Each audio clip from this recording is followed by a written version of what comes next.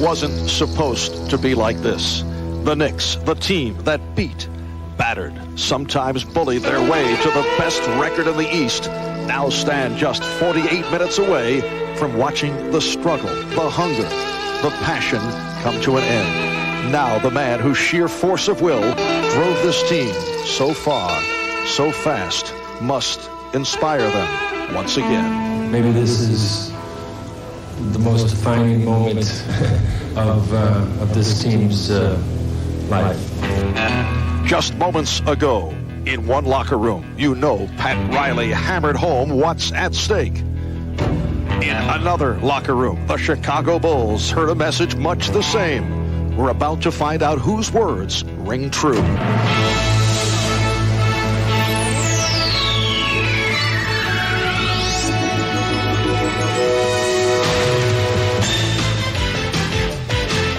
This is the NBA on NBC.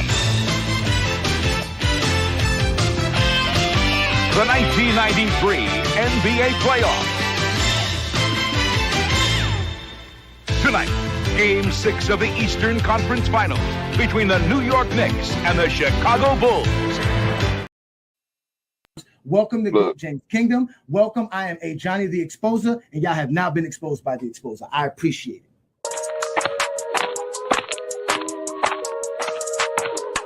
And enjoy. I am called Ajani the Exposer. You guys are being exposed today. Your opinion, I guess. Move on from it. It was the 90s. That's it, bro. Move on from that. You don't know history. You don't know basketball. You just told me I'm stupid. But look how stupid you look because you don't know all this basketball.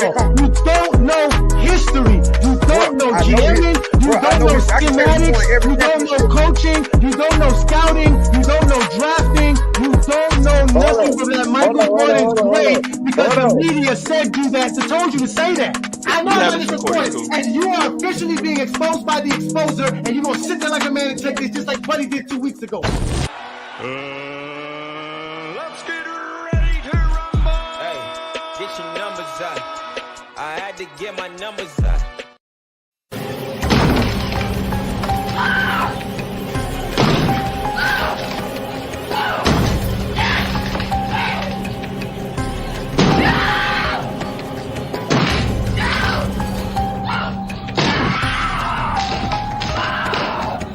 Here's Ajani.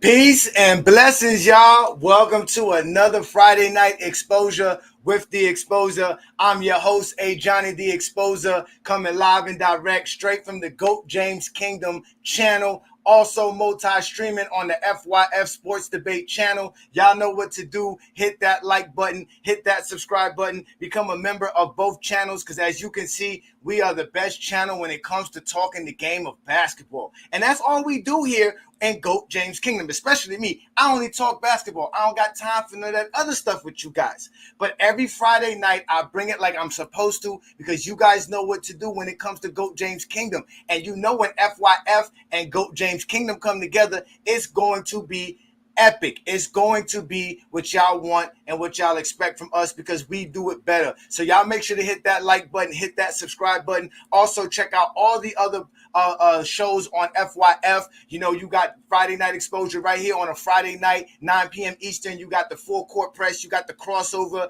You got True Sports with Hollywood Herm. You have In the Zone. All of these great shows, not to mention Lamont and all of his 10-hour lives that he does. But we are here to have a great night because tonight's show and tonight's topic is basically the birth of the Zesty Jeffries. I'm about to take you guys into a time travel machine, and we are going to go back into the 90s so you guys can see the womb that spawned the Zesty Jeffries. Okay, we are going to have a great show tonight. Now, I know y'all saw that intro. We all know NBC is about to take over. They about to actually show us NBA games on NBC again. And trust me, if anybody knows NBC Sports and NBA on NBC, they know the nostalgia that goes along with it. So we're going to have a great show talking about how the 90s was and what we're about to see in the future, because again, we are the GOAT James Kingdom platform. I'm Ajani the Exposer. I am here to expose any Zesty Jeffrey who doesn't understand the game of basketball, because they can't break the game down for us. We know they cannot do that for us. That's something they cannot do. But I'm not going to break down no games for y'all today, because I know y'all were nervous. Y'all saw that highlight clip to start off the show, and y'all was like, oh my God, Ajani found the 93 film. What did he do? What is he going to bring up? But again, thank y'all again for joining me on another great Friday night. As y'all know what we do best. Shout out to you, Ishmael, and all the GOAT James Kingdom members. We see y'all in the comments as usual. Peace to all of y'all. We about to have fun. We are going to definitely enjoy ourselves. So y'all strap up. Get a chair. Get some popcorn. I am going to take you back to the 90s, because a lot of you guys don't understand why the Zesty Jeffrey nostalgia is so big. The NBA in the 90s was a new thing. It was a new form of entertainment. And David Stern was very, very intelligent, and he was very, very keen on how to market his league for the broad of the league, because the NBA at that time and prior to that were surviving off of a few teams.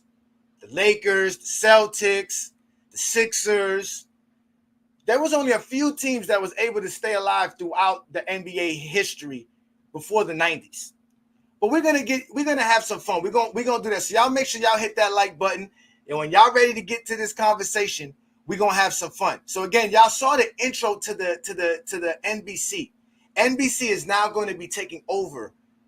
As we all know, TNT lost the bid to actually produce NBA games.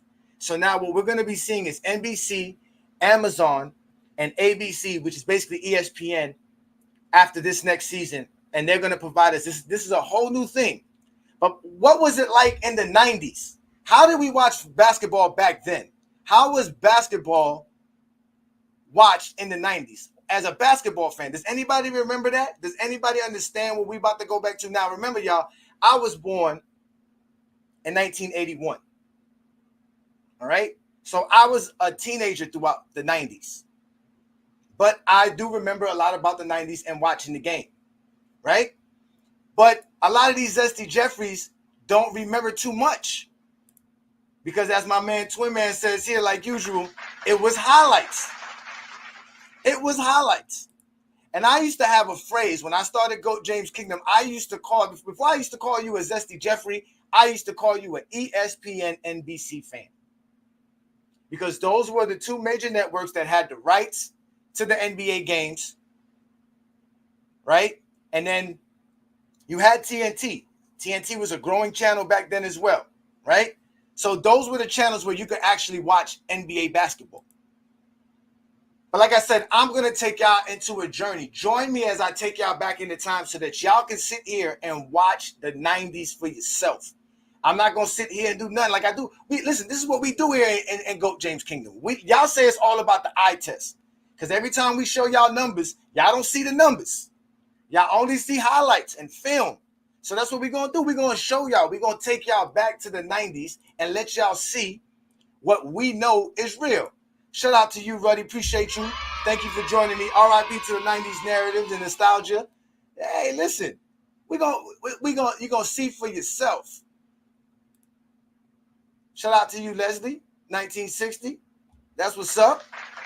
So you and I are what I call before crack babies.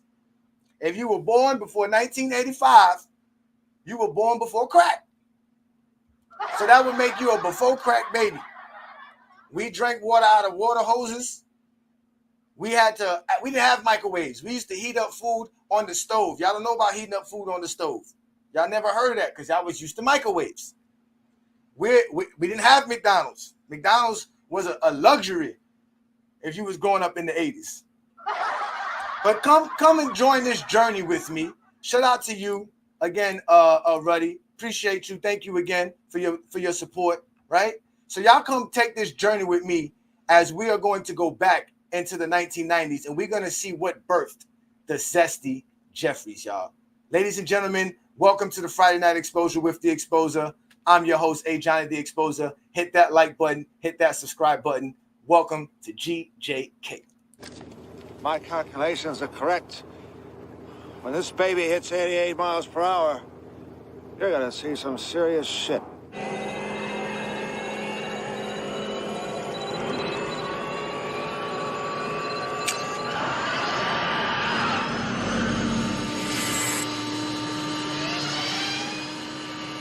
Watch this, watch this.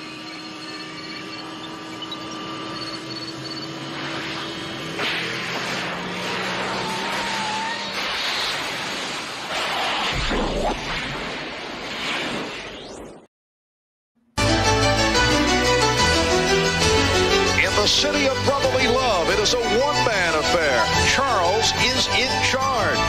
Each time he walks on the court, he knows the team, the fans, and the city are looking to him.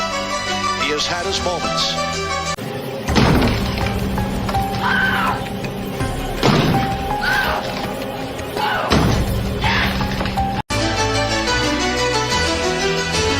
In the city of brotherly love, it is a one-man affair. Charles is in charge. Each time he walks on the court, he knows the team, the fans, and the city are looking to him. He has had his moments. Dominated games. But Barkley's Sixers have never made the finals, and Charles may be feeling the frustration. At times, he has alienated his teammates. Sir Charles has carried this franchise on his back, but he too will have to shoulder the blame if the Sixers don't turn it around soon.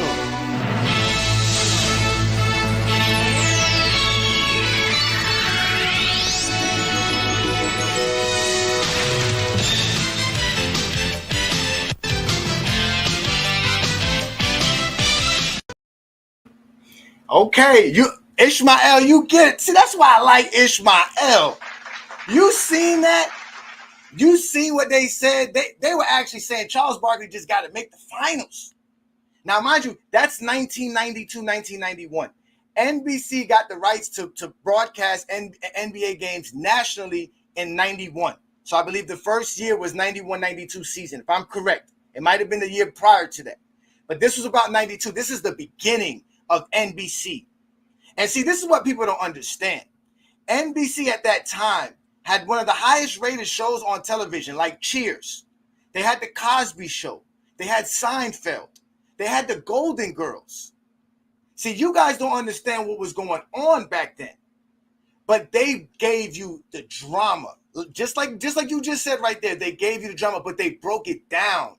They didn't just talk to talk. They actually were objective about it. They weren't one-sided. They were still talking bad about Charles Barkley while still praising Charles Barkley. They said Charles Barkley alienated his teammates because they wasn't winning. Now, have y'all ever heard that narrative about Charles Barkley with all of these Zesty Jeffries when they tell you about the 90s and how great Charles Barkley was? Did they ever tell you what Charles Barkley was doing and when he was a Philadelphia 76ers and how he got to the Phoenix Suns to become the league MVP, right? But that was what you were seeing, right? Again, let's go to another one, y'all. Let's check this one out. Shaquille O'Neal is perhaps the most imposing player in the NBA. In just his third season, he has raised his game to great heights, leading Orlando to the league's best record. And against the elite big men, the 23-year-old giant has stood tall. But there stands one man O'Neal has yet to defeat, David Robinson. They have met 5 times, and while Shaquille has had his moments, it's Robinson who has reigned supreme. 5 meetings, 5 victories. Today, the Admiral leads his troops into Orlando with thoughts of yet another victory over Shaquille. You think Shaq will be ready? This is the NBA on NBC. Today, it's the San Antonio Spurs versus the Orlando Magic. So you hear that? It's epic, and it's a Saturday afternoon, right? If like me at that time, that's 1995. I was either 13 or 14 years old. On a Saturday afternoon, what was I doing? I might have been home watching the game. I might have not been home watching the game. I can't guarantee that. That wasn't a playoff game. But you see how they talked about Shaq. Shaq was winless versus the San Antonio Spurs for his career. but they still found a way to praise Shaq and actually give you the game. They presented the game like nobody ever did. NBC was the best at it. They were the best at it. You hear it in the comments now. I mean, hear it in the comments. You can. The reason I say you can hear it in the comments, that's what nostalgia does. It taps into all of your senses as a human being. It brings back stuff. That's like when you smell a certain smell of a food, it takes you back to like when you was with your grandma's house or something like that. Like, this is what this is doing to NBA fans. This is the birth of the Zesty Jeffries. As you can hear, everything is narrative-based. Let's continue because this is actually great. I love this. This is bringing me back to the 90s. I love this. 10 years ago, Ewing and Olajuwon met in the NCAA championship game. Hakeem outscored Patrick 15-10 that night. But when the final score was tallied, Ewing and Georgetown had fulfilled their dream. A decade later, the circumstances are different, but each is again on the verge of a championship. The question, whose team will have the skill and not incidentally the heart to ascend to the vacant NBA throne? It begins tonight with this trophy and all it represents at stake.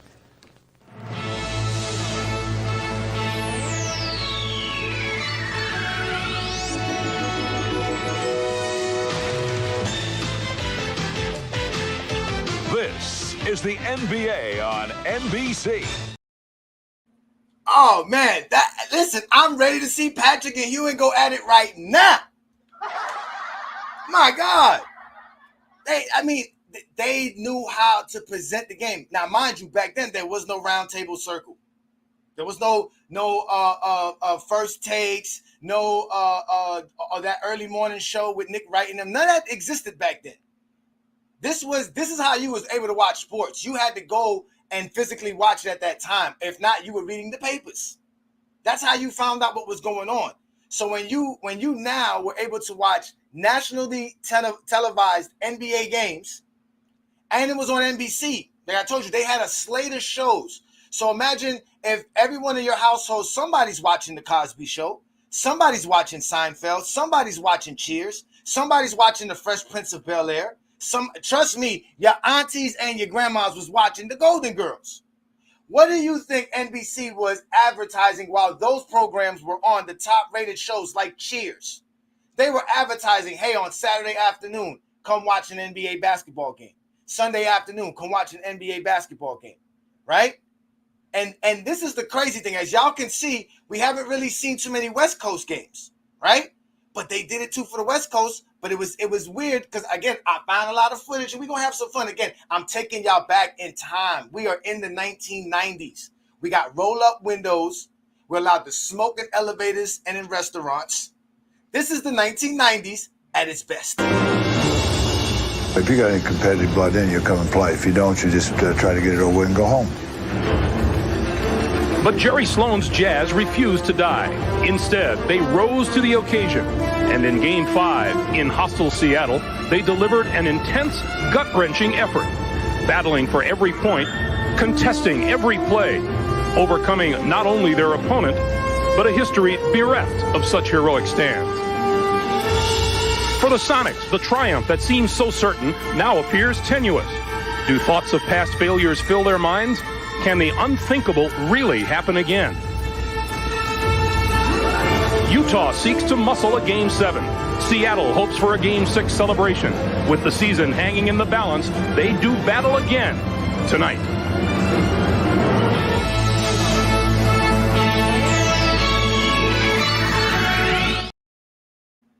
Man, that is epic. Again, that was how we were watching basketball in the 90s. That's right, Brian Gumble. I always said this. A lot of these Zesty Jeffries know the game of basketball based off of a Bob Costas intro on NBC and a Sports Center highlight. That's how they know the game. But again, that's what they were doing. They were selling a product. NBC paid the NBA a lot of money to have the rights to show their product. Remember, Mike was at the height of his career at this time. This is the 90s. This is big-time basketball. We're talking about big-time basketball, big-time TV on top of that, right? So they get the nationally televised deal with NBC. They already have a cable deal with TNT and TBS with Turner Television. So they're able to show a couple of games during the regular days during the regular week. And then on the weekends, you have prime time, number one, NBC showing your games for you. It was epic. It was epic. That's how we had rivalries like the Heat and the Knicks. It was big time because they were doing stuff like this. Miami's Pat Riley, the teacher, and New York's Jeff Van Gundy, Riley's prize pupil. On the court, another teacher-pupil story unfolds. Patrick Ewing and Alonzo Mourning, whose rivalry was forged at Georgetown University. In Game 1, Ewing bested his protege. And Allen Houston provided firepower as the Knicks taught their former coach a lesson. But in Game 2, Mourning turned the tables with an emphatic statement. And school was out when Tim Hardaway took control. Now Game 3 with the Knicks and Heat, teacher and pupil on even terms. Who will pass the test today?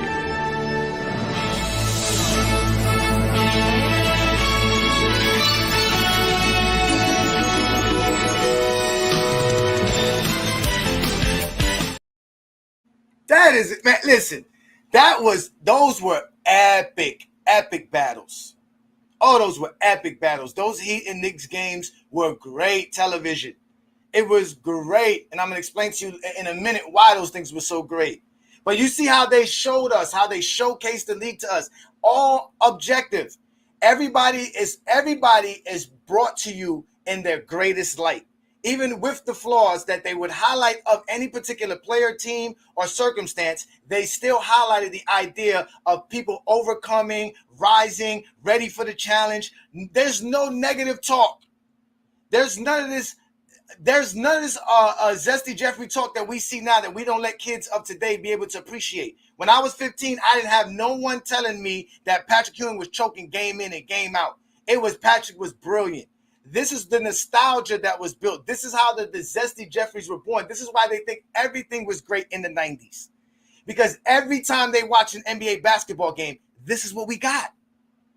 This is what we got. And that's what they don't understand. It didn't matter. This is late in the 90s. A warrior who has endured so much. This time, the pain has become too great to overcome.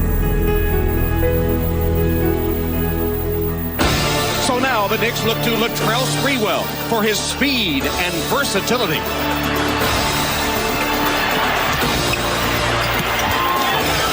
Marcus Hamby for his fresh young energy.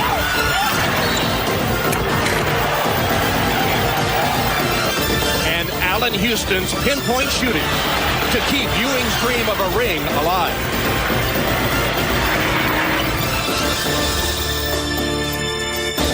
Reggie Miller has been unhappy with his performance thus far against the Knicks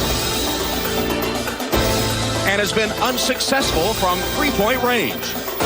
But he's earned the reputation of a Knick killer here at the Garden. Can they stop his assault? The Pacers and Knicks are next. Epic.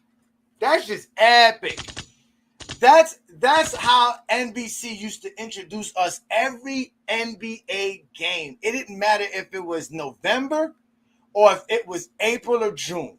They told us, get ready for a real battle. You're going to see greatness all over the floor. They praised everybody. That's why everybody think Reggie Miller's all of that when Reggie Miller only got, like 3 All-NBAs in his career, who could hardly dribble the ball without making sure he looks down for the ball to come back up.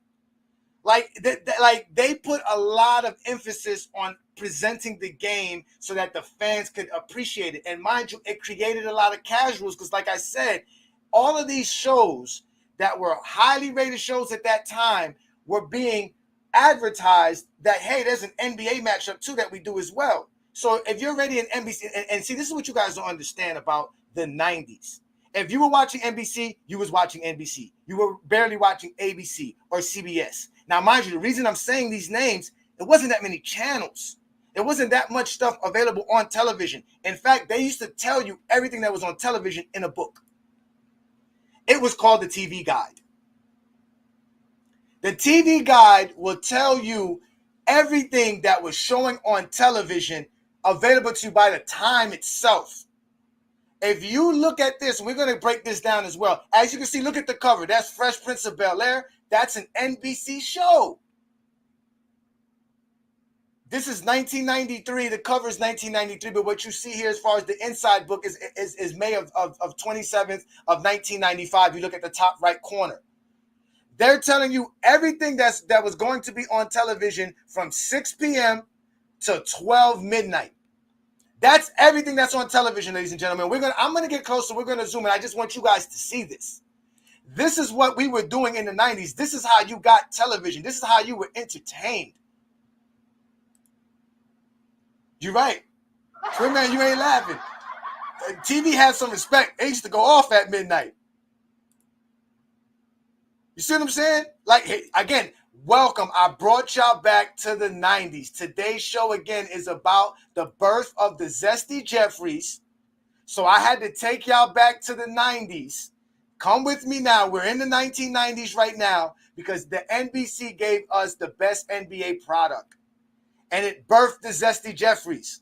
Originally, they were known as ESPN NBC Fans because I'm going to break it down to you where the ESPN part comes in at. But at the end of the day, the Zesty Jeffries were birthed because of how great NBC showed us the game of basketball. And at the time, there was nothing for us to watch. This was on television. I can tell you this right now. There's probably 30 channels available to you right here, right now. You guys don't understand how limited television was and how prime time it was to have a good show. This is a Saturday evening a program from the TV Guide. But like I told you guys, this is why that David Stern was so smart, because his deal with the NBC and to turn his back on CBS, which was a part of the NBA since the 60s. CBS Sports have been showing and playing NBA games since the 60s. He turned his back on them and signed a deal with NBC because NBC was going to give the NBA product due justice. They were going to showcase the league. The league had a bad reputation. Y'all say it all the time. There's nothing but cokeheads. Y'all only think it was on Jordan's team, but there were cokeheads throughout the league. It was known for being a league of drug addicts, of alcoholics. That was what the NBA was known at throughout the 70s and the 80s, and that changed with the 90s and how NBC broadcast the game to us and made stars out of regular players like Reggie Miller. So when you had a TV Guide, you were able to know what was on television at a certain time. It was automatic. You knew what was on TV. So that was the 90s. You had to go back into the 90s to see this. You guys have to see this because, again, the Zesty Jeffries have been lying. So only here in GOAT James Kingdom and FYF Sports are you going to get the truth. Because we have no reason to lie. We have no reason to fabricate anything. This is what you guys need to understand. Let's look at this program a little bit closer, y'all. It's there. It says Saturday evening. So on the top left corner, right under Saturday, you see it says that's 6 p.m. And even right adjacent to Saturday evening, you see what they give you the prime time slot. Prime time TV slot was 7:30 p.m. to 11 p.m. Let's look what was on television at the time. First off, let's look at the channels. These are the channels that were available to everybody. You guys see the channels? Channel 2, that's CBS, CBS News, NBC, Channel 5, Golden Girls, ABC. These were the national broadcast syndicated TV channels. These were the main TV channels available to you. Now, this is a New York TV Guide. So as you can see, they got the baseball game with the Yankees, right? Because that's regional. Right? But look what's on television. Look how many channels are available to you. Then they tell you, here is the cable channels. Here is cable TV. Now we get the cable TV. You get A&E, BET. You got Discovery Channel. You see that? You see the things that they have. Here you have ESPN. Look what ESPN is showing from 5:30 to 7:30 or 6:30. America's Horse on a Saturday afternoon. Look at this, WCW Wrestling for all the wrestling fans out there. This was all, and this is the premium channels. This is if you had the money and the extra money for Showtime, HBO, and the extra shows like Cinemax. This was all that was on television, ladies and gentlemen. Nothing else. This was all that was on television. This is all you can watch if you turned on your television in the 90s. There was nothing else available for you unless you had satellite. And with satellite, the only difference is that you just got more regional channels. There wasn't like extra HBOs. There was no HBO 2. There was no Cinemax 2, Showtime Max, and all these other extra channels. There was no ESPN 2s. There was no ESPN Classics. There was no Discovery Extra. None of these channels, there was no BET Plus. There was none of these extra channels. All these channels were just one channel. As you guys can see, look, Cops getting prime slot, Cops. That was a big-time show in the 90s. If we move over to the primetime slot at 9 o'clock, this is what's on television on a Saturday night, ladies and gentlemen. You tell me if you see anything interesting for you to watch. You tell me if you see anything interesting.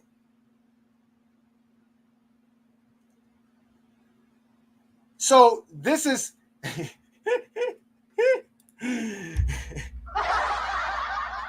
See, I'm glad that y'all are back.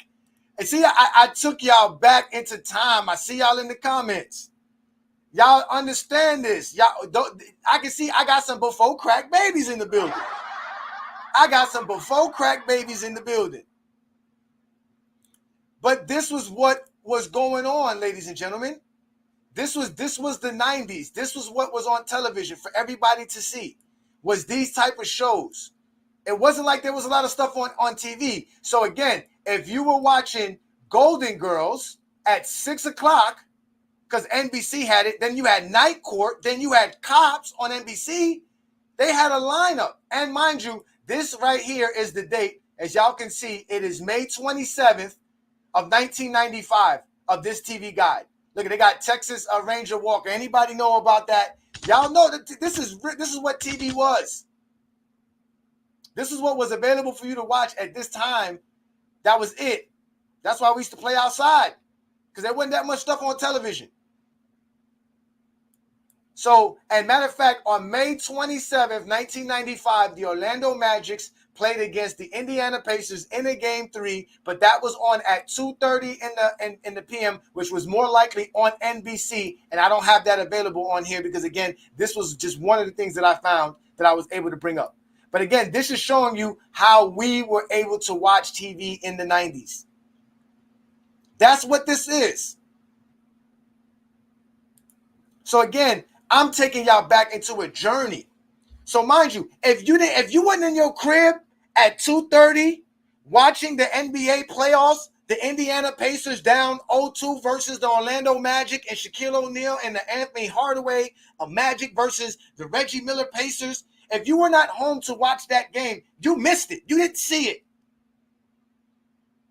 So that eye test shit that y'all love to say was bullshit. Because if you were not at home or anywhere where you could turn on NBC at 2:30 p.m., you were not watching the game. Unless you had a VCR and somebody was recording the game for you. Then you had to go home. You wasn't watching it live. So you got to ask, hey, Johnny, how did you guys see the games then if you didn't watch them all the time, if they weren't on TV all the time? Because now, another thing you guys didn't notice was this, right? There were no West Coast games. The West Coast games that I showed you for NBC was a playoff game. The reason why is because they didn't show NBA games during the regular week. During the Monday through Friday, there was no NBA games on NBC because they had their slot of shows. They had Cosby Show on a Monday. They had Cheers on Tuesday. They had Seinfeld on Wednesday. Those were the shows that were taking prime slots. You remember the prime slots that I was talking about here, ladies and gentlemen? The prime slots that we're talking about here. Remember, I was telling you that. Look at the prime slots. These are the prime time slots and television. That was 7:30 to 11 p.m. So Monday through Friday, NBC was not showing you NBA games. You had to go to TNT or TBS to watch those games, and they only give you games and on a Tuesday night or a Thursday night, just like they do now. So you didn't get a chance to watch games, and you were not up at 11, 12 o'clock at night watching West Coast games on TNT. Not too many people had cable. So the reason you hear the talk about the East was so tough in the 90s is because majority of the games we watched were Eastern Conference games. Just like I just showed you All of these things that we were just showing you from these intro games were Knicks games, Orlando Magic games, Chicago Bulls games.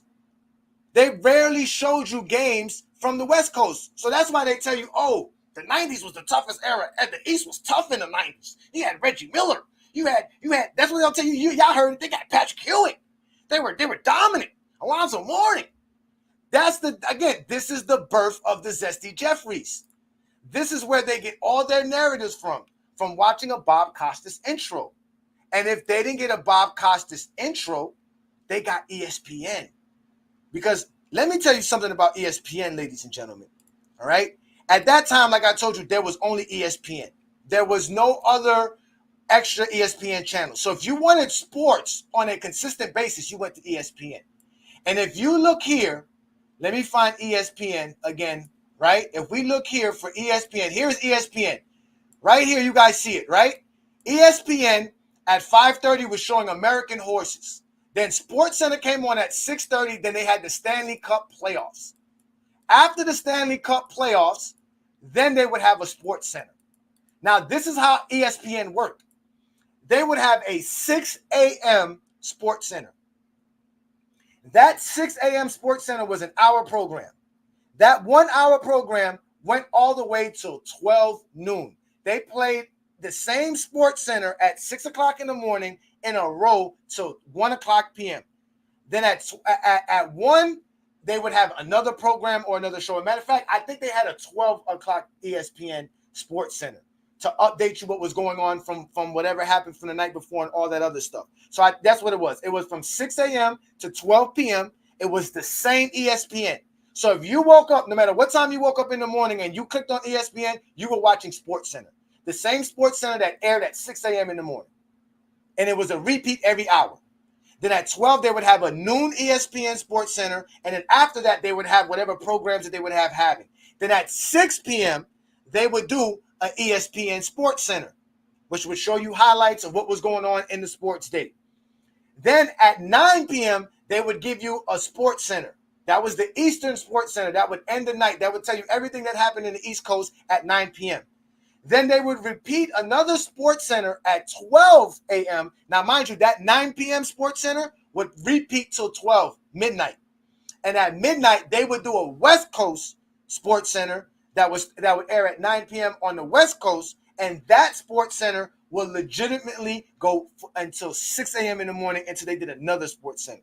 So basically, 16 to 17 to 18 hours of ESPN's entire programming was all SportsCenter. SportsCenter was a highlight reel show. All they did was show highlights. That's all they did. But they had great announcers like Rich Eisen, which you guys know from NFL Network. Guys like Keith Olbermann, who ended up being on I believe on NBC or CBS. You had guys like Dan Patrick. You had Stuart Scott. You had John Buccigross. You know, we all know about Chris Berman and Chris Jackson when they were doing their thing with the NFL. But we're just talking about SportsCenter broadcasters. You had Linda Cohen. They had a good slew of SportsCenter broadcasters that would do a great job showing you the highlights. They did a great job showing you the highlights. They did a wonderful job showing you the highlights, right? So when we're talking about the birth of the Zesty Jeffries, it's because, again, they watched NBC basketball. But after they watched NBC basketball, or if they didn't get a chance to watch NBC basketball, like, again, they don't read, right? And they can't count. We all know Zesty Jeffries don't read and they can't count. So where else can you find out anything if you're an NBA fan? You had to go to ESPN. You had to wait till the 9 o'clock ESPN, and that's what you got. So, ladies and gentlemen, I'm going to play for you what ESPN was doing when we're talking about SportsCenter. All right, ladies and gentlemen, here we go again, y'all. I'm taking y'all back in time. Join me. We are here in the 1990s. Hit that like button. Hit that subscribe button. Become a member of the channel. If you are a Zesty Jeffrey, you should know what date this is. Since y'all always say, oh, I watched it. I synced it. Hey, Johnny, I synced it. You wasn't there. You don't remember. I synced it. If y'all don't know what 3/19/1995 was, then you are a disappointment to the Zesty Jeffrey fan base. So, ladies and gentlemen, I'm going to give y'all how the Zesty Jeffries learned basketball. Warm greetings. Welcome to Sports Center alongside tag team partner Keith Overman and Dan Patrick. It's just in, Michael Jordan has retired. No, not really. Coming up in the next 60 minutes, a deja vu day in the tournament. A baseball manager calls replacement ball a travesty in all the NBA. But first, guess who? Baseball's lost, basketball's gained. It was back in January in Scottsdale, Arizona, when Michael Jordan, prior to his Arizona Fall League game, told me, "Don't even ask the question. You already know the answer." His basketball career was hermetically sealed forever. But during the next 20 minutes, Jordan spoke of nothing but the NBA, including how his old team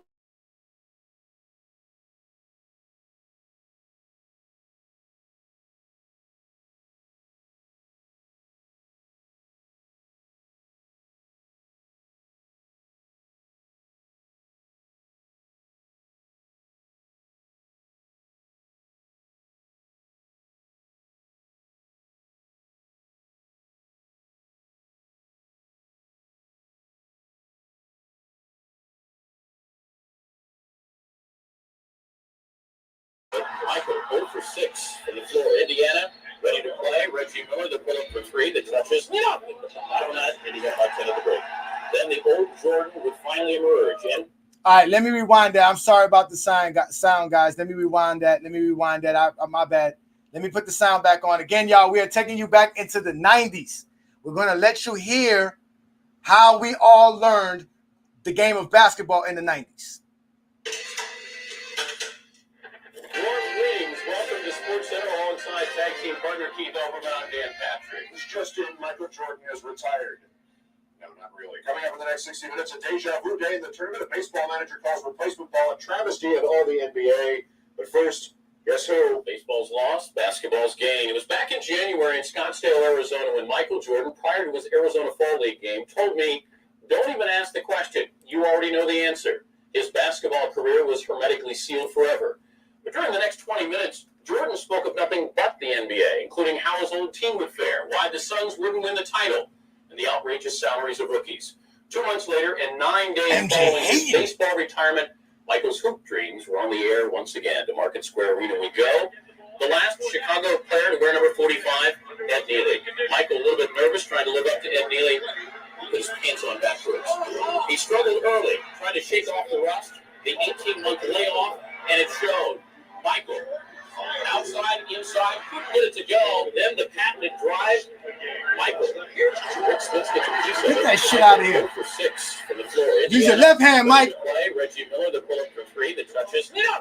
Bottom net, Indiana by 10 at the break. Then the old Jordan would finally emerge. MJ the steal for Rick Smith. And takes it the distance. And he wanted to throw this one down in the worst way. Mark Jackson got out of the way. Pacers on the run. Mark Jackson and Reggie playing the two-man game. The Pacers would lead by as many as 18. Even in slow motion, nobody could block Mark Jackson's shot. More problems for Jordan. MJ on the drive. Can't connect. Jordan 7 of 28. No left hand. Right hand bandit. Scottie Pippen. 19 seconds to go. We're tied at 92. Pacers last chance. And they look to Reggie Miller. Jordan and the Bulls have fouled a give. And he gave it. And we go into overtime. In overtime, Bush League play by MJ. Goes inside. Here we go. This is the MJ y'all know. Advantage over Byron Scott. Ooh, look at him. Still feeling the effects of the collision with Miller. The Pacers would get the last word. Byron Scott, 2 of his 17. Not quite a Disney ending for Michael Jordan, but he's back. Your final 103 to 96. The division-leading Pacers have won 3 in a row. Mike's numbers, 19 points, 6. Yo, did y'all see that? They gave us an entire highlight clip of Michael Jordan bricking, brick after brick. But they still talk good about Mike because they were objective about the game. That was their job. That was a journalist's job back then. It wasn't to be Skip Bayless. It wasn't to be Stephen A. It was to actually broadcast the game and give it to us as it was. As you can see, they didn't even mention how good Scottie Pippen played. He scored 31 points in that game, but they understood how to market the league. Michael Jordan had just returned. This was big-time news. And he went out there and gave them a crappy-ass game. 7 of 28, looking horrible. Everybody going to blame it on Russ, blah, blah, blah, blah. Bullshit. Mike was playing pickup games well before he joined the Chicago Bulls back in 95. He was practicing with the Chicago Bulls weeks prior to joining the Chicago Bulls when he played that game in March. He didn't have a left hand. I know that. I saw it. He didn't have a left hand. That's what I saw. This man went to the lane and he literally tried to go up with his right hand, got that shit sent. Get that shit out of here. It was a tough 90s, right, y'all? That's why I got that shit sent. But this is what birthed the Zesty Jeffries. No, they don't do that for LeBron. And you know that, Gil. They don't do that for LeBron. Every day we get on the media and all they do is criticize LeBron James. Not just LeBron, the entire NBA. They do it to all of them. That's why they're a bunch of Zesty Jeffries, because to them, this is how they got the league. This is how they were introduced to the NBA. A lot of these dudes were born after 1985. They crack babies. So in the 90s, they're 10, 11, 12, 13, just like me. I was 12, 13. And this day right here, 1995, I was 13 years old. What the hell do I know about the game of basketball? Not too much. I probably couldn't even dribble with my left hand back then.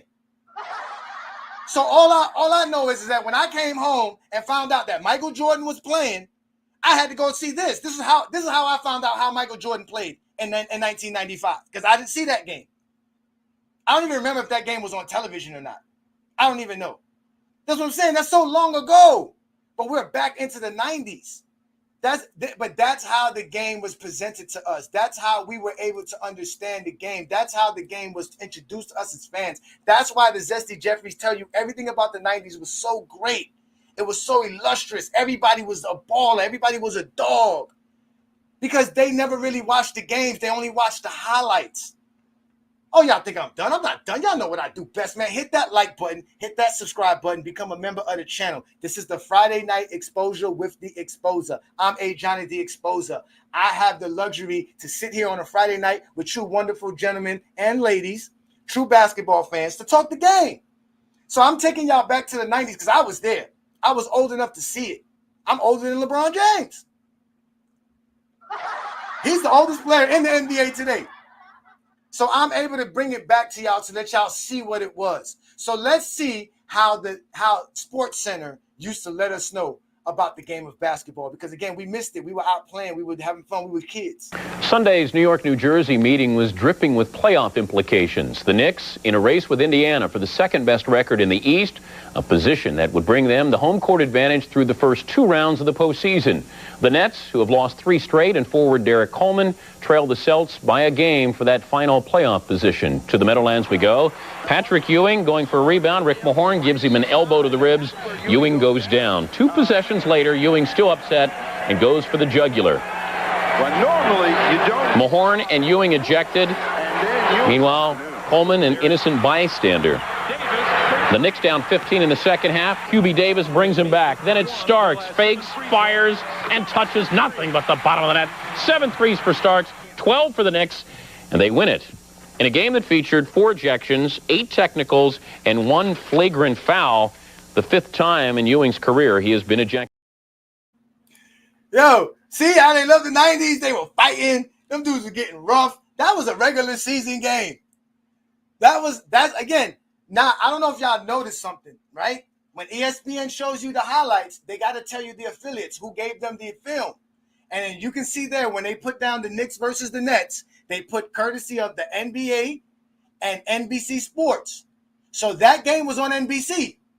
Like I told you, the Knicks were on NBC a lot. They showed a lot of Eastern Conference games on NBC. Because NBC was not playing no 10 o'clock Utah Jazz game, no 10 o'clock Laker game. They didn't do that. Their programming did not fit that type of broadcasting. They didn't have time for that. So they only showed you 1 game. And that was usually, again, on the weekends. And then they would do it during the weekends, during the day. This is all real shit I'm giving y'all. So let's pay attention. Again, I got more. And the link will be up shortly for all of you Zesty Jeffries, because I know y'all love this. We're back into the 90s. You can't be mad at me. We're in the 90s. I'm showing you where you came from. I'm showing you your mother. I'm showing you the way your womb. I'm showing you your mother. I'm showing you how you were born. I'm showing you how you came about. Because I was there. I witnessed it. I watched the doctor slap you in the ass. I seen it. The doctor slapped you in the ass. Welcome to Earth. Well, for y'all, it was welcome to Fantasyland. That's what that was. But like I said, I got more. That was Dan Patrick doing his thing. Let's let Dan Patrick continue. The Cavs hosted the Nugs at the Gund. Big night for Dikembe, who messed around and had a triple-double. Sent out a few rejection letters early in the first half. This one on Hot Rod. Then at the other end, they looked for Dikembe, a rarity. 18 points, 18 rebounds. Cleveland stayed close thanks to Terrell Brandon. 16 points for Brandon. 53-51. Nugs at the break. Second half, Mark Rauf. Bills came to double. You can even leave out the Abdul. The triple. Didn't have time. 13 points in the third. 32 on the night. Nugs by 9. Mark Price got it. Jalen Rose, spin, grin. Good. Nuggets win by the final. 104-101. Cleveland shoots 44% from the floor. Denver, as I tabulate this, is now 14-7 under Bernie Bickerstaff. First win in Cleveland since 1989. Keith? When they out. So y'all see that there, right? Again, they're doing a great job introducing the game to you.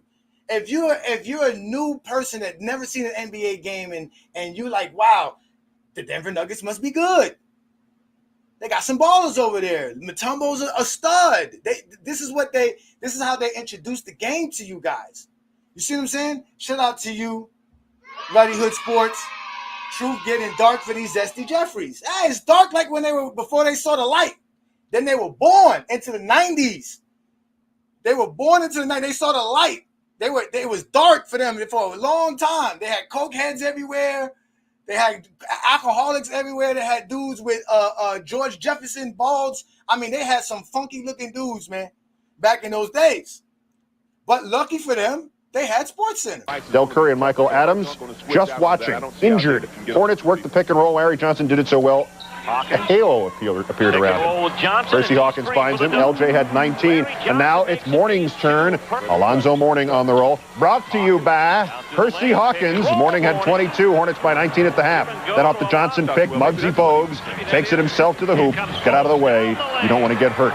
Hornets 105-92. Hornets keep pace with Indiana. 2.5 back. Hawkins and Mourning had 22 apiece. Woo! I don't know if y'all saw that. Because remember, the Zesty Jeffries claimed they got the eye test. They love the highlights. But did they see that when they were talking about Glenn Rice scoring 30 points in that game, how he finally reached 9,000 points for his career? They were praising his totals. Y'all always claim that it's us LeBron fans that only talk totals. I see it prime time on SportsCenter. And again, if you guys didn't notice it, again, let's just pay attention to this. Just look at when it says the Miami Heat versus the Charlotte Hornets. See where SportsCenter is actually getting this footage from. Del Curry and Michael Adams just watching. Injured. Hornets worked the pick and roll. Larry Johnson did it so well. A halo appeared around him. Percy Hawkins finds him. LJ had 19. And now it's Mourning's turn. Alonzo Mourning on the roll. Brought to you by Percy Hawkins. Mourning had 22. Hornets by 19 at the half. Then off the Johnson pick, Muggsy Bogues takes it himself to the hoop. Get out of the way. You don't want to get hurt. Hornets 105-92. Hornets keep pace with Indiana. 2.5 back. Hawkins and Mourning had 22 apiece. So if y'all look, you would see that it said it was by the NBA and some local regional channel, some here in Miami, where I don't even think it exists anymore. Because I don't know where WJVK is at, because that doesn't exist in Miami anymore. So if you were not in Miami or Charlotte, you did not see that game. The only way you were going to be able to see that game is if you lived in those two regions and you were at home at the time that game was being played, which probably was around 7:30. So if you were not home at that time, you didn't see it. So the only way you knew what was going on as far as visual evidence of the game, besides looking at the box score and looking at the newspapers, the next day to tell you everything that happened in the game by the stats and whatever beat writer was talking about the team. Because, again, the sports section of the newspaper was a big thing back in the days, just like TV Guide was big for any TV fanatic. You bought a TV Guide and you bought a newspaper. So that's how we all got the game. So you found out about how the Heat played by watching SportsCenter. So I put the link up for y'all. If you want to argue with me, you can argue with me all you want to. But we in the 90s, and we're enjoying the game of basketball. I broke down to you the birth of the Zesty Jeffries. I broke down to you why they talk only narratives and don't actually talk the game, because the game was introduced to them by narratives, dramatically, by an NBC intro and a SportsCenter highlight reel. So that's why I used to call them ESPN NBC fans. They're not even real NBA fans. They don't even have an NBA team. They don't like a team. They like players. They'll tell you this. They're Kobe Bryant fans. They're Michael Jordan fans. They're not fans of a team. They don't have a team that they root for. So they're not real NBA fans. They don't have a vested interest in watching the game unless they have a player they like. And in this case, a player they hate, which is called GOAT James. But what up, Twin Man? Thank you for joining me on another Friday Night Exposure with the Exposer. As usual, the Zesty Jeffries are going to be running in the comments, but they don't want the trouble. What you got for me today, brother? This is an excellent presentation, bro. My hats off to you for the presentation. Because I don't think they really understand how much, and you're not even doing, like, if it was me and I did this presentation, I just would have been on how they glazed Michael Jordan in the media all the time. But I like how you're doing it. Even if the player didn't play bad, even if the player played bad, they didn't sit here and would just destroy him in the media like they do to the players now. Like, if a player went 7 for 28 now, they would destroy him, bro. No, hey, could you imagine LeBron James quitting the game of basketball, coming back, and the first game he goes 7 of 28 for 19 points, while Scottie Pippen goes off for 31 points and almost brings the team back in a victory with the 24-hour news cycle, with the 24-hour news cycle, YouTube, Instagram, Twitter, and podcasts, bro. That would be the talk of the town for at least 2 weeks. He could come back the next game and drop 40. It wouldn't matter. That 7 for 28 would reign supreme. Like, they don't realize how the media glazed Jordan. Then they had to, you can't forget about the commercials they ran for Jordan. It was so bad. People were wearing Chicago Bulls jerseys in New York. Listen, you don't even want to know. Listen, when Michael Jordan came to Miami in 2003, that last time in the Washington Wizards, I went to that game with my family. They retired Michael Jordan's jersey in Miami. Everybody knows that. The Zesty Jeffries always like to throw that out in the air. Get done. I'm going to get you up shortly here. Just be patient, please. I went to that game with my family. My entire family were wearing Washington Wizards jerseys. I went with like my cousins, my aunts. I had my uncle, my aunt, my cousins. It was like a good 10 of us. I was the only one in my family wearing a Heat jersey. And I had a Caron Butler jersey then. That was when we had Caron Butler. And I was like, Caron Butler. But Jordan old Zesty's self was out on that floor, and there were so many people wearing Washington Wizards jerseys for no reason at all other than Michael Jordan. They were not even Washington Wizards fans. Like I really, like, you, like, I'm gonna be honest, you took me back. Because, like, I don't think people really realize, like, TV went off at midnight. It was nothing but static. You could only get the newspaper. If you didn't, like you said, watch the, like, only besides SportsCenter, the only other way you got the highlights was the nightly news at 11 o'clock. And you didn't get you got local. You got local. They didn't show you, like, they showed you what was happening in New York. That's what I mean. Yeah. Like, they would go through your local game, show you the box score. That's it. That's it. So for all these people like, yo, you are exposing so much shit right now, bro. Like, this is crazy just thinking about it. Like, they don't realize the way they talk about the media glazes LeBron. Absolutely not. They didn't have a Stephen A. Smith, like you said, a Skip Bayless, Rob Parker sitting there being the contrarian to Jordan. Absolutely not. They just glazed him. But he was great, though, Twin Man. It wasn't like he wasn't great. The point was that whenever he went wasn't 7 great, for 28, and they made it seem like, he knocked the rust off and became back his old self, and he gave you 19 points. They gave us a highlight of bricks. They didn't show us nothing. They showed us one Reggie Miller jumper, a Mark Jackson layup, a Scottie Pippen 3-pointer, and a bunch of Jordan bricks. And but they ain't killing them. They ain't killing them though. They're not killing them. The same way they didn't kill Shaq for being never beating David Robinson. They were then everybody would have said Shaq is not. He doesn't have it. He can't even beat David Robinson. They didn't do that. They said they were like, can this be the day that now you want to watch it? You want to see them? Is this the day Shaq gonna beat David Robinson or not? Right. They talked about Charles Barkley, all of that. Patrick Ewing, all of that, man. When you played that Houston Rockets, New York Knicks intro for the finals, bro, a tear almost came down my eye because I remember that. I watched every last one of those games, bro.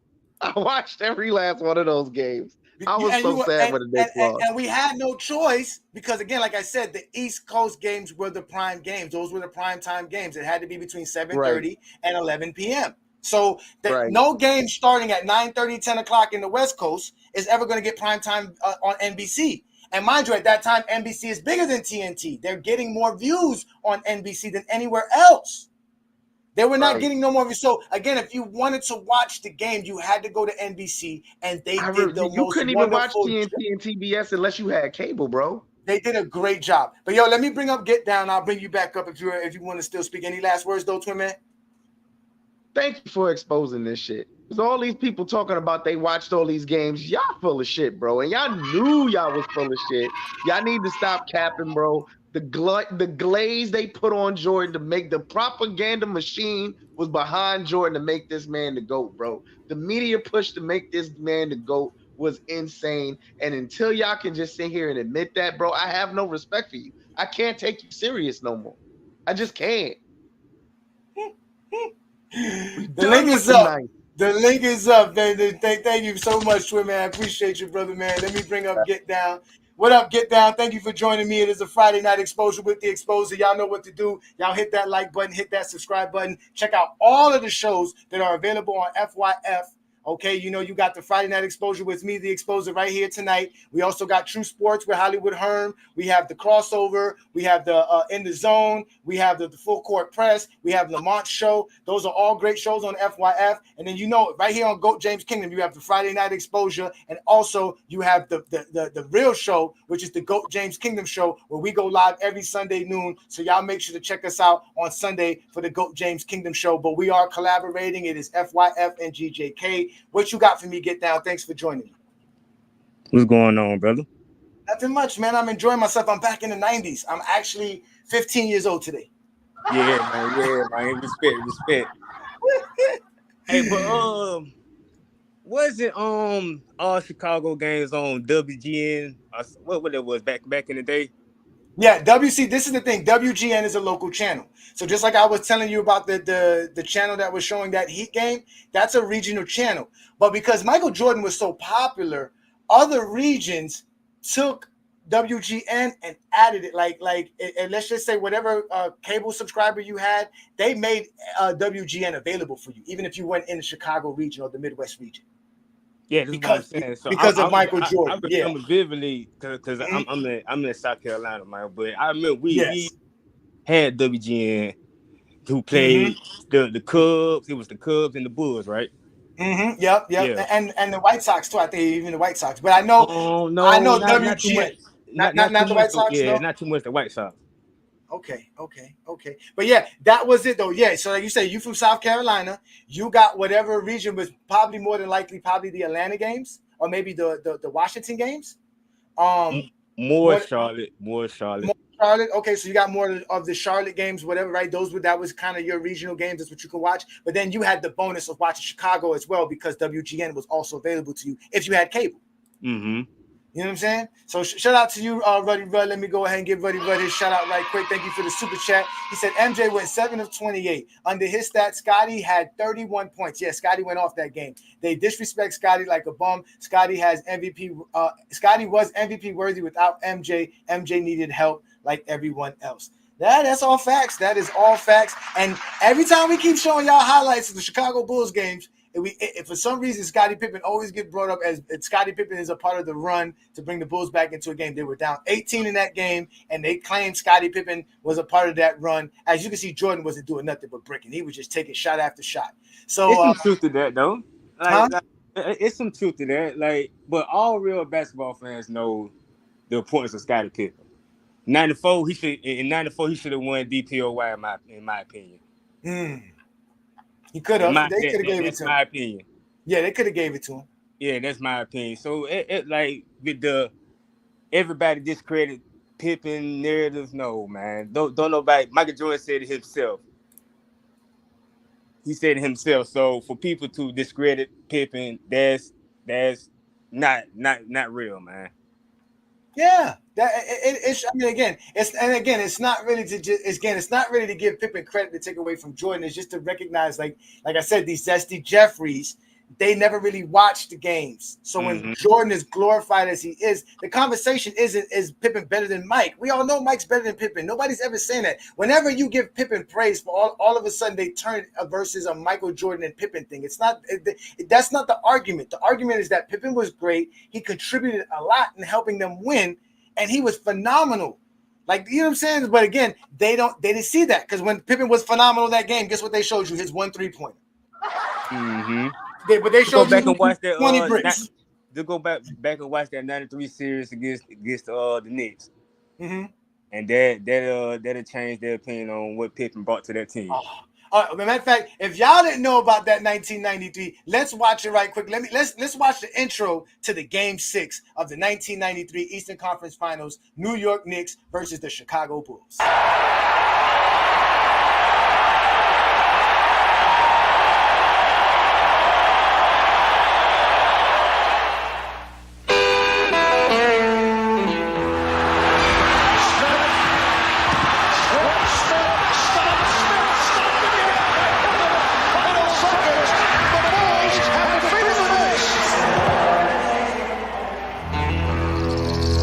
Wasn't supposed to be like this.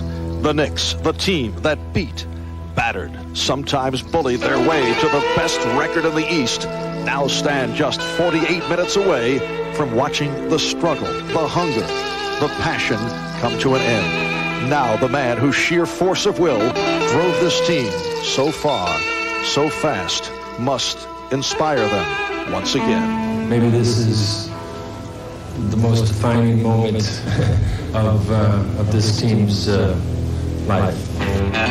Just moments ago, in one locker room, you know Pat Riley hammered home what's at stake. In another locker room, the Chicago Bulls heard a message much the same. We're about to find out whose words ring true.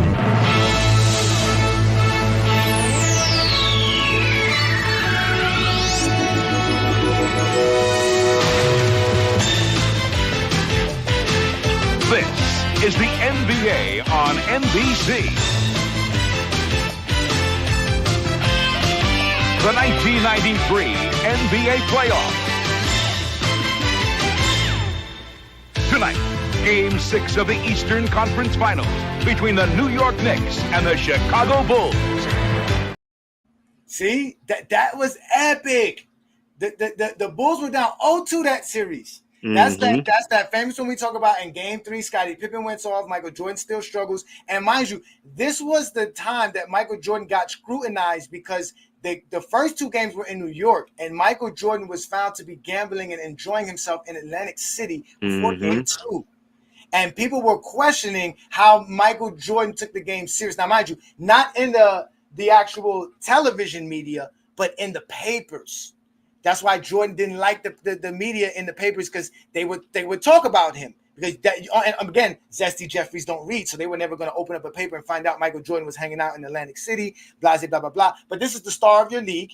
He's in Atlantic City having a good time, just doing what he's supposed to be doing. He should be able to do that. But he was scrutinized for it. Jordan didn't like that. He played bad in Game 2. Then he came back and played bad in Game 3, but they still won. They won Game 4 and Game 5, which I believe was that crazy play where Charles Williams – he missed like 4 layups, like right underneath the rim, and that's what they were talking about. But you see how they were still talking about how the Knicks had a chance. that it was still these was two great teams, and they were about to fight and build and do something great. This was going to be a great game. Watch it, and that's what it was. It was epic. So even if the Knicks lost, you still took it as, man, they gave us a good fight. That's a good team. Not like how it is today, where people come in the next morning. Remember, because like I told you, the next morning it was Sports Center, just the highlights. Not Skip Bayless or Stephen A. Smith or Max Kellerman or Nick Wright or any one of these idiots on television telling us, oh, man, this guy, he was just looking horrible. Or Brian Windhorst saying, oh, maybe Jason Tatum is going to collaborate and be on another team. He's going to leave Boston. Like all of this bullshit that have nothing to do with the game of basketball, just because now there's so many things that capture our attention because we don't have the little 20, 30 channels like I showed you on the TV guide here. Media. Yeah, exactly. Now you can go elsewhere to watch stuff. So they gotta catch you with stupid, silly shit. And Zesty Jeffries loves stupid, silly shit because they don't have to think. Oh man, that man got a TV guy. I remember that. So, but let me bring up Hollywood Herm because Hollywood Herm is here to represent for all the true Kobe Bryant fans and Michael Jordan fans. Any last words? Get down. No, man. Respect, brother. Respect, man. Yeah, man, I appreciate you, man. Make sure you hit that like button, subscribe to the channel, check out the perks and GOAT James Kingdom membership, and also FYF. Appreciate you. Get down. All right, let me bring up Hollywood Herm. Shout out to Hollywood Herm in the building. Y'all make sure to check out Hollywood Herm. He has his show called the Truth Talks, right? Two Sports. Full Court Press with Young Africa Hollywood Herm on Saturday nights, 9 p.m. Eastern Time. And, of course, the crossover on Wednesday with Drew the King, age 30, Marius Knows Best, man, Zeno, and yours truly, Hollywood Herm on Wednesdays, man, you know. Indeed. Shout out to GOAT James Kingdom, man, getting people in their feelings today once again tonight, man. Listen, I warned him. I said, listen, you're going to hop into this time machine. You're going to come back into the 90s with me, and you're going to see what we saw as NBA fans. Because remember, it's always important for us to know about the 90s and why we have to compare everybody to the 90s. Well, hey, let's go back and watch it. So I was able to collect some film because, you know, NBC is now going to be taking over the NBA, and we're going to be in kind of trouble here, Herm. They're going to bring back a lot of stuff now. Yeah, first of all, I think they're going to do a great job. I think they're going to do better than TNT did for the last 30 years, right? But I also know that they're going to make it tougher for us to create content off of the games that they actually show us and broadcast. Because you see how they're doing us with the Olympics. It's going to be the same for the NBA games. They're not going to let us really make too much content based off of their stuff. So we're going to be in trouble because a lot of NBA games will be shown on NBC. I believe the NBA is planning on the 2025-2026 season to have an NBA game on every night of the week. Yeah. And people, here's the thing, though, brother, that I think a lot of people don't get when they do defend the 90s, and they don't understand why they consider the 90s the golden era. It was more than just the game itself. It was how the game was globalized. It was how they pushed the game, which you were shown already, how they sell the stores. They sold those rivalries that they did have in the 90s. They knew how to grab the attention of the people. So when you got everything that the 90s had for us, the globalization, they're getting the proper push. They got the right people pressing the right buttons for us, selling the game to us. You go get basically a good overall decade or era of basketball, no matter what sport it is. It wasn't just about the play, because we know basketball has been improving each and every decade that we have seen. But the 90s get the nostalgia argument not really directed towards the play, but because how the game globalized and because how, like you say, NBC was selling the game. And now you got NBC back in the forefront. They will know how to push these storylines. We are going to start seeing rivalries. Like, I think the NBA, they need to capitalize off this. Push the rivalry of John Moran and Ant-Man. If they do that, NBC gonna do a hell of a job pushing that rivalry. They gonna do a hell of a job pushing it. They gonna sell it to us. It's gonna be box office of how they sell it to us. So you gonna start, because NBC back involved, you gonna start seeing the push of the rivalries which they did in the 90s. That's why the nostalgia of the 90s did elevate to the level it did, because they was pushing the Knicks and the Bulls. Even though the Pistons wasn't the same after the expansion draft, they still was pushing the Bulls and the Pistons in the early 90s. Then you had the Reggie Miller in the fold, the Knicks and the Pacers. They pushed the hell out of that rivalry as long as they could. So with your Miami Heat and the Knicks in the mid 90s, they pushed the hell, and which it was a great rivalry. It was great fun as hell to watch the Heat and the Knicks. That was no matter how sorry the players was, them motherfuckers made it entertaining somehow. And they did a good job. They created narratives. Like, so let's just go this way, because this is epic, right? Because we know they had some epic matchups between the Heat and the Knicks in the 90s. Let's go to an NBC intro to a Heat and Knicks game. Miami's Pat Riley, the teacher, and New York's Jeff Van Gundy, Riley's prize pupil.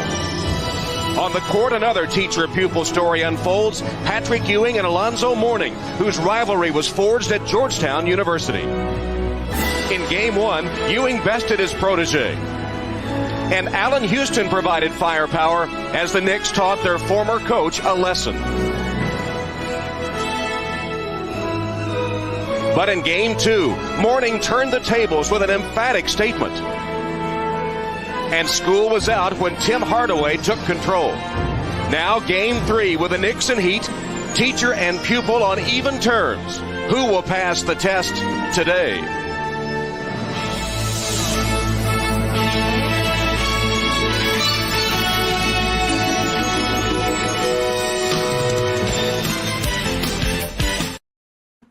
Hey, you know my wife's a Knicks fan. That's the only video she let me show her, because she know that the Knicks beat the Heat. But when I was showing her the one with the Bulls and the one with Indiana, she was like, "Man, get that shit out of here." She remembered because she remembers. You know, she remembers sitting at home watching these games with her father. Her father's a big-time Knicks fan. Her brother's a big-time Knicks fan. She's the baby of the family, so she would sit down and watch the game. She was younger, I think, my wife's a little bit younger than me, so back then she was a child watching it. But she loved the late 90s Knicks. Like, Sprewell was her thing. By that time, she was in high school. So, you know what I'm saying? Like, but that's how we were introduced to the game. Because none of us are, I mean, like I said, I'm 43. I don't like to ask people their age, but not too many people I talk to are older than me, especially on Go James Kingdom. You know what I'm saying? But these dudes, they lie. They say they were watching the games, but like I said, you wasn't watching it. The games were not on television. It was not available like that. So you had to go to Sports Center. And when you went to Sports Center, this is what you got. Sunday's New York, New Jersey meeting was dripping with playoff implications. The Knicks in a race with Indiana for the second-best record in the East, a position that would bring them the home court advantage through the first 2 rounds of the postseason. The Nets, who have lost 3 straight, and forward Derek Coleman, trailed the Celts by a game for that final playoff position. To the Meadowlands we go. Patrick Ewing going for a rebound. Rick Mahorn gives him an elbow to the ribs. Ewing goes down. 2 possessions later, Ewing still upset and goes for the jugular. Well, normally you don't. Mahorn and Ewing ejected. Meanwhile, Coleman an innocent bystander. The Knicks down 15 in the second half. QB Davis brings him back. Then it's Starks, fakes, fires, and touches nothing but the bottom of the net. 7 threes for Starks, 12 for the Knicks, and they win it. In a game that featured 4 ejections, 8 technicals, and 1 flagrant foul, the 5th time in Ewing's career he has been ejected. See, now y'all know why they think being physical meant nothing. Look how he talk about being physical back then. Like, that was just nothing. That was really like nothing back then. Yeah. You see what I'm saying? Like, people don't understand that back then you used to be able to say certain things you couldn't say. So, as another example, right, Fox was a channel that was actually spawned during the 90s as well. How did they become popular? By being raunchy. Shows like Married with Children and Living Color were shows that were considered on the edge. You see what I'm trying to say? So the 90s was that era, bro. And everybody I'm seeing in the comments now, every time they hear that NBC intro, it's nothing but nostalgia. It makes you feel good because, again, they just did a great job showing us the game of basketball. They knew how to sell the best product. Yeah, they knew. They gave us the best NBA product ever. They gave us the best NBA product. And I can't wait because I know they're going to do the same. We're going to see some rivalries, y'all. We're going to see some great it's going to be great. Oh, it's going to be great. There's going to be a lot of great new rivalries. NBC going to make sure that the NBA understand that this is what you guys got to get back to doing. We got to get back to that. We got to push these old rivalries. We got to get that. Now you can bring back the Heat and the Knicks rivalry back. You can bring that back. For what? We stay whooping on the Knicks. Get out of here. Y'all do. Get out of here, man. Y'all do, but here's the thing: the Knicks been getting better and better. They got better again by getting Mikal Bridges. They basically formed Villanova over there. Hey, the New York Knicks got storylines. You can create storylines off the Heat and the Knicks. This is Pat Riley. This is supposedly gonna be his last year again. Yeah. I mean, it's a lot of different things you can sell. Yeah. But I don't think they're gonna have the rights this season. I think it's the season after this. Yeah. It's gonna be them, Amazon, and obviously ESPN and ABC. So you're gonna have games on NBC and you're gonna have games on Peacock, right? Because this was another thing I wanted to bring up to Herm. All right, so going into the 90s, cable television was on the rise, right? So they didn't have a national television deal, but they already had a cable television deal with TNT. So getting that national deal with NBC helped them. But going into the 2000s, cable television overseeded national television broadcasts like NBC, ABC. So them leaving NBC for ABC was actually a great idea as well. That was another at the time. But again, the satellite era came into fold.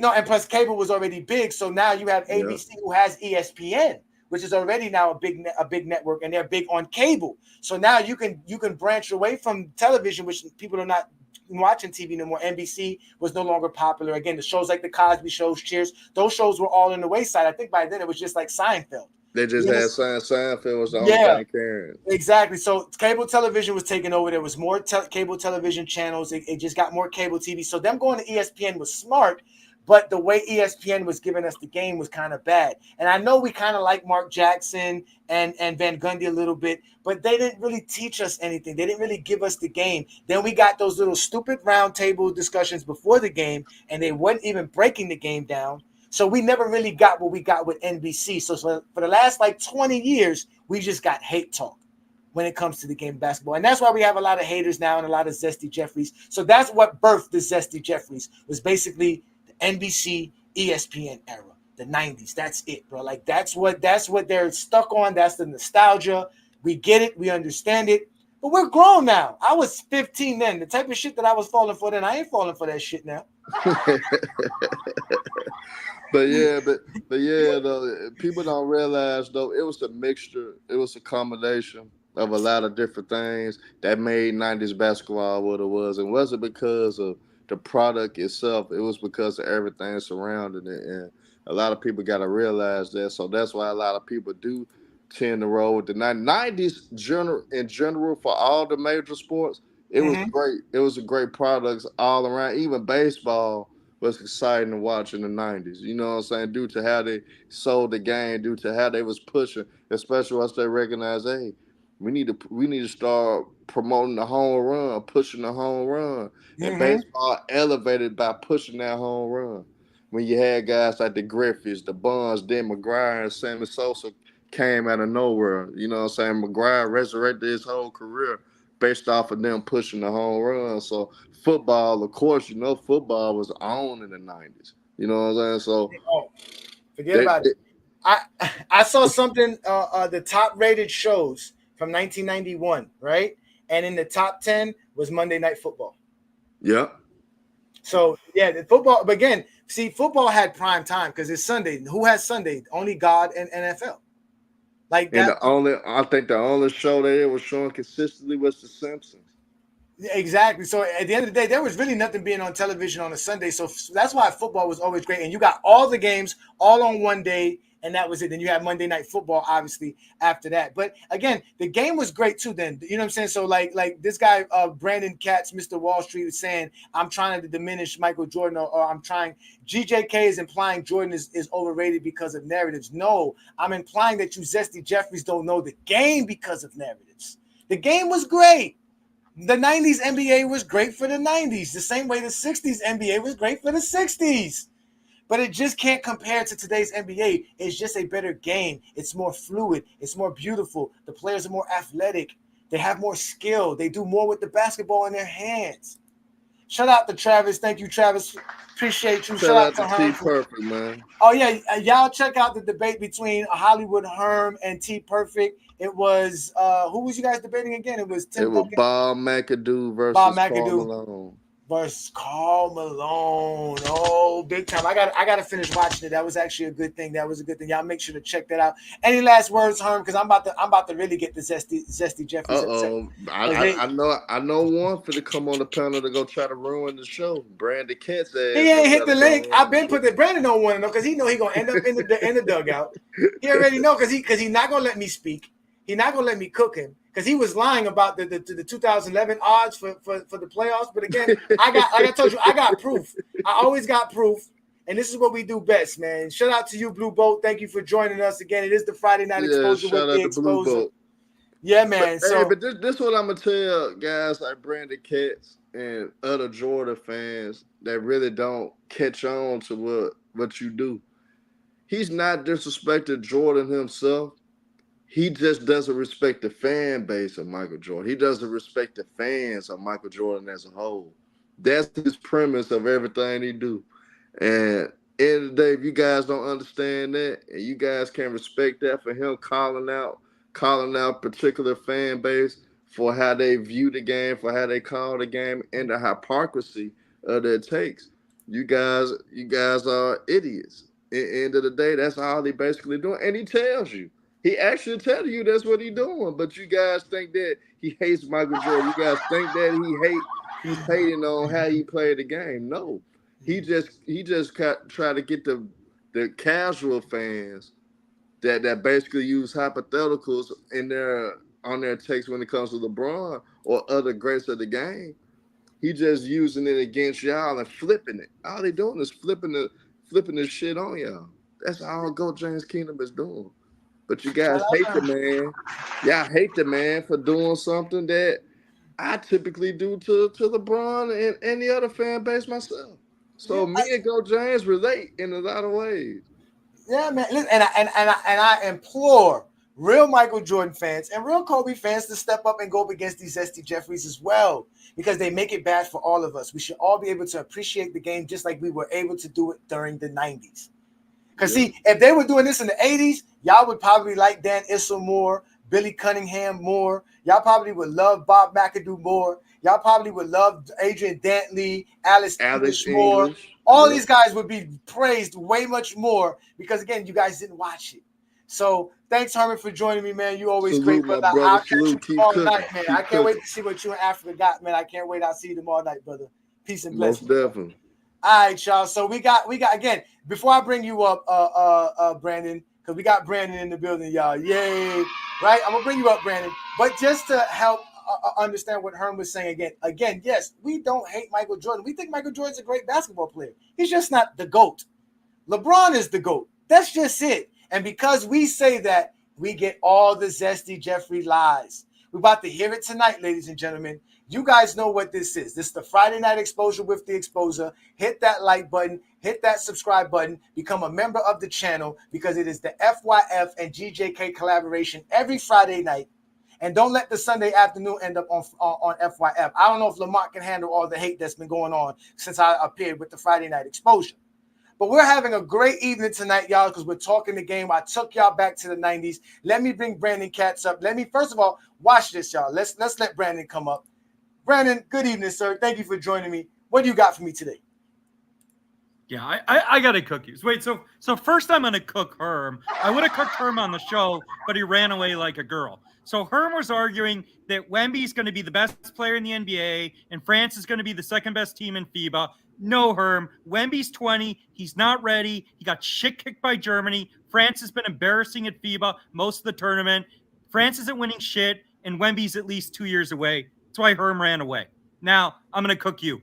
So here's the big difference between how people looked at basketball in the 90s versus how they look at basketball now. You're lying when you talk about narratives because narratives have always been part of the game. LeBron was being promoted as the GOAT in 2007. Kobe was clearly better than LeBron in 07 and 08. LeBron was a flawed shooter. He only got to the finals in 07 because Detroit didn't have Ben Wallace and the East was trash. But in the 1990s, people based their opinion based on watching the game and seeing who the best players were. Now, most people are just about numbers and analytics. So now when people debate basketball, they just say Allen Iverson wasn't good because some people will say Allen Iverson wasn't good because he shot 41% from the field. They don't understand that Iverson was playing in a system and an offense where his efficiency was going to be lower. But people today are obsessed with analytics, with numbers. They don't talk enough about how players play the game. They don't talk about matchups. They don't talk basketball. So in the 90s, it was a pure game. And people in the media talked about basketball based on who was the most dominant player. They didn't break games down just to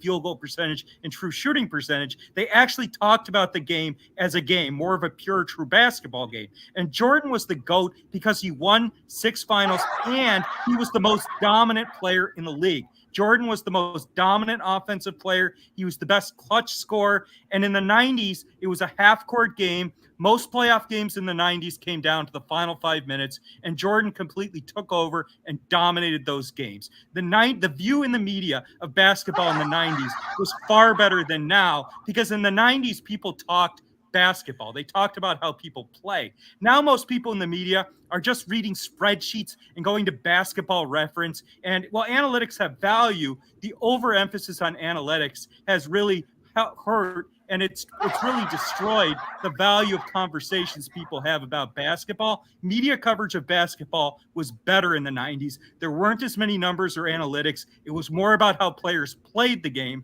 not just a stupid spreadsheet.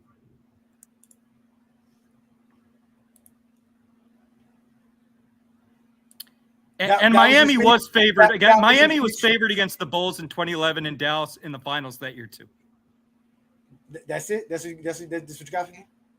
Yeah, that's what you got. Herm, you can come back if you want to take a part of this because obviously he calls you out, and I'm going to start allowing y'all to take fort when somebody calls you out. No, Herm's going to hide in the chat. He's not coming back. He's not going to hide in the chat. So first off, you are late to the program just like you normally are.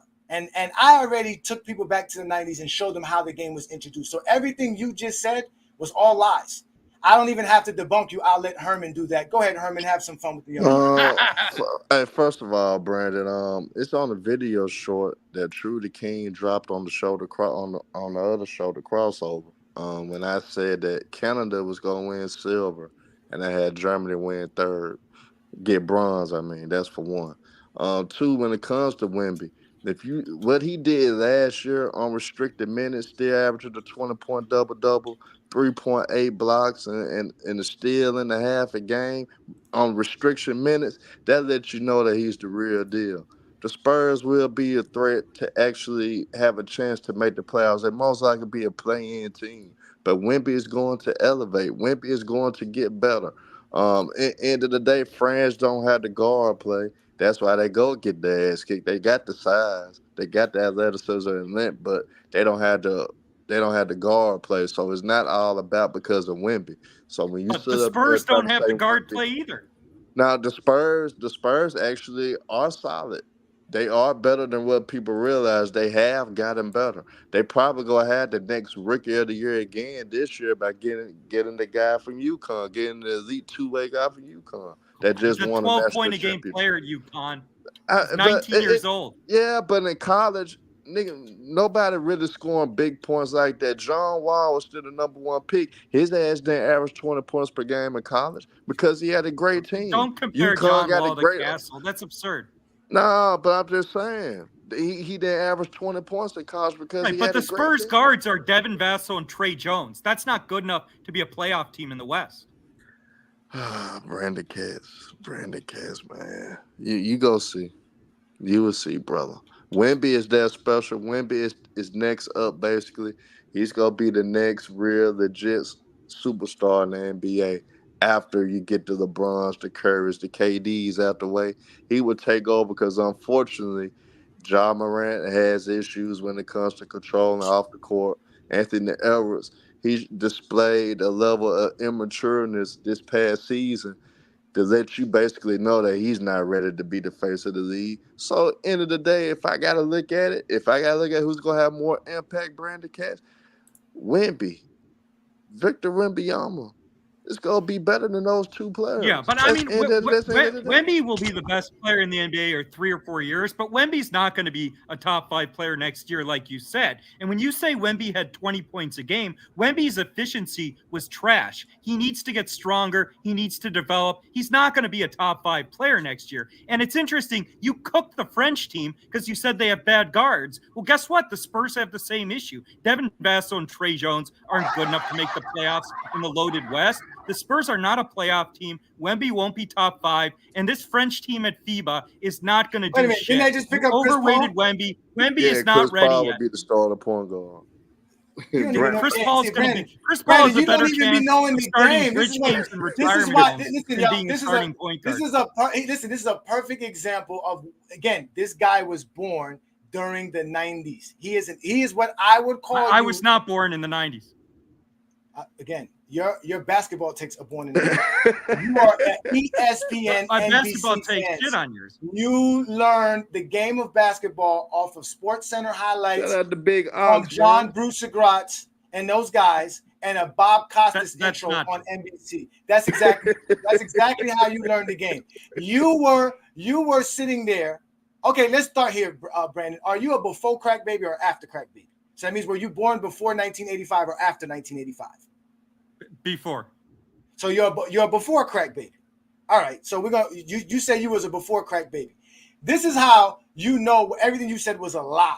Because again, all they did was talk narratives. You're right, they didn't talk numbers. And first of all, there was no analytics in the 90s, so there was no analytics to talk. So only thing they talked about was getting your ass to sit here and watch this TV program because your ass was probably outside. They talked basketball. In the city of brotherly love, it is a one-man affair. Charles is in charge. Each time he walks on the court, he knows the team, the fans, and the city are looking to him. He has had his moments, dominated games. But Barkley's Sixers have never made the finals, and Charles may be feeling the frustration. At times, he has alienated his teammates. Sir Charles has carried this franchise on his back, but he too will have to shoulder the blame if the Sixers don't turn it around soon.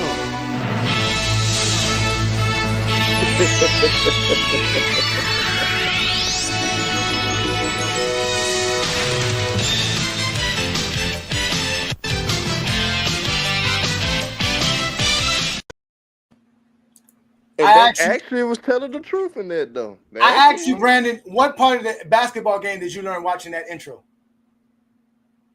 I mean, that's entertainment. Entertainment's part of the game. That has nothing to do with the media coverage. Again, I asked you, what part of that intro did you learn the game? That's entertainment. That's not about the game. Okay, so where were you learning the game at then? You said they were talking about the game. When were they talking about the game for you to learn it? In the 90s? Where? Well, no, but that's not how people learn the game. Here, you're missing my point. What I'm saying is in the 90s. I don't want your point. I want you to answer my question. If you didn't learn it from NBC, where were people learning the game of basketball? By watching players play. Now people listen to Wait. Where do you watch players play? It's only on NBC and TNT. And that's it. Where else are you watching the game? That's NBC telling you the game. This is what NBC was doing right here. There was nothing else. What are you talking about? This is NBC right here. Shaquille O'Neal is perhaps the most imposing player in the NBA. In just his third season, he has raised his game to great heights, leading Orlando to the league's best record. And against the elite big men, the 23-year-old giant has stood tall. But there stands one man O'Neal has yet to defeat, David Robinson. They have met 5 times, and while Shaquille has had his moments, it's Robinson who has reigned supreme. 5 meetings, 5 victories. Today, the Admiral leads his troops into Orlando with thoughts of yet another victory over Shaquille. You think Shaq will be ready? This is the NBA on NBC. Today, it's the San Antonio Spurs versus the Orlando Magic.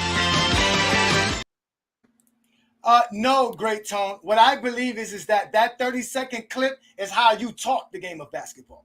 You talk the game in replication of how NBC introduced it to you. You didn't know the game. That's why you say the 90s was so great. That's why Brandon comes in with all these lies and narratives about Michael Jordan. Because at the end of the day, I just showed you how they showed Michael Jordan bricking, and it was still like he was the greatest player on the basketball court. Because nobody was going to go on television the next day and say Michael Jordan doesn't have it anymore. He should have stayed playing baseball. Because he showed up last night looking like a dud and cost the Chicago Bulls a game. Scottie Pippen was playing better than Michael Jordan. You're not going to get that in the 90s. Hey, go James. So let me ask you a question. Why you Hold want on. to Let show me ask you a question, NBA? Go James. Why you want to show NBA inside stuff? Why you want to show NBA inside stuff? I'm glad I couldn't find it because remember I tell you this is what NBC does. It's NBC is going to keep it hard for us to show what they're going to show us. I couldn't really find too much stuff on on inside stuff. Now, mind you, I could have probably did a better job, but I couldn't really find nothing. But that's a great point by you, Herm, because that was Inside another Stuff was place. only on once a week. Exactly. Yeah, but they do it before the game. That was your pregame show. That was a Saturday afternoon. Saturday afternoon when you woke up as a kid after watching cartoons or whatever you were doing, you would wake up and you would watch Inside Stuff. That was a part of the programming. That's what I'm trying to say. It wasn't that good of a show. That was the Ahmad Rashad show. That was the NBA we were getting. They were introducing us to these players that you No. players play the game, how they overcame this, how they were doing this. You're not talking the game. You're talking narratives. They fed us narratives. So you feed us narratives. That's why the analytics became important, because Zesty Jeffries took the whole idea of talking the game out to just talk narratives throughout the 2000s. So now analytics people said, nah, man, we got to talk about the analytics because all you guys do is lie. Like you lie on Joel Embiid, like you lie on Joker, like you lie on Jason Tatum, like you lie on Trae Young, like you lie on Jaylen Brown, like you lie on Ja Morant, like you lie on Arvidas Sabonis. You guys are liars. I said Jaylen Brown should have been Finals MVP. You're just lying. On Bam Monte, because Bam Monte's great, but y'all praise Anthony Davis for stats. Okay, wait. So go James. Okay, go James. I'm going to respond to your court take because let me explain why you just cooked yourself with that take. So you said the only show in the 90s was Inside the NBA, which was on once a week. So now there are shows. There are 6 shows every. Let me finish. There are 6 shows a day every day. There's First Take. There's Undisputed. Now there's talk shows all day, every day, and most of these talk shows are spewing narrative bullshit. Harm. Let me finish. And so in the 90s, there were not talk shows every day. You cooked yourself when you said the only major show in the NBA was Inside the NBA. Let me finish. I didn't interrupt you. No, there's no need for you to finish because you're lying. You didn't watch the show. I explained that. I did watch the show. You're not letting me finish. If you, I'm not gonna let you finish because if you would have sat there and watched the show, you're not getting my point. You're not getting my point. You didn't understand the show. I showed how back then it was different. No, I got your point. You cut me off. No, you don't. You did not get my point. Stop unmuting yourself. It's my show. I'm speaking. I did. Stop unmuting yourself. Stop it. Stop it. I don't remember asking you a goddamn thing. Sit your ass down. Shut the fuck up, Brandon. Again, I showed you guys how back then there was nothing on television. We stated this. There was nothing available for you to watch. That's why Inside Stuff was so important, because guess what? You didn't get a chance to watch the NBA throughout the week. So when Saturday morning showed up, it was great to watch Inside Stuff because you got NBA news and information. It wasn't available like you said now. Now they talk bullshit. They don't talk the game still. I've proven this show after show. You can go back and watch Friday Night Exposure. I did a whole show showing how Charles Barkley admits to not even watching the games that he is supposed to be talking about at halftime. He said he was in the back sleep. And how am I supposed to learn about the game of basketball if Charles Barkley, who's at a halftime show, doesn't even watch the game and gonna spit some bullshit narrative to me? This is why you get put in the fucking dugout.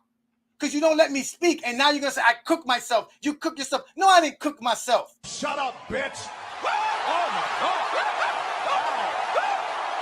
Sit your ass down. Now go ahead and do your hold on. Okay, you're missing my point because you cut me off 2 sentences in.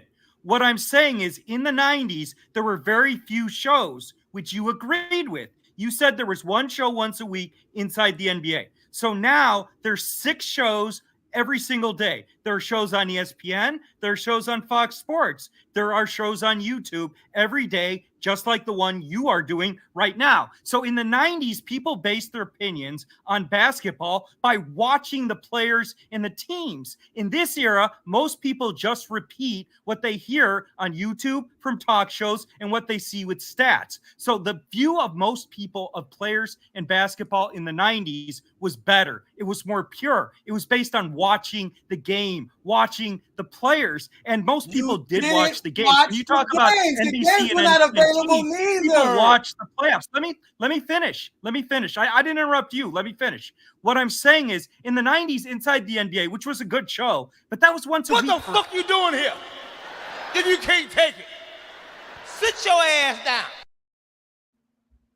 Bruh, you can't come up here lying and tell me shut the fuck up when I'm telling you you're lying. You didn't fucking watch the game.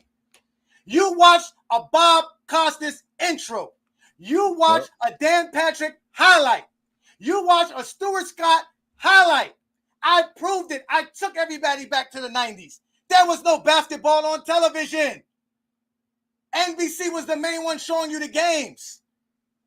The NBA was not that big in the 90s. These are the lies you Zesty Jeffrey said. You were born out of this fucking lies, the narratives. Because all you got in the 90s was bullshit like this being told to you, because that's all they can fucking do is tell you this, because at the end of the day, that's all they knew about the game of basketball.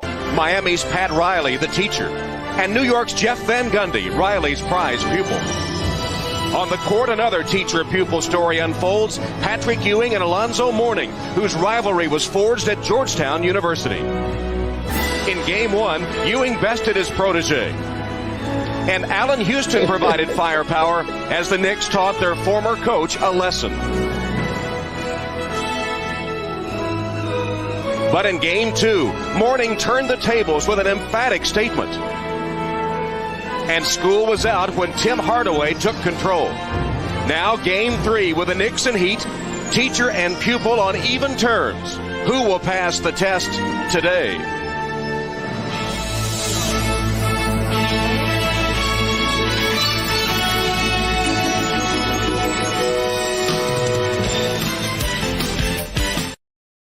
So after if your ass wasn't home watching that game, Brandon, you didn't get a chance to watch it, unless you one of those guys that say, well, I was recording it. I had my uncle recording it for me, blah, blah, blah. But you wasn't home to watch it. You didn't see it. So you know what your ass had to do to find out what happened in that Knicks game? You had to wait till SportsCenter showed up at 9 p.m. Sunday's New York-New Jersey meeting was dripping with playoff implications. The Knicks in a race with Indiana for the second-best record in the East, a position that would bring them the home court advantage through the first 2 rounds of the postseason. The Nets, who have lost 3 straight, and forward Derek Coleman, trailed the Celts by a game for that final playoff position. To the Meadowlands we go. Patrick Ewing going for a rebound. Rick Mahorn gives him an elbow to the ribs. Ewing goes down. 2 possessions later, Ewing still upset and goes for the jugular. Well, normally you don't. Mahorn and Ewing ejected. Meanwhile, Coleman an innocent bystander. The Knicks down 15 in the second half. QB Davis brings him back. Then it's Starks, fakes, fires, and touches nothing but the bottom of the net. 7 threes for Starks, 12 for the Knicks, and they win it. In a game that featured 4 ejections, 8 technicals, and 1 flagrant foul, the 5th time in Ewing's career he has been ejected. Stop coming on GOAT James Kingdom and lying. Stop coming on here and trying to be disrespectful towards me because I'm exposing you. Well, first of all, you have the presumption that people care what you say. They don't. Sit your ass down. You got to understand, you got to be able to talk the game. You got to be able to talk the game. So first of all, let me address Mr. Wiley. I got nothing respect for you, Wiley. You are an elder statesman here in FYF. But for you to tell me you remember watching the games when you don't even remember your actual medication schedule today, stop it, bruh. John Havlicek and them were on tape delay. They weren't on live television. The 1969 NBA Finals was played on CBS on tape delay, and it was only the second half of Game 7. They didn't even show you the full game of an NBA Game 7 Finals in 1969 on television. Then we have another Zesty Jeffrey again. They're upset. I brought you back to the 90s. We had local games. Again, if you were not sitting on your couch at 7:30 p.m. to watch your local television show you your local team, you didn't watch the game. Most of y'all are after crack babies. What were you doing sitting around watching NBA games at 8, 9, 10, 11 years old? Unless they bought a whole bunch of cassette tapes. And that's really the only way you had to record those games, cassette tapes wise. And I don't think a lot of people did that. So stop lying, Brandon. And I'm gonna let you speak because they always say I don't let you speak. But I let you speak. When I'm cutting you the fuck up, you need to cut the fuck up. Just cut. Stop. It's my turn to shut you up because I'm cooking you. There's no cooking in your kitchen. I don't know what kitchen you got. You must got like a preschool playhouse fucking kitchen because you ain't doing none of that shit here in Goat James Kingdom. That's fucking fact, especially on a Friday night with the exposer. Ain't happening. I'm proving to you that y'all were not watching the games back then. You're a liar. Okay, so I'm going to make first I'll do what I want, but I'm going to make 4 points here. So the first point I'm going to make is that, number one, I did watch all the games because I lived in the Chicago area, and I both watched the games and I went to the games, and I remember them. And all the games were on TV in the playoffs as well. And so to cook your point that people weren't watching, and this doesn't just cook you, it barbecues you, because TV ratings were the best in NBA history in not the 80s, not the 2000s, but the 1990s. So the 90s had the best TV ratings ever, and the playoff games were on TV, number one. Number two, you can go back in YouTube and watch the games in the 90s. Number three, I watched the games, I went to them because I was in the Chicago area. But here's the point you're missing. LeBron benefited more from narratives than Jordan because Jordan established himself as the best player in the NBA in the late 80s before he was winning titles. And LeBron, and you have no answer for this, LeBron was far more hyped coming out of high school to the NBA than Jordan was. LeBron had a $100 million Nike deal before he played one NBA game. LeBron was being talked about as the GOAT before he even fucking played an NBA game. Jordan played 3 years at college. He didn't win anything his final 2 years. And Jordan wasn't even the number one pick in the draft. He was the third pick. And so LeBron benefited more from narratives than Jordan did because LeBron was literally being pushed as the fucking GOAT when the motherfucker was 18 years old. Jordan wasn't even being pushed as the GOAT his fourth year in the NBA. TV ratings were better in the 90s. People go back and watch the games on YouTube. The narratives benefited LeBron more than they benefited Jordan. In fact, when Jordan was losing to Detroit, even though Jordan put up elite numbers and your boy Scottie Pippen was choking like a little bitch every year in the 80s, they were still shitting on Jordan when he lost to Detroit, even though he wasn't the reason they were losing the series. So narratives benefited LeBron more than Jordan because the media was literally pushing LeBron as the GOAT when he was 18 fucking years old. Nobody pushed Jordan as the GOAT, as I said, his fourth year in the league. And today there are TV shows 6 times a day, all day, every day. In the 90s, as you admitted, it was just inside the NBA. So in the 90s, you didn't have analytics. You didn't have 8 shows a day. People watched the games, they watched the players, and they based their opinions on how the players played. When you say the games weren't on TV, that's a lie. People watched the local games, and they watched every game in the playoffs. They watched plenty of basketball in the 90s. What you're saying is a lie.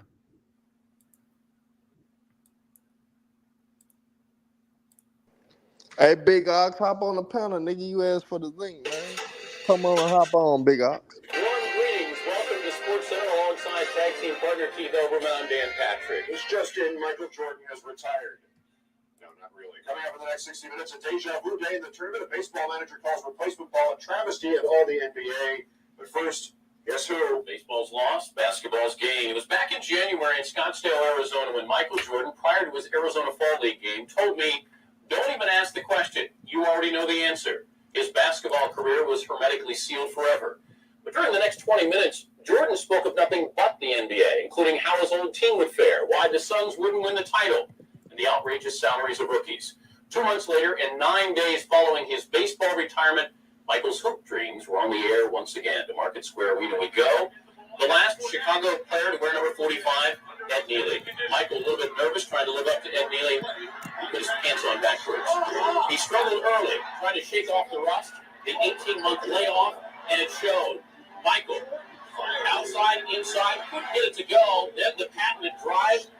Michael, let's get a piece of it. Michael, 0 for 6 from the floor. Indiana, ready to play. Reggie Miller, the pull up for 3. three. The judges, out on that, and you go back to the break. Then the old Jordan would finally emerge. MJ the steal from Rick Smits. He takes it the distance. And he wanted to throw this one down in the worst way. Mark Jackson got out of the way. Pacers on the run. Mark Jackson and Reggie playing the two-man game. The Pacers would lead by as many as 18. Even in slow motion, nobody could block Mark Jackson's shot. More problems for Jordan. MJ on the drive. Can't connect. Jordan 7 of 28 from the floor. However, the Bulls would come back. No left hand. Scottie Pippen saving the Bulls, Brandon. Because you didn't watch the game. ESPN told me. Here goes Jordan. Bush League foul. Look at that. Horrible defense by Jordan. Yeah, you still can't name one. Jordan goes inside. Using the height advantage over Byron Scott. Jordan hobbling, still feeling the effects of the collision with Miller. The Pacers would get the last word. Byron Scott, 2 of the 17. Not quite a Disney ending for Michael Jordan, but he's back. Your final 103-96. The division-leading Pacers have won 3 in a row. Mike's numbers, 19 points, 6. So we see that they definitely wasn't telling us nothing about Michael Jordan's game. That's not what we were learning right here. We were learning narratives. Jordan bricking, Jordan losing a game. But the highlights will make you think Michael Jordan was great. He was playing great. Those They are were the just lies happy you're that he's back in the NBA, bro. For him to sit here. Exactly. And this is the thing. For him to He was sit talking here about and the come next up here day. and cap. The next day. Hold on, Twin Man. The next day, if there was 6 television programs, they would have been saying how Michael Jordan should have stayed out of basketball. Right. That's what they do today. But back they wouldn't have did that because you can see how ESPN presented Mike. They didn't talk bad about Mike, even though he played bad. Because that was real objective talk. So you're proving my point on how everything was based on narratives, not on what actually happened, because Jordan played bad. And the narrative was he didn't play bad. He was just rusty, and the Bulls are going to figure it out. And again, if you were watching the game, which you didn't, because you know you didn't watch the game. That game was on NBC, so it was available for anybody, didn't matter what region you was in. Because you can see on the sideline it said NBA on NBC. But at the end of the day, you guys are liars. You were not watching the game. I was alive then. You were not watching it. You had to go to SportsCenter and a newspaper to find out what happened. I have the footage. It's all available to you. Del Curry and Michael Adams just watching. Injured. Hornets worked the pick and roll. Larry Johnson did it so well. A halo appeared around him. Tracy Hawkins finds him. LJ had 19. And now it's Mourning's turn. Alonzo Mourning on the roll. Brought to you by Percy Hawkins. Mourning had 22. Hornets by 19 at the half. Then off the Johnson pick, Muggsy Bogues takes it himself to the hoop. Get out of the way. You don't want to get hurt. Hornets 105-92. Hornets keep pace with Indiana. 2.5 back. Hawkins and Mourning had 22 apiece. The lies that they tell us, okay? That game right there, if you go look at that highlight, it said the game was given to ESPN by the NBA WJZY television network. That was in Miami. If you were not in Charlotte, if you were not in South Florida, you did not see that game. So you're a liar. These games are not available to you. All you Zesty Jeffrey keep saying, I was in Chicago, I did. You're a liar. You can't prove none of this. How they all live in Chicago, bro? Go ahead, Twin Man, because I know you wanted to speak. Go ahead, Twin Man. Yo, I get so tired of him coming up here capping. He sat here and said LeBron literally benefited off of NBA narratives. What fucking NBA narrative? Who is Michael Jordan's Rob Parker? Who's Michael Jordan's Skip Bayless? Who is it? SI. Who sat here? Who would literally come on TV and it didn't matter how well Jordan played, they found something negative to say? Bob Ryan did back in the day. He did. He was Skip Bayless. LeBron James won a championship and he tried to turn a negative. But was crazy back do you know how hard it was for you to get a Boston Globe paper in Memphis in 1988, 1989, 1990? It wasn't accessible to you that easily. You couldn't just get the Boston Globe to get Bob Bryant's take on Michael Jordan. That's the point. That's what you guys don't understand. The game that was introduced to us on a global scale was introduced to us by ESPN and NBC. But you gotta remember, Bob Ryan was on ESPN too, though. No, but again, that was when ESPN. That was later on in the 90s. That's past all of that. That's what I'm saying. Like that, we're talking about the 2000s now. That's what I'm saying. That's when they started covering the NBA. But what Brandon is talking about is based off of the 90s. Because in the 2000s, when he's saying they were praising LeBron as a goal, no, they were not. LeBron was the greatest high school player that anybody ever seen. Unless you was watching Kareem, which y'all motherfuckers wasn't watching Kareem neither. Motherfuckers didn't even know about Dr. J. Dr. J was incredible in high school. They didn't know about him until he fucking went to Massachusetts. And even at that, they still didn't know about Dr. J. Because the games were not available to people like that. They're lying. They're liars. Right. I was born 1981. So I'm 43 years old today. I didn't watch 80s basketball, and I've never admitted to watching 80s basketball. That's why I brought up Len Bias, Herm, because I don't know what happened in the 80s. These are all stories. Matter of fact, there's a movie that came out in the early 90s. I don't know if it was called Hoop Dreams, because I think Hoop Dreams was a documentary, but there was another like low-budget film that made it was a basketball-themed film, and the theme was the main basketball player was a high school phenom, but he was a coke addict. And then there was another player that was a high school phenom in the same county or the same city, but he sprained his knee. So he didn't get the praise because everybody thought he was hurt, but he was really the better of the player. The other guy was just a hype, but he was a drug addict and he died off drugs. That was the story of basketball players in the late 80s going into the 90s, that they were drug addicts. Because throughout the 80s, you had guys like Len Bias die. You had other players that were admitted coke addicts, that were getting drug tested, getting caught. It's the 80s, y'all. Club 84. Like, people don't know. That's like, they used to smoke in restaurants, bruh. Like, it's a different time. I brought y'all to this era so that y'all can see these are all lies. I even gave y'all the TV guide to show you how there was really nothing on television. There was barely anything to watch. But yo, what's killing me is that, again, you're gonna have people who's gonna come up here with the bullshit narratives. I need someone pointing out. You just showed the video evidence of Michael Jordan go 7 for 28. Did they sit here and kill him in the commentary when they were going through the highlights? That's what I'm sitting here saying. How can he sit here and say that the media is in the tank for LeBron? This motherfucker went 7 for 28. 7 for fucking 28, and they just made it seem like he was rusty. Shut the fuck up, Brandon. You always come up here capping. Watch how he lies. Watch how he lies here. Watch how he lies here. I'm going to cook you because he's going to talk about ESPN. New World, I'm going to let you in because everybody wants to hear Brandon. Brandon is the star of the show. Go ahead, Brandon. Yeah, so there's a couple lies here being told. The first of all, there was a narrative that Jordan was not a good team player in the 80s. There was a narrative that Jordan wasn't a team player. He couldn't make other teammates better. He couldn't play with a team. And there were plenty of people who were shitting on Jordan in the 80s and creating this narrative that Jordan couldn't win. Again, Jordan did not win at North Carolina after his first year. When Jordan started a full season, he didn't win in North Carolina. And so there absolutely was a narrative pushed by the media, people like Bob Ryan. And you said Bob Ryan was on the Boston Globe. That's wrong. Bob Ryan was on ESPN every Sunday morning on the sports reporters and the sports writers. Now, to Twin Man, who's the biggest LeBron sexual on the internet, the reason people don't shit on Jordan like they do on LeBron is Michael Jordan doesn't switch teams every 5 years. Let's make something fucking clear. They tried to make Michael Jordan the fucking GOAT in 1988. When were they trying to make fucking LeBron the GOAT early in his career? Nah, they didn't You're a liar, bro. 1991, though. Really to You're a liar, bro. They tried to make fucking Jordan the GOAT in 1988 and he ain't win shit. Really 91, though. This motherfucker lost. He got his ass whooped by Larry Bird, and the only thing dick suckers like you talk about is him dropping 63 fucking points. What are you talking about?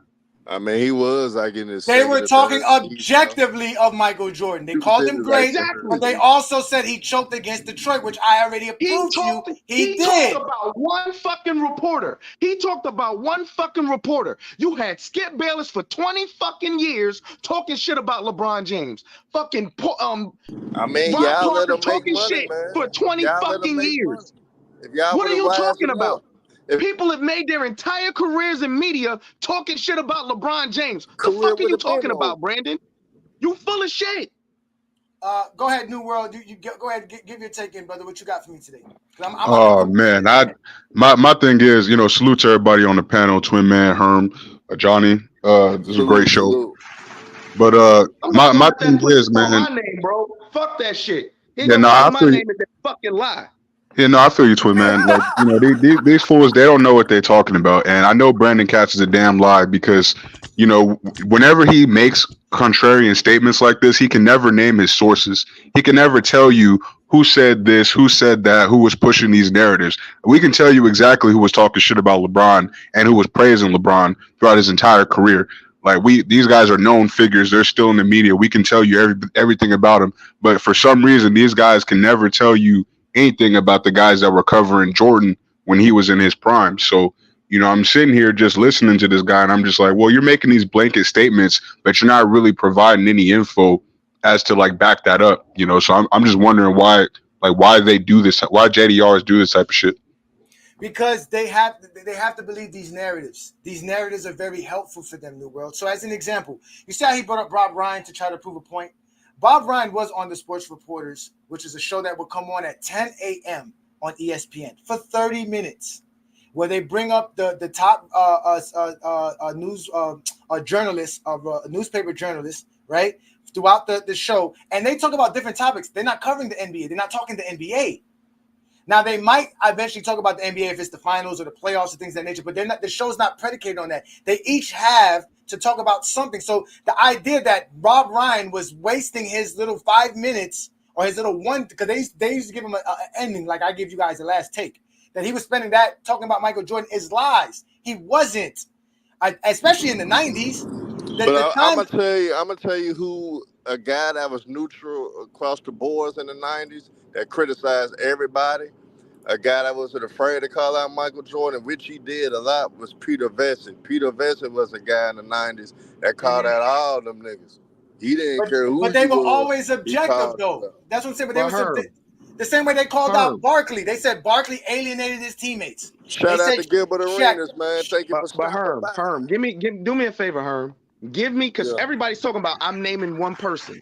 Please give me someone the equivalent of Skip Bayless that talks shit as much as Skip Bayless did about LeBron James, built an entire careir of talking shit about Michael Jordan. If you please give me the person, bro.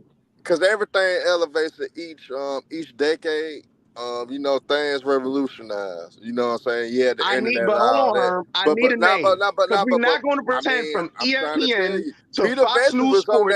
You had this motherfucker. No, but you guys got to understand that at the end of the day, you guys are talking about beat writers. When Peter Vesey wasn't a beat writer. Peter Vesey was writing for like Sports Illustrated, something like that. But he reported on all NBA news back then. Peter Vesey was bigger than Skip Bayless. Y'all think Skip Bayless was big. Peter Vesey was bigger than Skip Bayless. He has to do it on an outlet. So somebody has to get it. It's got to be the Washington Post, the New York Times. It has to be an outlet. It has to be a publication of some sort. So he had to be hired by those publications. That's the only way to read a Peter Vesey article. He was not on NBC. Peter Vesey have a fucking TV show? He does exactly. He doesn't have a TV show. He was an NBA columnist, though. He was an NBA columnist. He have a TV show that came on. They didn't have that in the 90s. Where, Herm? Where? He covered the whole league. Y'all not listening. Y'all not listening. On what outlet? You're not answering the question. On what? He was on NBC. Y'all can't get mad because the media is bigger today than what it was in the 90s. Yeah. No, we're not mad. It's not about being mad. It's not about being mad, Mac. It's about sitting here saying dumb shit like what Brandon was sitting here saying, that the media is going to take from LeBron. Stop. I got this, Twin. Listen, Herm, NBC only showed you the NBA on the weekends. Correct. Yeah, he was there. He was one of the sports writers that they used, just like Bob Costas and all those guys, during the coverage of the game.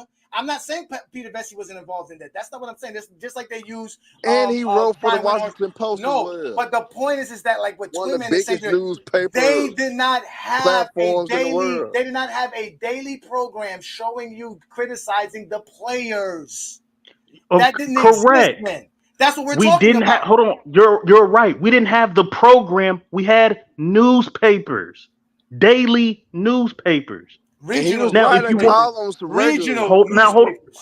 He was the New Yeah, York hold Post. on. That's what I'm saying. You can't get mad. Hold on. You can't get mad at the media in the 90s because we didn't have journalists complaining and criticizing players, because journalists back in the day were actually journalists. A narrative is a story. I can't give you that, Go bro. ahead. I can't give you that, You bro. cut me off. He Go just ahead. showed the video. No, stop. Mac, this is not an attack on the 90s media, nigga. This is an attack against you lying ass Zesty Jeffries who keep telling us you was watching the games and you fucking wasn't. You learned the game of basketball in the 90s from an ESPN Sports Center highlight and an intro from an NBC show. That's how you fucking learned it. You didn't Can I raise my hand? Can I raise my hand? So hold on. In the season, okay, go ahead. You didn't watch the game, nigga. There was no TV program for NBA television, nigga. I just told you Inside Stuff was the only one they had. We just said this. Mm-hmm. Sports Center showed at 6 a.m. That Correct. Sports Center went till 12 noon. At 12 noon, Correct. they had a noon Sports Center. Then they would have their program after 1 o'clock. At 6 o'clock, they had an ESPN. Then after that, they would play whatever they could play in between, maybe a baseball game, whatever rights the NBA ESPN had. But at 9 p.m., you got the Eastern Sports Center, which would run till 12 a.m. to get the West Coast Sports Center. And they ran that till 6 a.m. So for 16, 17 hours on ESPN, there is no ESPN2, which is where fucking Skip Bayless started at, on Cold Pizza with Woody Page in them. There is no ESPN Classics. There is no ESPN-U. None of those channels existed. So when you were watching the game of basketball, if you had a regional matchup, that's the game you was able to see. If you had cable television, you could either watch the games on TNT, which we all know only show 1 or 2 nights a week. And again, if you were not watching it at that time, you missed it. You didn't get a chance to see it. The only time you got a chance to watch the games was watching the highlights. Yes, the next morning, you would open up a newspaper and you would take the sports section out and you would look at the stats. Guess what they were talking about? Your team. They were not talking about the Chicago Bulls. And Miami, the Miami Herald did not waste a column on the Chicago Bulls. The column was about the Miami Heat, and what they gave us was the box score for every NBA matchup for that match. Just like we do now. We went to Basketball Reference. Instead of Basketball Reference, we just went to the newspaper. That's how it was. I took y'all to the 90s. Y'all fucking jumped out of the time machine and jumped back into the fucking future. I don't know what to tell y'all. Y'all some crazy motherfuckers, man. Go ahead, Mac. Okay, so TNT had games, NBC had games, and TBS also had games during the regular season. You got to watch some games here and there in regional action. I stayed in the West Coast. Fox Sports West was cracking in the 90s as well, so I got to watch a lot of Lakers. Bro, there was no Fox Sports West in the 90s. These niggas fucking liars. Yo, Mike. Nigga, Fox was just a born nation in the 90s. Nigga, they were just born channel. There was no Fox Sports, nigga. That shit ended up in the 2000s, nigga. That's later. That's when cable television took off, nigga. That was not available. So I'm gonna raise my hand. So hold on. So I'm gonna raise my hand. So there was no Fox Sports West, and there was no SoCal Mac, how old are you, Mac? 9 channel. Hold on. I'm asking you a question. Don't cut me off. So there was no Fox Sports West, and there was no SoCal 9 that showed the Lakers. So I didn't watch regional games. Is what you're saying? How you gonna tell me? What I'm saying is those channels. You know, I'm gonna tell you because nigga, and May 27th. Why I gotta be a nigga? Because you're a liar. Niggas lie. Okay. Now Coach James, it actually was established. Now he want to take it personal, like I'm the nigga. And this is a national TV guy. It's not local. Nigga, there is no Fox Sports. That's national, nigga. It was Fox Sports West. Fox Sports West was established in 1985. Thank you. Fox Sports didn't exist. No, go, James. It did, and it was established in December of 1985. Fox Sports West was established in 1985. Bro, again, Fox Sports was not on television in the 90s. If it was, it would be here. Y'all guys, again, this is everything that was on television at that time. I was alive then. Mac, how old are you? That is a very important question, Mac. How old are you, Mac? That's beyond the point. I'm 30. I'm 38. I'm 38. That's beyond 38. my whole point. All My right, whole point of this. So you're 38. So in 1995, how old were you? What? Not 9, 10 years old? You remember at 9, 10 years old, you was watching Fox Sports, and that's where you got the Laker games. Yes, I remember what. Yes, 7:30 at night. Okay, Laker games. You know what? What's Go ahead. happening? I'm gonna let you. Nick at night after that. Hold on. This is my point. The reason This I is told my. you 1985 because it was called Prime Ticket at first. Mac Def should know because he's from the West Coast. It used to be called Prime Ticket, and then it rebranded in 1996 and became Fox Sports West in 1996. But it was actually Fox Sports West in '85 because it used to be called Prime Ticket, and it transformed to. So Mac, you got the Lakers games. Did you watch all the Bulls games? Yes, because I had WGN. We had cable. We had HBO and all that. So we got to watch the sports. Every Bulls game. No, I didn't watch every Bulls game because I was a kid. I was outside. My whole narrative is this. First of all, do you think journalism is better today or in the 90s? Definitely in the 90s. Okay, great. So in the 90s, they were more objective. Correct. So wait. Is KCAL TV Fox Sports News? KCAL TV is an independent television station in Los Angeles, California, United States. It is owned by CBS News and station groups alongside CBS West Coast flagship. Not even owned by Fox. You a fucking liar. That's 1991. I didn't say it was. I didn't say it was. They covered the Lakers all the way throughout the 90s. Look up Prime Ticket. Correct. Wait. The first time the Lakers were covered by Fox Sports was 1996-1997 NBA season. Yeah, correct. Wait. Here we go. Fox Sports. Here we go. Fox Sports. Okay, again, Fox Sports. Again, if we don't have that, again, that's a cable channel. The local channel, the regional channel is KCAL. So for you to be able to watch Fox Sports West, more than likely in the 90s, you probably had to have satellite, not even cable television. Correct. Okay. Yes. So that means you wasn't watching on that, Matt. You was more likely Hold on. How you gonna tell me what I had in my household? Because you niggas are liars. That's why. So I didn't. So hold on. Man, so I didn't have. Hold on, Herb. So hold on. So I didn't have the box. So I didn't have the box with the A and B side. I didn't have that. Stop it, bro. Come on, bro. Stop it. Yeah, my whole point is this. Let me get back to the media, bro. Come on. You trying to tell me what I had in my house? That's crazy. No, the whole point. Nobody was in your house but you, so keep lying. Go ahead. You said what? No one was in your house but you, so keep lying. No one was in my house but me. None of us were here was in your house with you in 1995 when you claimed you was watching the Lakers on Fox Sports when they weren't even on Fox Sports in 1995.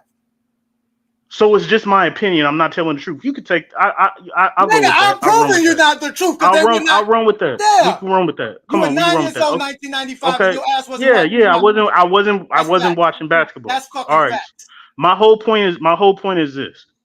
When you guys say narratives, a narrative is a story that's heightened. But it gives the correct details and it gives data to support its details.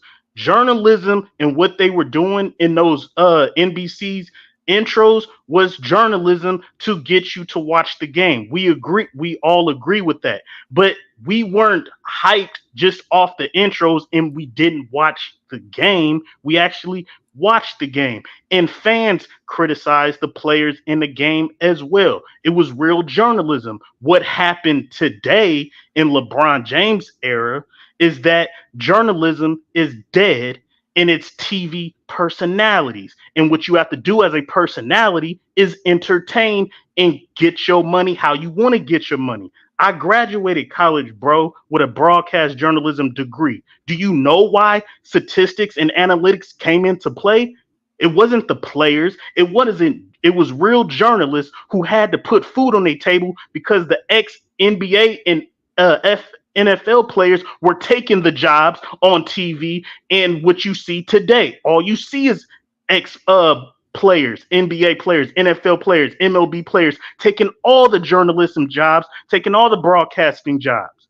So we had to create something to come up with to have a fucking narrative so we could put food on the table. So we came up with analytics. But then the media came, podcast. I knew what podcasting was way before y'all and all this. But media came, and instead of journalists being concrete and detailed, you have a bunch of TV personalities who are not journalists. They're not journalists at their heart. They're giving their opinion. And that's what happened. And yeah, it's fucked up. And what happened with LeBron and how he has to go through all this, I agree, but it's not real journalism. Journalism was done in the 90s, and that's real. It wasn't nostalgia. Nothing is wrong with a narrative, because a narrative is a story being told with great concrete detail. That's what they were doing to the fullest. Mac, it's messed up now. Mac, Go I ahead. have a question. Going 7 for 28, a bad game, bro? Yes. So why did they sit here in the 90s and say he was just a little rough? I gotta say something to Gilbert Arenas though. I gotta let So him why know. did they sit here and say he was a little bit rusty in that game? And they shout didn't out even to No highlight Chill the fact Gill, that y'all. Scottie Pippen had 31 points. Hey, shout out to No Chill Gill, y'all. But No Chill Gill, I know you played in the league. I know you know a lot of shit. You probably forgot more basketball than what most of us know. But the first basketball games that was aired on Fox was the 1996-1997 season. So it wasn't in 2003. It was 1996-1997. The first NBA games was aired on Fox Sports. So you wrong on that, buddy. But the main point of this stream, though, and this is what we're not getting to. Y'all didn't watch all these Jordan games, bro. And y'all know y'all didn't. So a lot of people who come up here and lie and say y'all watch these games, y'all didn't watch all these motherfucking we didn't games. watch the games. And even if you watch the game, like I told you, your eyes can only see what your mind can comprehend. So imagine you're sitting on your couch and NBC starts off. Because remember, there is no roundtable pregame discussion. They go straight to this and go to the game. So now you're sitting there excited, looking for what's happening. Yes, you guys watch some of these games that happen on NBC because, like I told you, they were on Saturday and Sunday. You were not watching as much basketball as you're able to watch today in the 90s. So the majority of your memories are not the plays. It's not the game. It's the highlights, bro. It's the highlights and the NBC intro. I played y'all clip after clip after clip after clip showing you, and all I got in the comments was nostalgia. Because you remember, all of a sudden now you don't remember. When you want to argue with Ajani, you remember this. And you're making up your own argument. Everything you said, I've already broke down. Everything you just said, I broke down. I just explained how NBC gave us the best NBA product. I said that because they were objective. It was real journalism then. And what we got after that was horrible. We don't know the game now. So that's why the Zesty Jeffries are able to talk the game the way they talk it, because when they were watching it, they were told the game was different then. They were told every player was great. Nobody was bad. Right.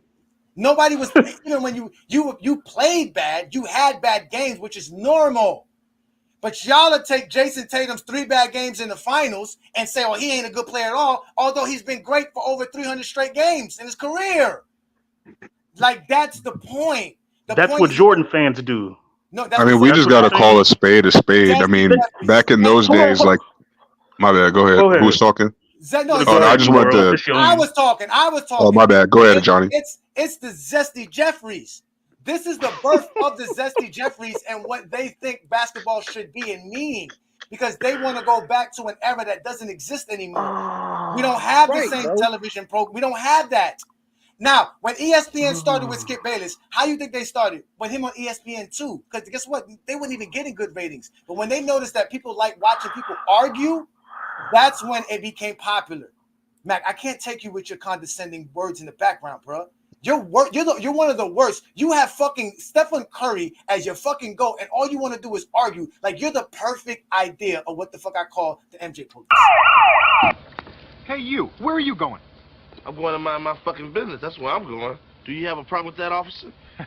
Again with the questions. What is this, Jeopardy? No, it ain't Jeopardy. It ain't Monopoly either. And I ain't going to jail. Freeze! Freeze! Goddamn, you all sound like a set of bookends, man. Put your hands on top of your head. Shh. Top.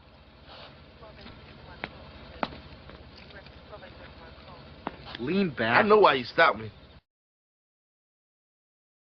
Fucking stop me because I keep fucking exposing Zesty Jeffrey lies about how they watch the games. Ishmael, you can come back up, brother. I was about to let you get in. What up, Lamont? Thank you for joining me. You see these Zesty Jeffreys can't handle it, bro. It's simple math, bro. I didn't say nothing bad about the 90s other than the fact that you got the product. He pulled up.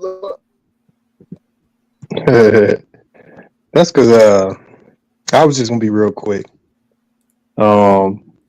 Mac Def was talking about journalism and football players taking jobs or sports players taking jobs. That's always been a lie. Like these athletes that get these jobs on these networks, that's way less than 1% of the jobs that are out there for journalists. The real journalists are the ones out there on the beat, what they call doing the man on the street work. So that's what they call the people that are actually out there doing the interviews with players, actually getting the information, the cameraman, some of the personalities behind the scenes. Then not to mention, especially in the 90s, all of the radio personalities, and the people that did the man on the street and the beat stuff in the 90s for the radio as well. I mean, the few athletes that you saw on TV, that's just the pinnacle. You know, that didn't make up the masses. So, you know, that just kind of tells you, that kind of exposes you of what Mac Def believed the media was because of what he was exposed to. He was exposed to seeing a few athletes on TV, so he thought that's what all the jobs were. And I don't know if Mac Def had cable or satellite or whatever, but the TV guide still shows what was on TV. So even if you had a satellite, the TV guide is still going to show you what's on TV. Like, that's why you buy the TV guide. So even if you have a satellite in your backyard, it doesn't expose you to new channels that the TV guide don't have access to. The TV guide, because there was another section. The only other section to the TV guide that you don't see there will be the pay-per-view section. But for the most part, this is what all the channels were. So he is right when he says that this is what you guys were watching. And if you were one of those lucky few to watch the few games that actually played and you had time to sit down in that particular moment and watch, you were just one of the lucky ones. But for y'all to say y'all sit down and watched, kind of hard to believe when the TV guy kind of exposes what you were actually watching. So, I mean, unless you guys got something different TV guide, because I know what somebody was saying something about the local guide in the local newspaper. That's not much different than a TV guide. It was actually practically the same.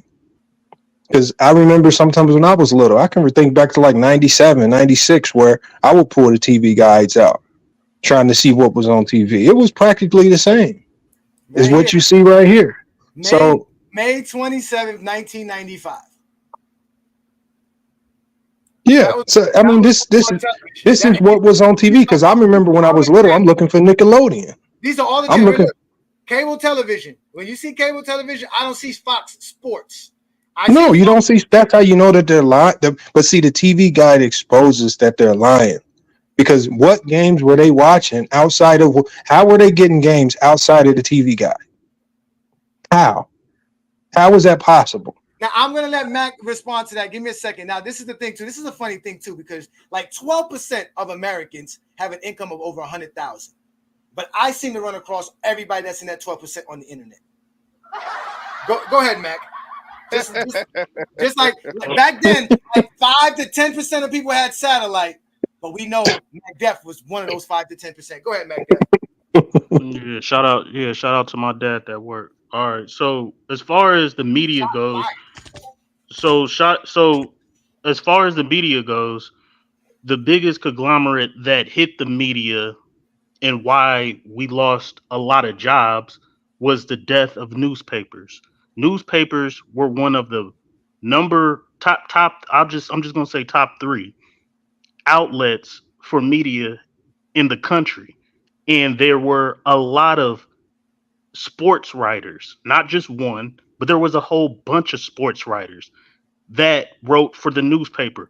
Once media came in, social media came in, and podcasting and all these shows, the newspaper died out because media took over. Yeah, but that's not till well into the 2000s. Correct. I was We're in the talking about the transition. 90s. I was in the no. I understand. You just said that I didn't have a clue as far as the sports players taking over the media. Like I didn't know the other aspect. The reason that they took over a lot of the media and we had to do the analytics as stat guys in the back room was because there was no more newspaper jobs. So we had to get But that's into not true, MacDuff. The newspapers are still there.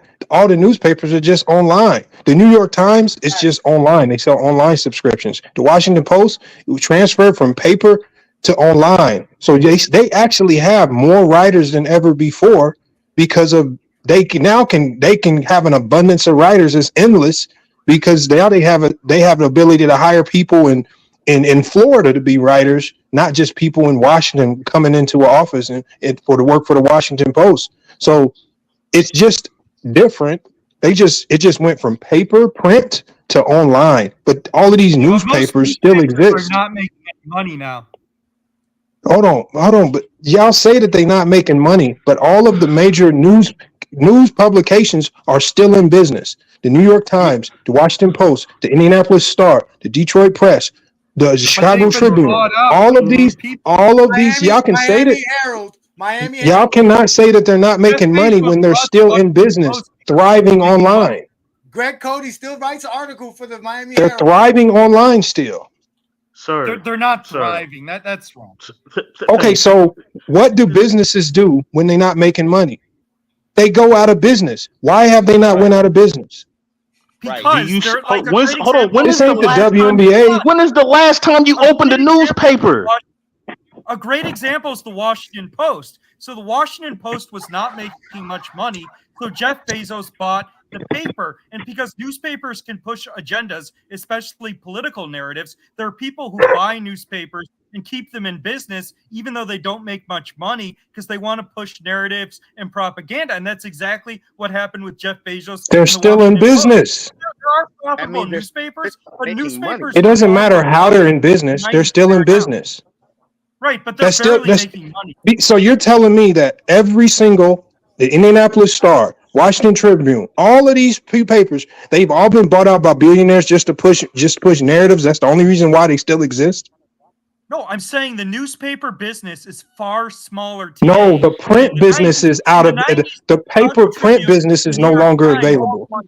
Why are you overlooking what Lamont said?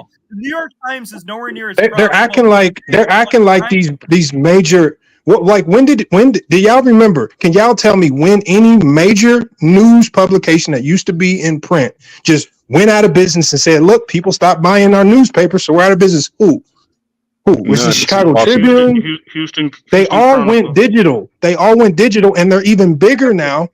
They're even bigger now because now they have access. Because now the Chicago Tribune is not just selling their publication to people in Illinois. They're selling it to the entire world. You can be in Australia and have a Chicago Tribune subscription. So this is the reason why they're still in business, because now they're selling their content to the whole world, not just the local region. And that's what I was trying to explain to them, Lamont, was that if I'm in Miami, it was very difficult to get my hands on the Chicago Tribune in 1995. Thank you. You see what I'm saying? That's what they don't get. That's how you know Herm was lying when he was talking about the Boston Globe. He wasn't getting no Boston Globe in no Memphis. He didn't know what a Boston Globe was. Hey, that's not true. There's just no way. There's just no way. I'm gonna raise my hand. Hold on. Let's let Matt go. Go ahead, Matt. Go ahead, Matt. 3,000 fewer. So I want to address the newspaper. Then I'm gonna address shout out to I forget his name. I forget his name. But Ayo podcast.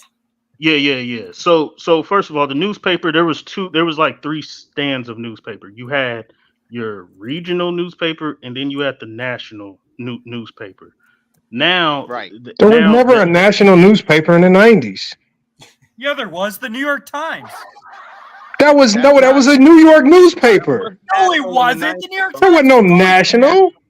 It was That's not by the absurd. fucking New York Times in Pennsylvania, bro.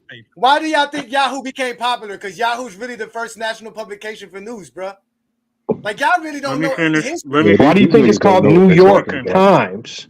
Go ahead, Mac. I'm sorry, Mac. Go ahead, Mac. Mac's gonna drop. Mac's about to drop bachelor degree, master degree knowledge on us. Go ahead. You got a broadcast journalism degree. Go ahead. So this is wild, man. There was regional newspapers. And USA Today was the first one. Yeah, okay. USA Today is one though. That's a good job by you. Good job, Aswan. Go ahead. My bad. I didn't mean to stop you, Mac. Go ahead, Mac. The police is here, y'all. MJ Police. Go ahead, bro. Like I said, regional newspaper, and there was a national newspaper. As far as what AO podcast is saying, we didn't watch every single game the way we can watch every single game now with an NBA pass. Those are facts. Okay, we get that. But when we watched the games that actually came on TV, we watched the games. When we watched the playoffs, every game was shown in the playoffs. So that's a lie. That's a lie. That's a lie, MacDuff. Go ahead. MacDuff. Cut me off. Go ahead. Because the thing is, because I vividly remember, especially being in the Midwest, I could never watch a West Coast game because all of the West Coast games came on at like 10 and 11, 12. Like, especially being a little kid, we got bedtimes and stuff. And on top of the fact that they weren't even on TV in the Midwest. Without cable, there was just no way for me to watch them. So the first thing I would do every morning was turn on ESPN and try to catch the Sports Center highlights before I caught the bus to school. We're talking about late 90s. So I'm talking about late 90s. I can't imagine what y'all was doing in the early 90s trying to catch glimpses of these games. So again, hold on. I wasn't even done. He cut me off and said no, I wasn't. So again, I said we didn't watch every game in the regular season. Those are facts. You couldn't. Bet. I agree with that. In the playoffs, but we did watch the games that come on in the regular season. In the playoffs, they showed the playoff games. So we knew what was going on heading into the playoffs with the media that we had. We had Sports Center, but we also had the daily paper every single day. When the home run I couldn't watch Mark McGwire or Sammy Sosa, that home run record every game, but niggas was in the newspaper every day. What happened? Oh, he went 1 for 3. You know what I'm saying? Walked one time and struck out twice. We read the newspaper. That was our media out. That was our media outlet. As far as us watching the games, we know how to critique the games when it happened in the playoffs. There was no narrative driven behind this player and that player. Oh, we tried to make every player great. We watched the games. There was nothing to lie about. It was real journalism. You can't lie. All right, so you can lie. Go ahead. Can I go next? Go to it, man. Go, James. You got it, man. I don't know how you're gonna deal with it. No, I can. You know what? He said he lied because guess what? This is the only motherfucking time that he ever got a chance to watch John Stockton during this NBA season. If you got any competitive blood in you, come and play. If you don't, you just try to get it over with and go home. But Jerry Sloan's Jazz refused to die. Instead, they rose to the occasion. And in Game 5 in hostile Seattle, they delivered an intense, gut-wrenching effort, battling for every point, contesting every play, overcoming not only their opponent, but a history bereft of such heroic stands. For the Sonics, the triumph that seems so certain now appears tenuous. Do thoughts of past failures fill their minds? Can the unthinkable really happen again? Utah seeks to muscle a Game 7. Seattle hopes for a Game 6 celebration. With the season hanging in the balance, they do battle again tonight.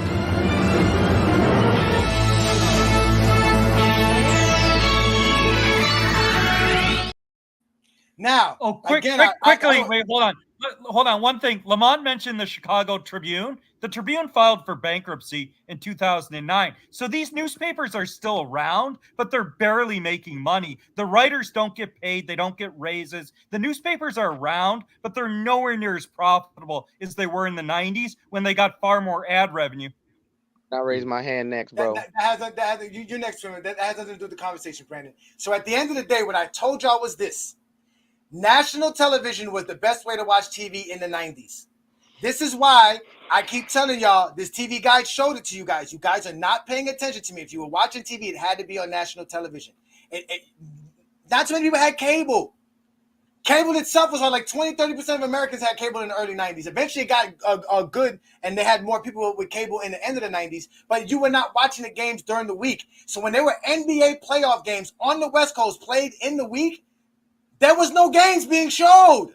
NBC did not stop their lineup of The Fresh Prince of Bel-Air and The Cosby Show and Seinfeld and Cheers and Golden Girls for the NBA. So those games never got shown. Like Max said, we had to go to the papers. So you didn't watch the games. You do what you do now, which y'all say are basically box score merchants. Dudes who go look at the box score to find out what happened. If I opened up the Miami Herald to find out what happened in the Utah Jazz and Supersonics game, I more likely got a paragraph about what happened. If I got that. Because there was the playoff games were on. There was nobody that worked at the Miami Herald that sat there and talked about the game, because guess what? That motherfucking press has to be ready by 5 a.m. So whatever article, whatever you're writing has to be given to your editor well before the actual games ended. Sometimes you didn't even get the box score for the West Coast game because the game ended too late. They couldn't even put it in the paper. That's why you write as the game. But Brandon, Again, the person who wrote that worked for Seattle, worked for Utah. They didn't work in Compton, nigga. They weren't in Compton. The LA news beat writer was not sitting there writing anything about the Utah Jazz and the Supersonic game. You had to get the Seattle newspaper or the Utah newspaper. That was the only way to get the beat writer's description about what happened in that game. Or you can do what everybody else did, which was go to Sports The Cavs hosted the Nugs at the Gund. Big night for Dikembe, who messed around and had a triple-double. Sent out a few rejection letters early in the first half. This one on Hot Rod. Then at the other end, they looked for Dikembe. A rarity, 18 points, 18 rebounds. Cleveland stayed close thanks to Terrell Brandon. 16 points for Brandon, 53-51. Nugs at the break. Second half, Mark Rauf. Came to double. You can even leave out the Abdul. The triple. Didn't have time. 13 points in the third, 32 on the night. Nugs by 9. Mark Price got it. Jalen Rose, spin, grin, good. Nuggets win by the final. 104-101. Cleveland shoots 44% from the floor. Denver, as I tabulate this, is now 14-7 under Bernie Bickerstaff. First win in Cleveland since 1989. Keith? When they out. Woo, that man said the first win in Cleveland since 1989. See that? That's just great. Now, we're going to get back to regular schedule program. I'm going to have to mute some of y'all because I got some background noise. So we're going to go ahead and let Twin Man get his word in. Then we got Avion and Gregory. So go ahead, Twin Man, get your word in, brother. So first thing I want to say is, hey, Johnny, you stole my thunder just now because everything you said I was going to say. But to reply to this dumbass comment on the screen, I'm from New York. I couldn't watch Chicago Bulls games. I didn't get stop Chicago unmuting yourself. You have background noise. I'm removing you. Don't unmute yourself. Don't show up on Go James Kingdom unmuting yourself. You're going to have a chance to speak. Go ahead, Twinman. I'm sorry. So I couldn't watch Chicago Bulls games. I could only get whoever the Knicks were playing. And that's if the Knicks were at home. So if they played an away game in the West, I didn't see that game. If they played in the Midwest, I didn't see that game. So that's 1 and 2. And then Mac, you're proving the point. You literally sat here and said you had to see the paper or you got to see ESPN. So if I'm only showing you the positive highlights and I'm not actually doing, like you said, real journalism and being objective, and I'm not sitting here shitting on the players they do now, why wouldn't you be able to see all the players in the 90s in a more positive light than you do the players now? If they're going to sit here and be fair about it. That's the whole point we're making right now. If the journalism in the 90s is objective and they're going to take us, if LeBron went 7 for 28, they would kill him. They would kill him. If Kevin Durant went 7 for 28, he's cooked. If Steph Curry goes 7 for 28, he's cooked. We already saw what they did to Jason Tatum. We saw what they did to Luka Doncic in the finals. If any of that happens to any of the players today, they cooked. They just made it seem like this motherfucker was rusty.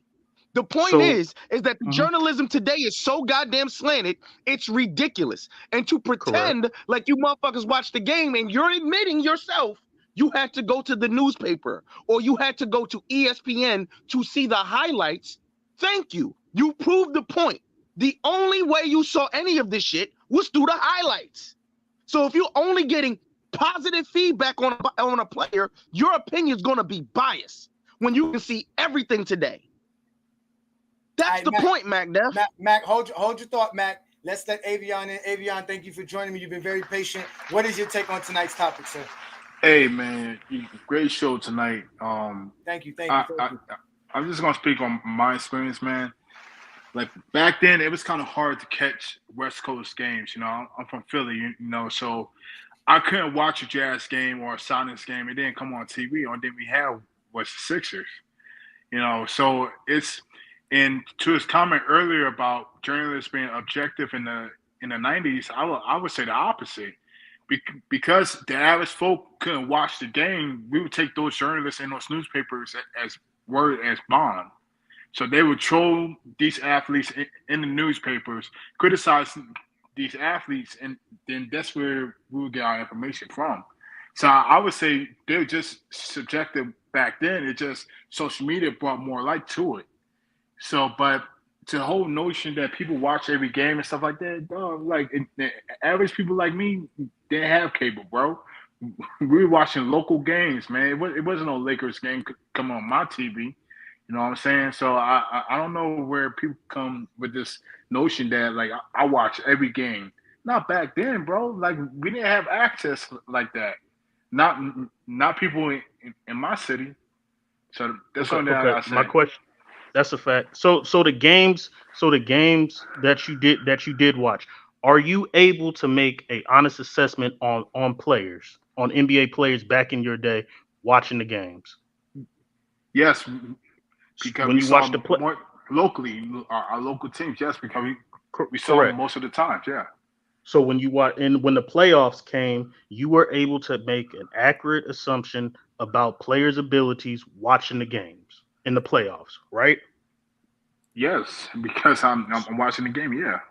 Because so it's local. I have a question for you, bro. Did you have Did you have? Let's be conservative. 10 different shows trying to bias your opinion on players back in the 90s, the way they have it now. No, Exactly. No. We're overlooking that. We can't overlook that. Yes, you're going to have your assessment. Good point. Yes, you're going to have your assessment, but let's make something clear. We're not going to sit here and pretend like you said, MacDef, people don't use this shit for entertainment. People are actually very, very gullible. So if I sit here and show you somebody's lowlights like ESPN and they're not top 10, and I show you only their lowlights, and then I have 12 different shows that say this person sucks, what do you think that's going to put in that person's mind, MacDef? That this person sucks. That the person that doesn't watch the game, correct? No. That's the point, because again, your eyes can only see what your mind can comprehend. That's how magicians earn a living. They learn to keep your eyes visualized on something while they're doing something behind your back. So at the end of the day, it's very easy for you to miss something that's available to you to see. You understand? So the highlights is like this. The way they talked about the game only allowed you to see the greatness when you was watching it in the 90s. That's why we were trying to explain to you. In the 90s, the people who were NBA fans were able to watch the game and get the privilege of watching it with all of its greatness. Now, they feed you the negativity because they have to, like you said, entertain wise. They're no longer objective journalism, which you agreed and you stated. That was your words. They did it for entertainment purposes, for clickbait purposes, because of social media, microwave society. Everybody wants everything instant. They don't want to wait for nothing. So you gotta give them something now. So that it doesn't matter if it's objective, it's real, it's TMZ. Put it out, right? That's what they did. But now your mind is clouded. So now when you're watching the game, you're saying, oh, look at the turnovers. Oh, look how he shoots and misses. Look at this game. He went 5 of 15 in this game. He's a playoff dropper. This shit didn't exist in the 90s. These type of terminology, look at his gravity, didn't exist in the 90s. They talked about the game because, like I said, when you got the beat writer who talked about Michael Jordan, he wasn't talking bad about Michael Jordan. You were not reading Peter Vessey's column on Michael Jordan or Rob Parker's column on Michael Jordan. You were reading the Chicago Tribune because you were reading Sam Smith. Yeah. You were reading that guy because those were the guys that were watching the Bulls day in and day. No, Skip Bayless was watching the Cowboys. Skip Bayless was in Texas. What the fuck was Skip Bayless? He did cover the 97 season and the 98 season. WGN covered the Chicago Bulls from 1977 to 1985. Between 1985 and 1990, they did not cover the Chicago Bulls. That's why all those games that we've been watching from 1988 that are on Chicago home games were not WGN games. It was until 1990-1991 season that WGN got back the Bulls games as a regional, and later on that decade, they went national cable-wise. Meaning now, if I lived in Miami and I got cable television, WGN was one of those networks that was available on my cable subscription. But it was actually one of the only regional channels that were available on cable subscription. It was that and the Yankees, because the Yankees were big. So because Michael Jordan was popular, WGN was able to go on cable syndicated subscriptions. And the same thing with, I think it was SNY, which I think that's what the Yankees are on. But there was no MSG. There was no Fox Sports. That shit didn't exist in the early 90s going into that. When NBC took over, that was the best place for you to watch the game because most people did not have cable. So you only watch the games on Saturdays and Sundays, and you watch the inside stuff because they didn't show the games during the week, including the playoffs. These are all facts that I'm giving to you guys. So based on our media outlets and how we watch the games, we can't comprehend the games back only then. Only for your region. So you only were able to comprehend Laker games and who the Lakers were playing against. You were not sitting there comprehending what the Indiana Pacers were going through, what the Milwaukee Bucks were going through, what the Miami Heat were going through, what the Dallas Mavericks were going through. Those teams. Yeah, they didn't talk about sports the same way that they do now. They don't exist in your realm. They didn't exist. So again, and I agree. So if we had limited media sources, which we did, and we were only able to comprehend what we the media outlet had, which was Sports Center and NBC, we did not allow fans didn't allow a narrative to how we watched and portrayed the game. False. We know what hold on, let me finish. So the dude that just talked, who's from Philly, didn't I ask you when you watched the games, you were able to critique the players? He said yes. I said when you watched the playoff games, you were able to hold on, let me finish. Because as an adolescent, I'm supposed to. I was talking to dude. Hold on, I was talking to dude in Philly. How old were you in 1995, Avion? 1995, I was 6. He didn't understand shit, Mac. Move on to the next question, bro. please. Hold on, Mac. Before you continue, bro, you can't speak for everybody because we know there's a lot of brain dead casuals out there that really do let. I didn't speak for everybody. I didn't speak for everybody. I did not speak. I asked dude. You make me sick. Cuff him. You start running a respectable business, and I won't have to come in here and hassle you every night. You are the MJ police, because what you're basically saying is that at 9 years old, you comprehended something, although NBC showed you something that you needed to see. You saw what NBC and Sports Center wanted you to see. You just admitted that. There is no other way to see it. That's why you think probably Magic. That's why you think Stephen Curry is great, because again, it's the West Coast shit, some West Coast shit. It has to be some West Coast shit. Can't be none, but it can't be national. Nobody national think Curry's the GOAT. But bro, at the end of the day, you guys were not watching the games. You guys learned the game from NBC intros and from SportsCenter highlights. So Because do you don't think? remember the games? Because again, all the stuff that we hear about the '90s, I just showed it to you with all the clips that I played.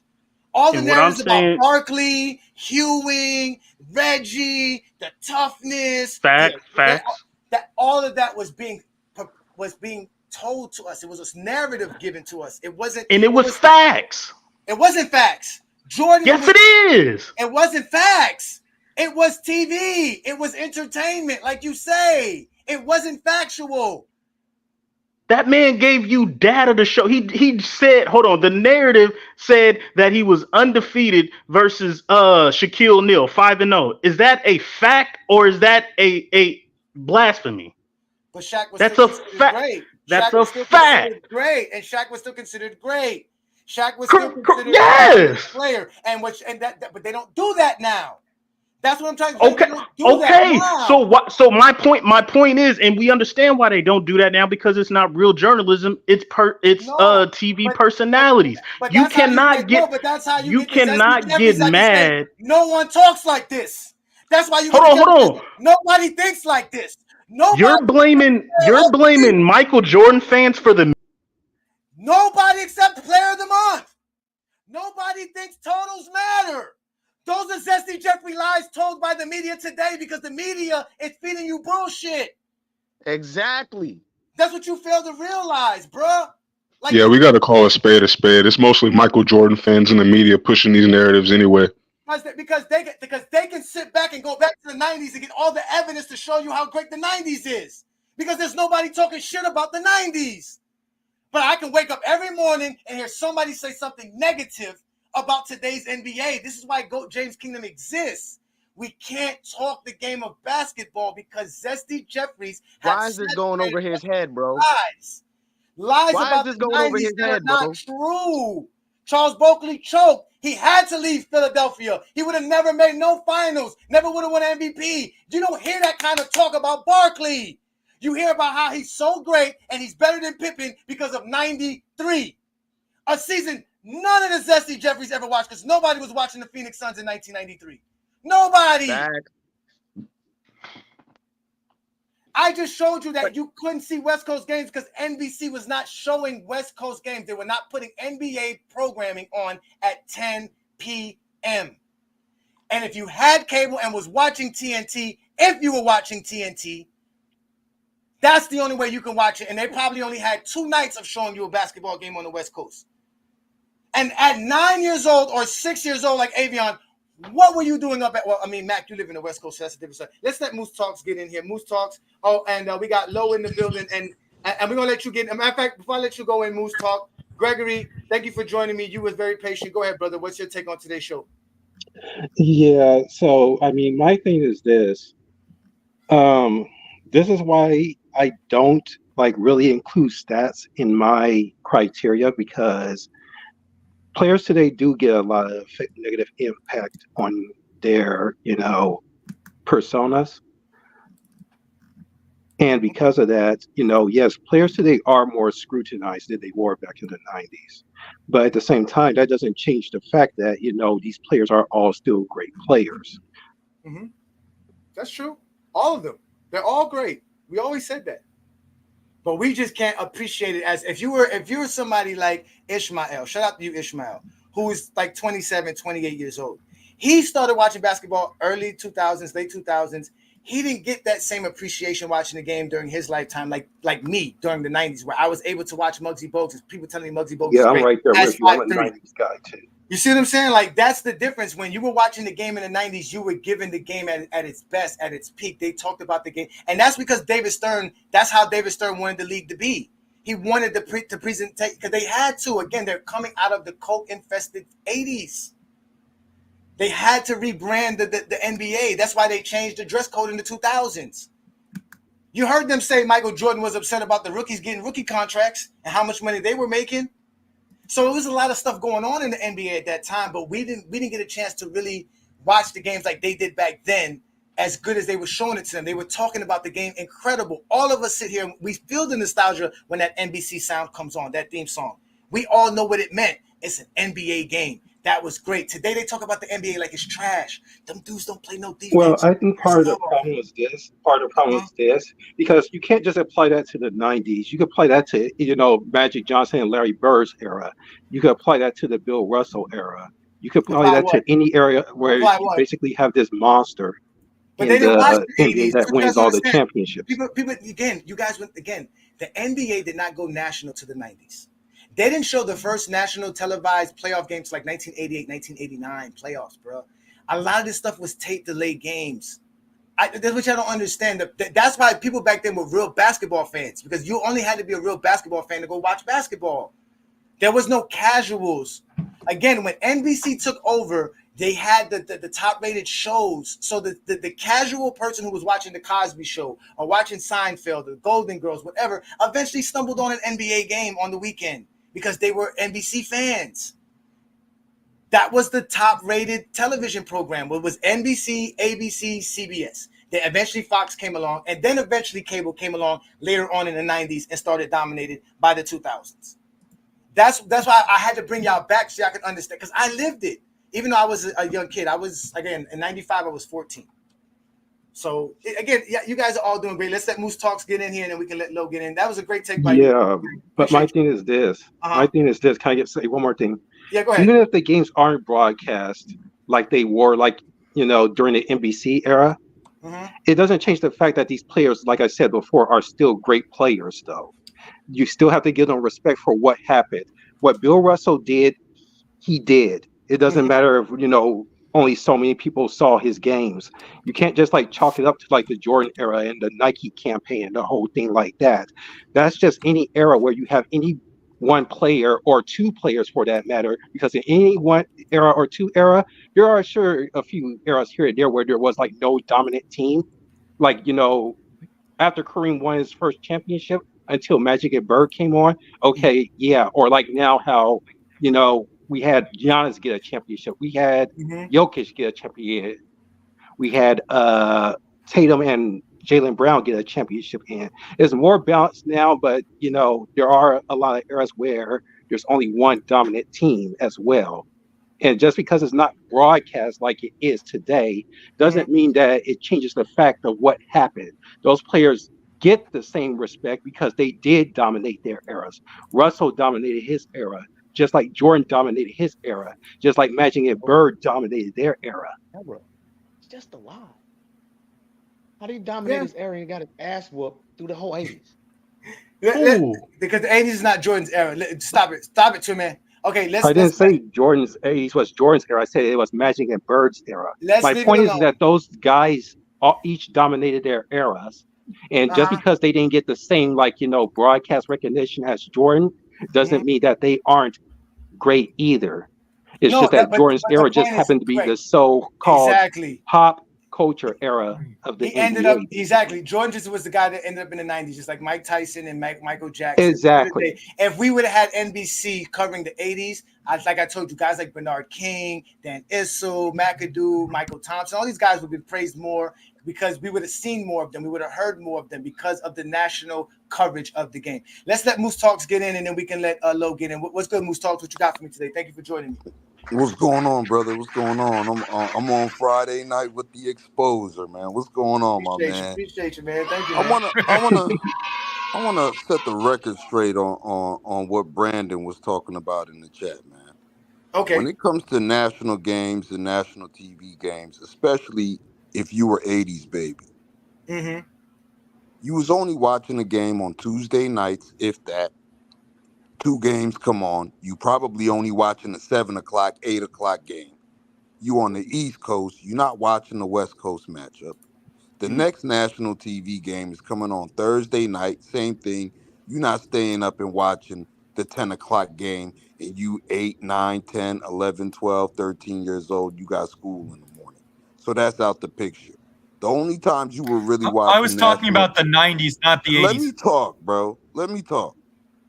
Go ahead. In the 90s, NBA on NBC, Saturday and Sundays, you get a 5-minute prelude before the game comes on. You get the halftime show. There was no post game. There was no showing you guys in the locker room. Maybe next week on the next NBA on NBC. And after the game, they going into the next game, the West Coast game. And when the West Coast game was over, they going right into your local news. That's it. And when you brought up WGN, yes, WGN became a national network. But if you lived outside of Chicago, you were not getting 82 games of the Bulls. You were getting 19 to 22 games. That is a fact. So all you guys running around talking about you watched the Bulls in the 90s, you watched them on NBA on NBC, you watched the 5-minute monologue from Bob Costas, you watched the halftime show that was 7 minutes with Peter Vesey and Sam Jones, whoever else was on there, Bill Walton barking at each other, and that was it. You watched the highlights on SportsCenter. That was it. There was no post game. There was no this guy missed this shot at the end of the game. This guy went 2 for 12. This guy's ass. That guy needs to be traded. There was none of that. There was none of that. So let's stop it. Let's stop the cap. You guys know when this negative media coverage started. And it wasn't in the 90s, man. That's all I got to say on this. And on top of that was a great take. I appreciate that. He moves that. Y'all make sure to subscribe to Moves Talk Hoops. He has his own channel. He does a podcast as well. He's always talking the game. Thank you for joining me again. I appreciate it, bro. Also Tuesdays, 3:30 p.m. right here on FYF Sports Debates in the Zone. Check us out, man. Yes, Appreciate that's a you, part. brother. Yeah, no doubt. Y'all make sure to check out In the Zone. That's one of the things I got listed right here. You'll see this call right there. In the Zone, Full Court Press, also the crossover. So all these are great platforms right here on FYF. As y'all know, it is a GJK FYF collaboration. So you brought up some great points. You said some great things about how we were able to watch the games. And the thing about the national games, again, they weren't available during the week. Because, again, NBC had their shows. Those shows got way much more ratings than anything the NBA can give them, even with Michael Jordan. So they only showed you national television televised games on the weekends. The only games that we got during the weekdays were on cable television, which most people didn't have in the early 90s, but later on by the end 90s, it was more accessible to more people, which is why the NBA eventually went to ABC in the 2000s and went away from NBC because more people had cable television than before. So they can get more coverage. Now ESPN could go Friday nights, Wednesday nights, NBC's not doing that. ESPN could. You see what I'm trying to say? So that's how the game was able to grow, but we got the bad product. The way they displayed the game, the way they showed us the game, the way they talked about the players was what made it horrible. They changed everything. They changed the narratives on how we talk the game. Everything became more of a negative base because people like negativity. People are attracted to toxic talk. You see what I'm saying? So that's not the 90s fault. Nobody says who says it was the 90s fault. It's Zesty Jeffrey's fault. No, it's not. Yeah, it's Zesty Jeffrey's fault. WGN had far more than 20 games a year on their network. The other thing is, I lived in the Chicago area, so I watched almost all of Jordan's games. I actually went to a lot of Jordan's games Colorado too. Springs area, But Brandon. WGN was a national network in the 90s, and they had most of Jordan's games on. They had much more than 19 to 20 games, and most of Jordan's games in the playoffs run too. Let him go. Let him go. Let him have fun. Let him have fun. Let him have fun. No, I'm not going to do it, bro. I'm not going to do it because he called me out earlier and he was an asshole. He put in the chat that he lived in Colorado Springs. Now he lived in Chicago. Where did you live, Brandon? That's another thing. I'm glad that you said that because that's another thing too. That's another thing about these Zesty Jeffreys that is funny. Yes, you are a Zesty Jeffrey, Brandon. Yeah, so these I grew up in the motherfuckers, Chicago area. all of a sudden, all of them are Chicago. And all these motherfuckers are from Chicago now, and they probably not even from Chicago. They probably from some Bushwick. He literally said in the chat that he was from Colorado Springs. He lived in Colorado Springs and was watching Bulls games. He's probably from Indiana. You fucking liar. He's probably from Indiana. He's probably not even from fucking Chicago. He's not even from Illinois. He's probably not even from there. But go ahead and continue to like it. That's what you do best. Go ahead, sir. Okay, so first of all, I grew up in Olympia Fields and Flossmoor. Actually, R. Kelly lived in Olympia Fields when I grew up there. I grew up 30 miles. You would have to be with south R. of Kelly's Chicago. neighborhood. That would be I grew up watching almost every Jordan game, And I also went to a number of Bulls games. I was at the 97 Game 6 Bulls finals game when the Bulls beat Utah in the finals. Kerr hit the shot. But I want to make this point to Cook, Twin Man, and you on the difference between the media now and in the 90s. The only thing so you guys fucking lie. Shut up. I'm not done talking. I'll let you know when you can talk. You shut the fuck up. You shut fucking up, liar. Bitch. Shut up. I'll let you know when you can bitch. talk. Shut the fuck up. Only thing you come up and do is cap. You're a fucking liar. You literally put in the chat. Say another motherfucking word and this shit is over. And I ain't playing, nigga. Sit your ass down. Now, you're not going to come on my show, Brandon, and get upset when people cut you off. And all you do is cut people off left and right. You don't keep my name out your mouth, pussy. Stick to the takes. Hey, listen. This is kind of a clean show. I didn't put this as a rated R show today. So both of y'all keep it clean, please. But again, you got to behave yourself, Brandon. We're going to let you lie. We know you got nothing but lies to tell everybody. Nobody cares. But you're going to sit your ass down in this dugout and behave. Sit your punk ass down. That old bullshit. Now, go ahead, Brandon. Finish your comment. Go ahead. Yeah, I mean, I'm just giving my take. I'm not even addressing. Give me your take. Give us your lie. Anyways, here's with your my lies. point. Okay, here's my point.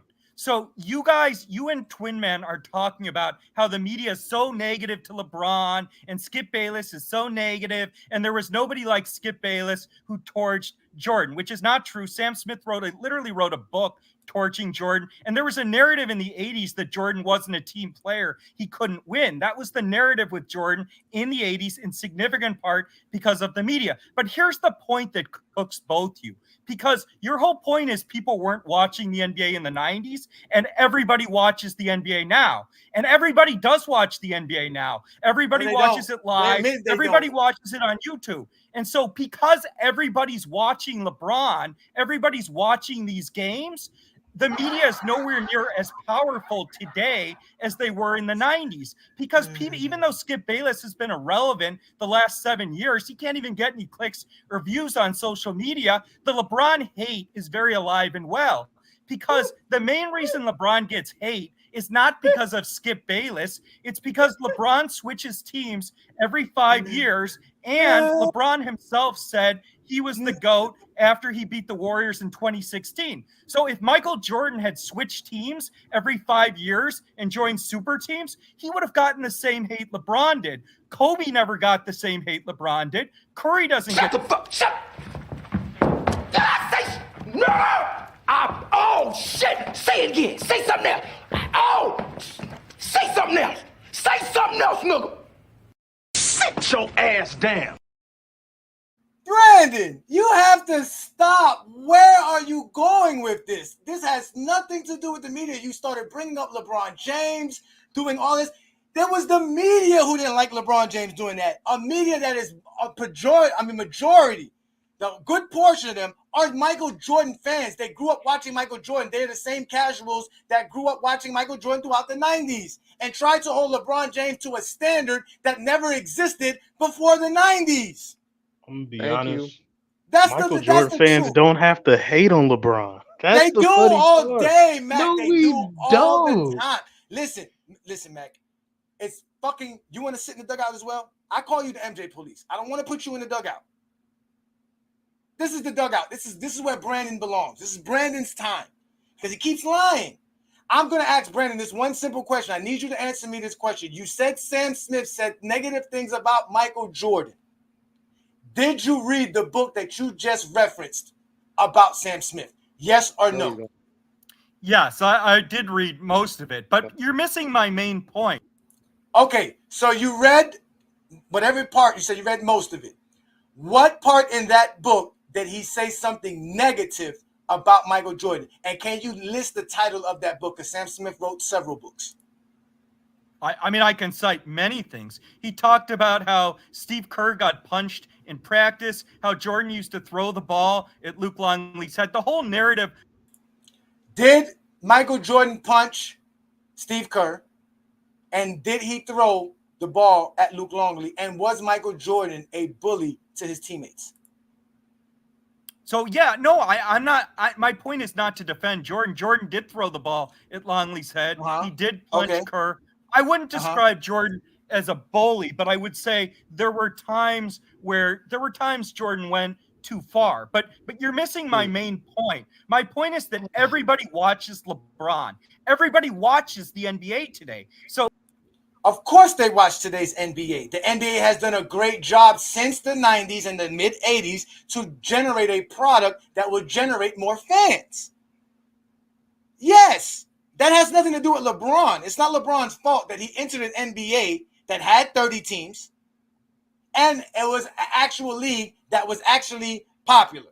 That's not LeBron's fault. That had matter of fact, y'all give Jordan GOAT status because that's Jordan's fault. Jordan did that. Jordan created the hype around the NBA. So why are you blaming LeBron? Right. Just let me get my take off. It'll be I want you to answer my question. I don't need you. No, you don't have you never have a 10-second take. I don't have to deal with you. You don't get to do what you want. You don't get to do what you want. This is fucking the Friday Night Exposure with the Exposer. Well, first of all, you have the presumption that people care what you say. They don't. Sit your ass down. Nobody give a fuck what you say, Brandon. They didn't come here to watch you speak. They came here to watch me put you on the fucking stove and put you in the 94 dugout because guess what? You were more than likely watching Jordan fucking playing baseball than you were watching Michael Jordan play fucking basketball. So, hey, Johnny, can I say something real quick? Yeah, and then go ahead because I know Mac Dev got something to say. Go ahead. Real quick. So, he punched Steve Kerr in the face. He threw the ball at Luke Longley, right? Jordan would have quit. There's even stories of him with Horace Grant. They got on the team plane, and he told the stewardess not to give Horace Grant his food. And you know what they called Jordan for that? A great leader. A competitor, yeah. Draymond Green's an asshole. They called him a competitor. Draymond Green's an asshole. So for them to sit here, so even in his, again, bullshit take, the media spun that abuse of his teammates into motivational leadership. Now, I want someone to tell me I'm lying. I want Wally to step up. Wally, why you don't want to come up on the program? Someone tell me I'm lying right now. They didn't call Jordan a great leader for abusing his teammates. Mac. Say it, Mac. Say he's lying, Mac. Go ahead, say he's lying, Mac. No, he's not lying. All right, so I mean, again, the idea again is that the 90s gave us a great product because of NBC. Because NBC was the majority of how we got the game in the 90s. And outside of that, it was SportsCenter. And like I told you, because SportsCenter was on multiple repeats, you just got a bunch of the same highlights, which basically was showing you good things about the team. They even had, they did have the top 10 worst plays of the week. I think they did that once a week, but every day was the top 10 plays of the day.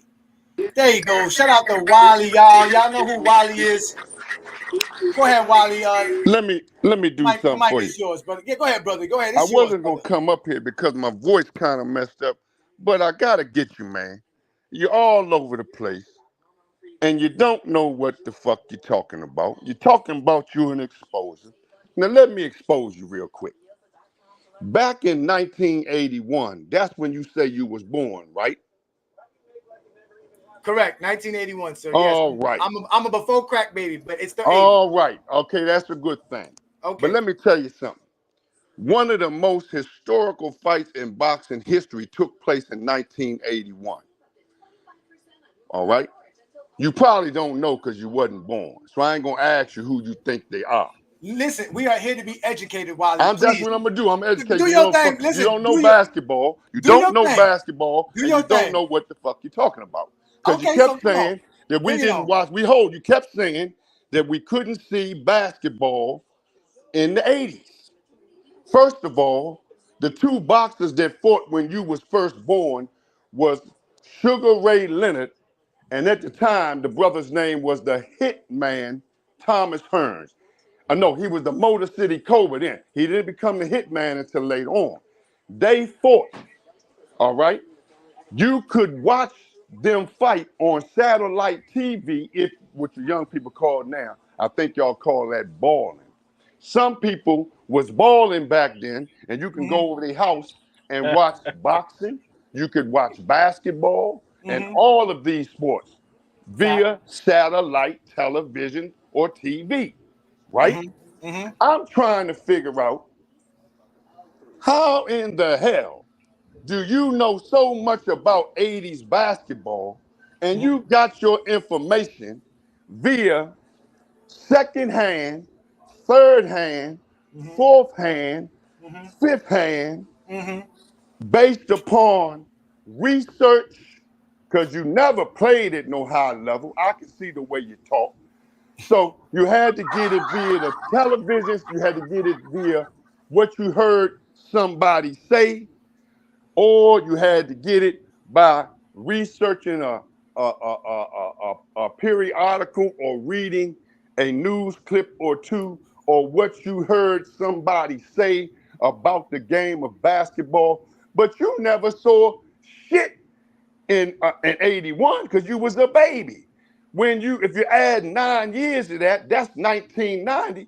So you was 9 years old. So you don't look like no guy that was off the porch at 9 years old. So you really wasn't no real basketball connoisseur in the 80s.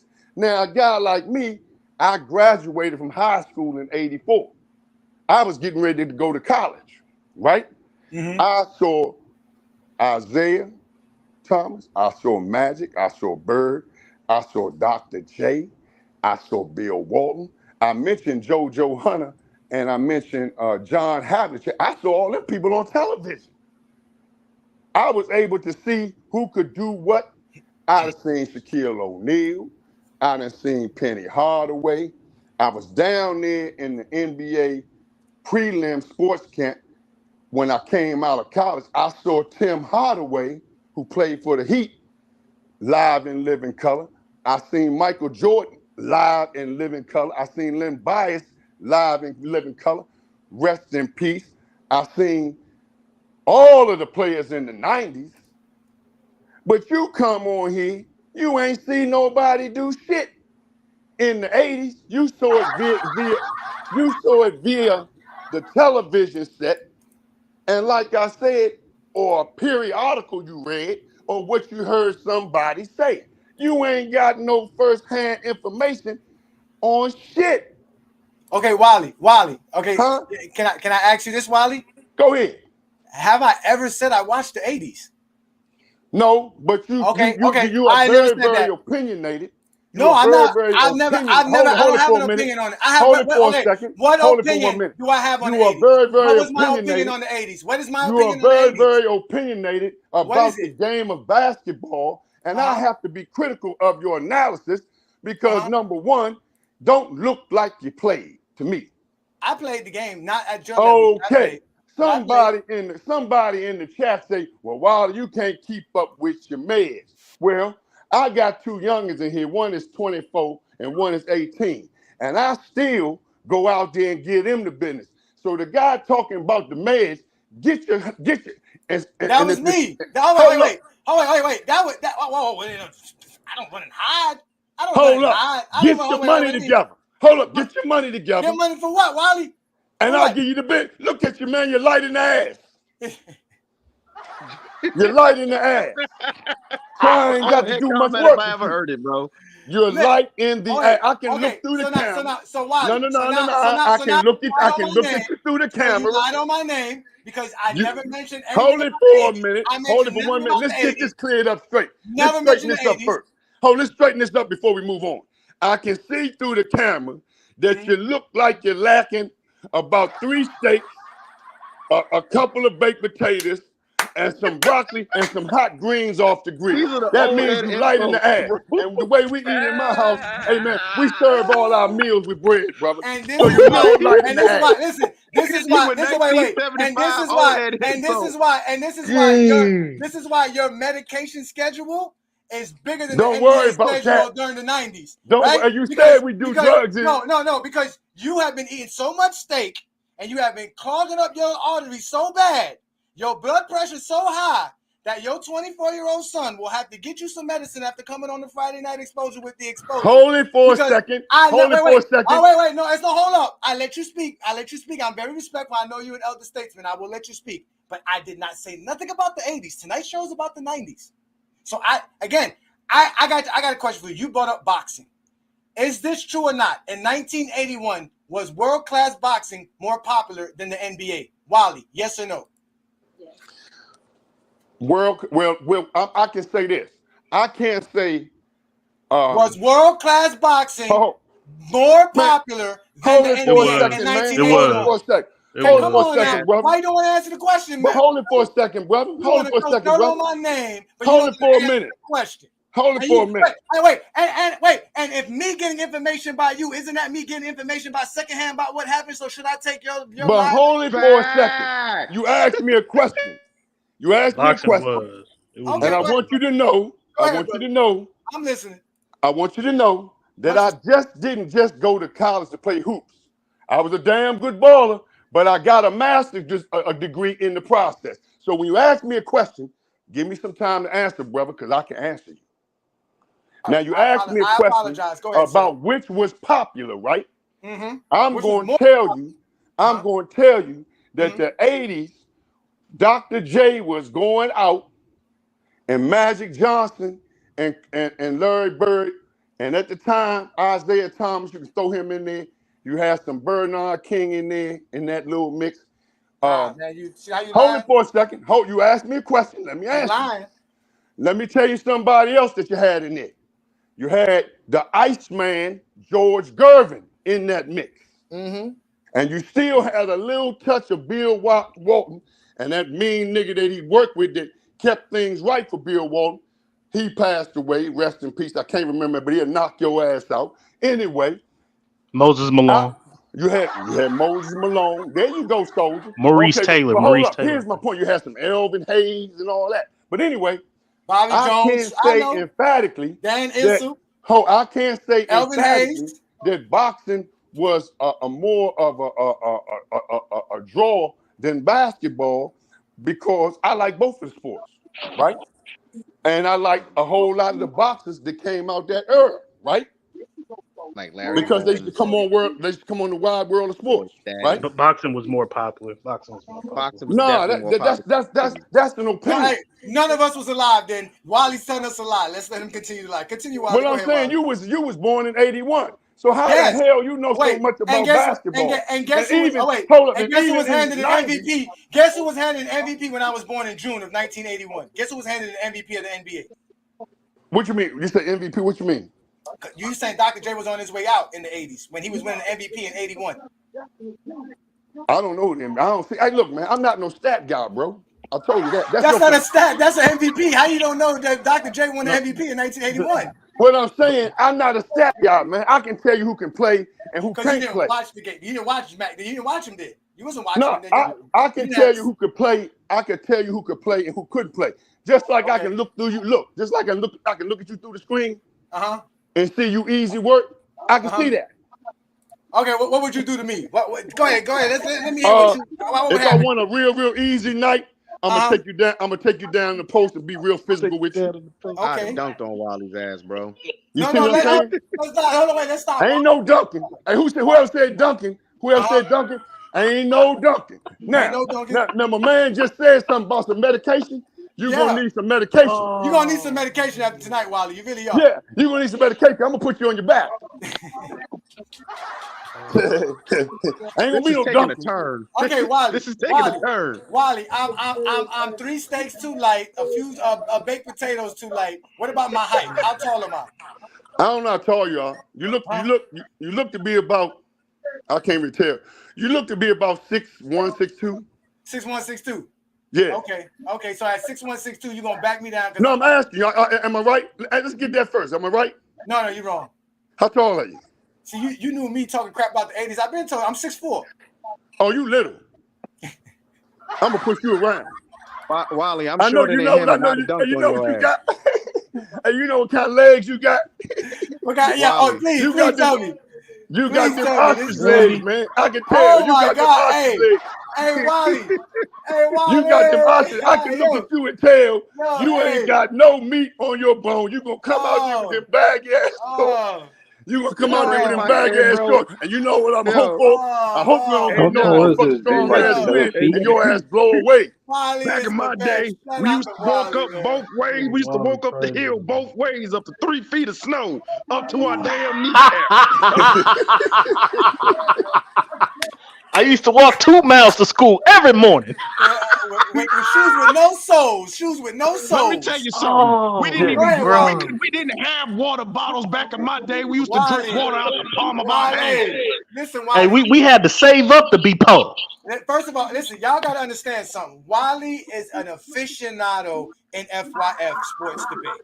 He is a Hall of Fame legend. He is who he is. We all know who you are, Wally. Thank you, Wally. You are the man, Wally. That was great. You asked me to come up. I did. I knew. And I can't, you know, I couldn't take it no longer. You in here trying to expose somebody, and your ass wasn't even 1 year old, and you talking about basketball, and you trying to compare the 3 and contrast basketball. You're trying to be an analysis. That's what you're trying to do. No, but I'm not an analysis. I'm the exposer. I'm the exposer. I expose Zesty Jeffries and dudes who can't talk basketball. So when if you can talk basketball, I can't expose you. But since you don't, but y'all got too much background. There's too many people with background. Yeah, you exposed yourself because basketball didn't start in the 90s. I know that. Okay, so if you're gonna compare and contrast talent, you gotta know what you're talking about.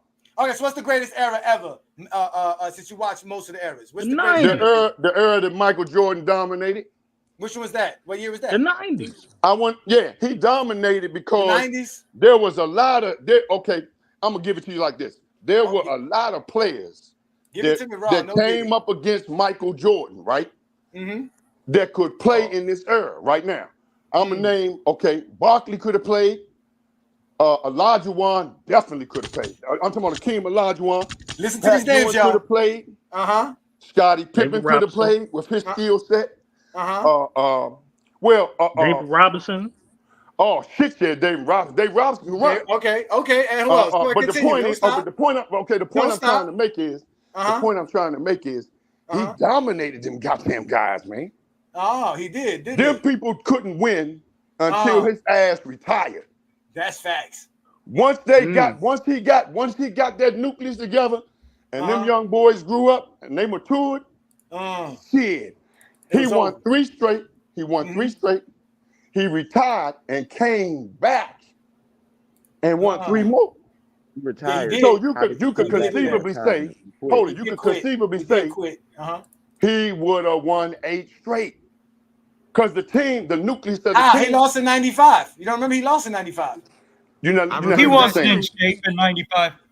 He won 3. No excuses. He won 3. He won 3. Oh, wait. They murdered his father. No. I got to take over here. It's my turn. Brandon is such a liar.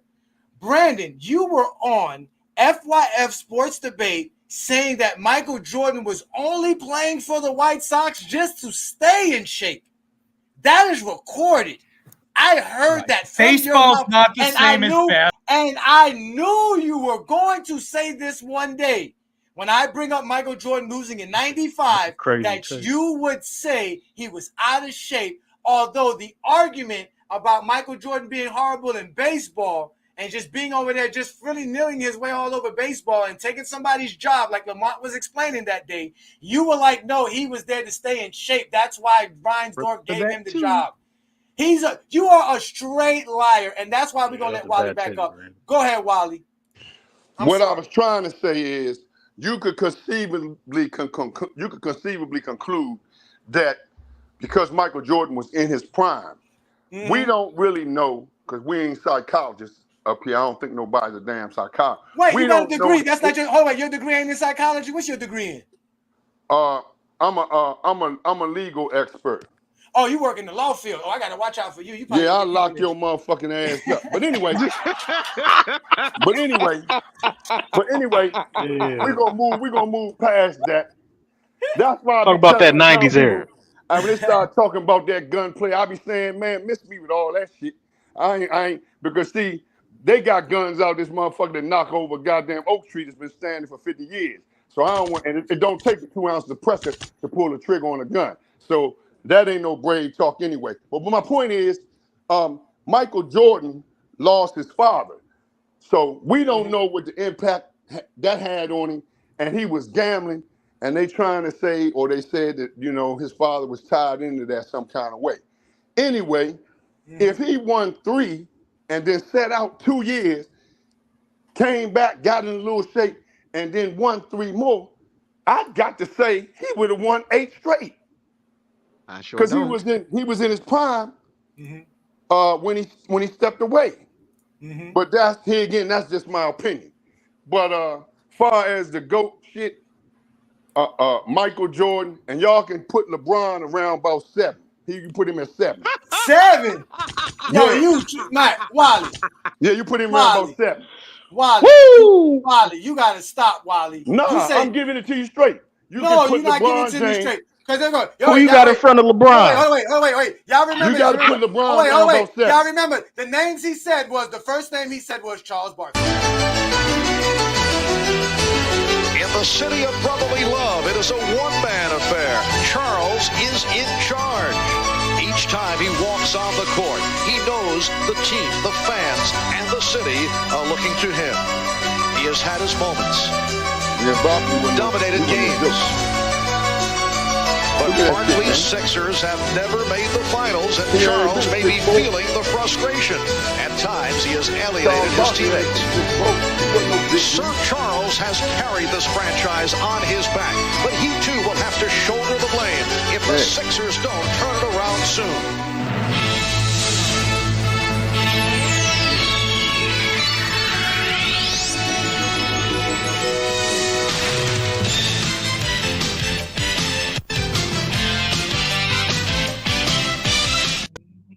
He said the next name he said was Akeem and Patrick.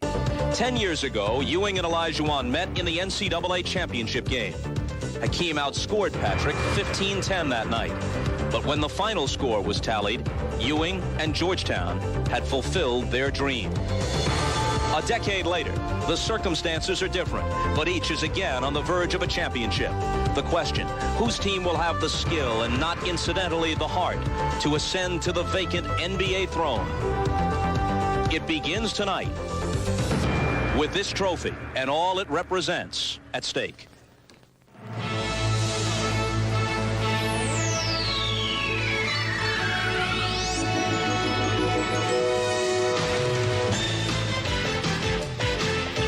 This is the NBA on NBC. Right? They said that. Then he also said David Robinson. Shaquille O'Neal is perhaps the most imposing player in the NBA. In just his 3rd season, he has raised his game to great heights, leading Orlando to the league's best record. And against the elite big men, the 23-year-old giant has stood tall. But there stands one man O'Neal has yet to defeat, David Robinson. They have met 5 times, and while Shaquille has had his moments, it's Robinson who has reigned supreme.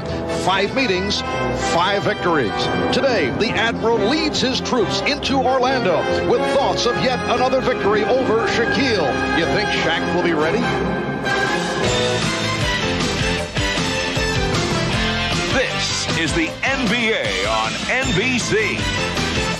Today, it's the San Antonio Spurs versus the Orlando Magic.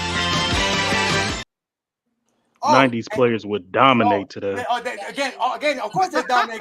Whatever, all those back players, then. remember all those dominating players. Remember, he didn't bring up nothing about what they could do. He just told you how dominant they was because again, he was reading off of an NBC intro because that's when he was watching TV. He didn't have a satellite. Are those players garbage? You didn't show Holy, bro. You didn't show. I'm not done. I'm not done. Why? I got more for you. Why you ready? Yeah, but show me some Olajuwon because I mentioned him too. I showed Olajuwon and Patrick. Remember they had them going up against each other. But I'm gonna show you the real one because this is the real nostalgia. It's Michael Jordan and Scottie Pippen, and Michael Jordan coming back. Remember, you said he took 2 years off, but for some reason that second year he was doing this.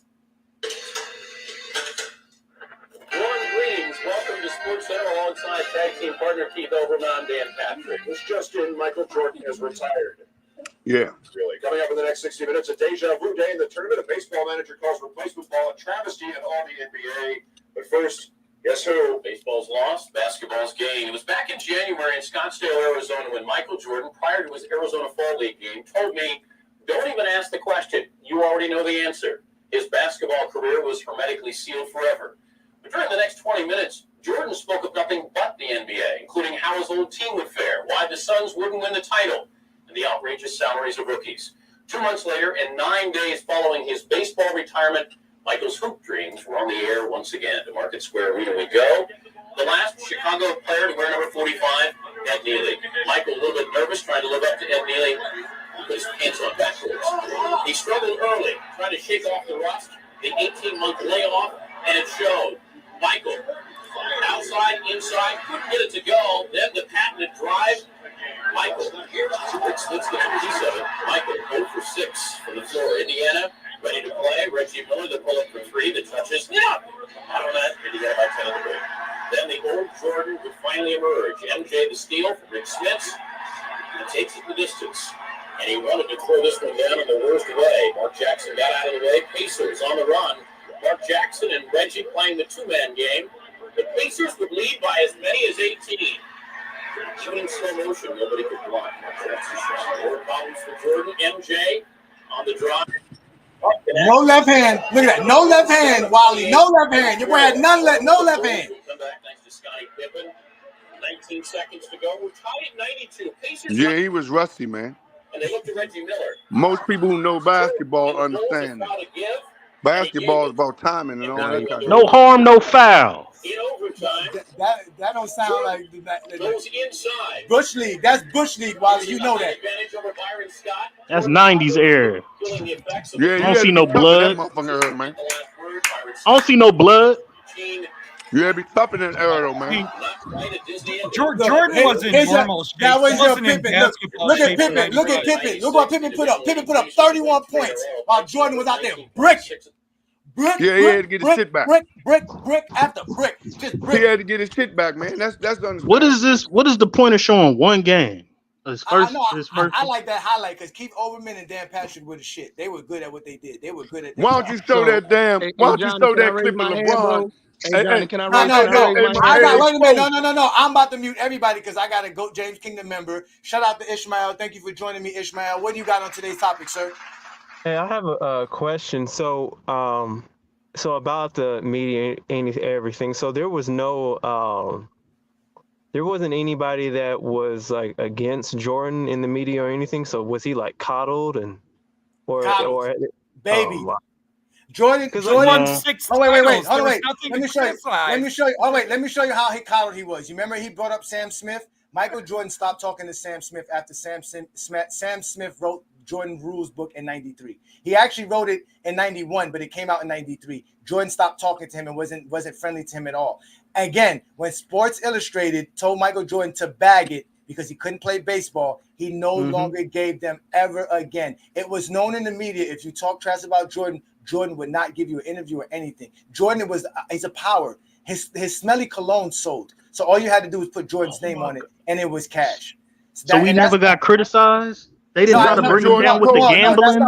That's not no. Again, wait. That's what Jordan supposed to do. Wait. Hold on.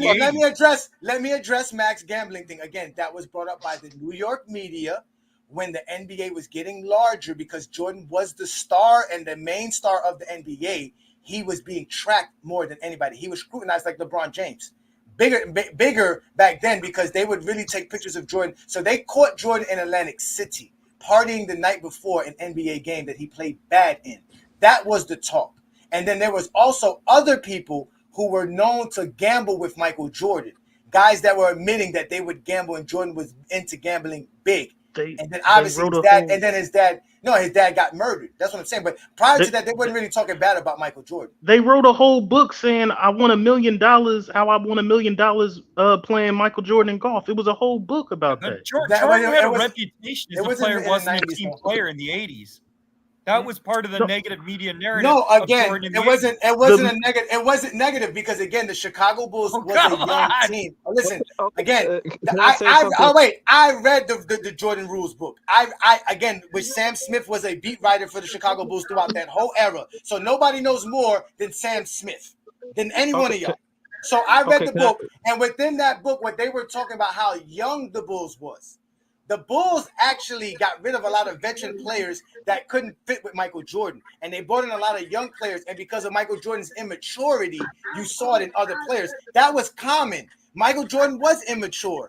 He didn't know how to lead a team. He didn't know how to talk to his teammates. These are not lies. These are Jordan not. was also labeled a guy who wasn't a team. But they player. also voted him MVP, all defensive. Can I ask a question? Defensive player of the year. All But of these. the Jordan media doesn't criticize LeBron today. It's not our fault. Before y'all go, I gotta make sure. Before y'all go, Ishmael, you got anything else, sir? So I just want to say, like, I'm trying to understand because, like, there are just so many guys in the mainstream media over the years that has talked a lot about LeBron. Whatever, it's just like I'm trying. It's not in a sense of criticism. It just appears to be a sense of an agenda. Like you can go through, you can go through so many names: Jason Whitlock, Rob Parker.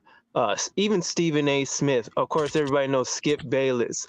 I don't even know how to pronounce the guy's name correctly. Tony Kornheiser or something.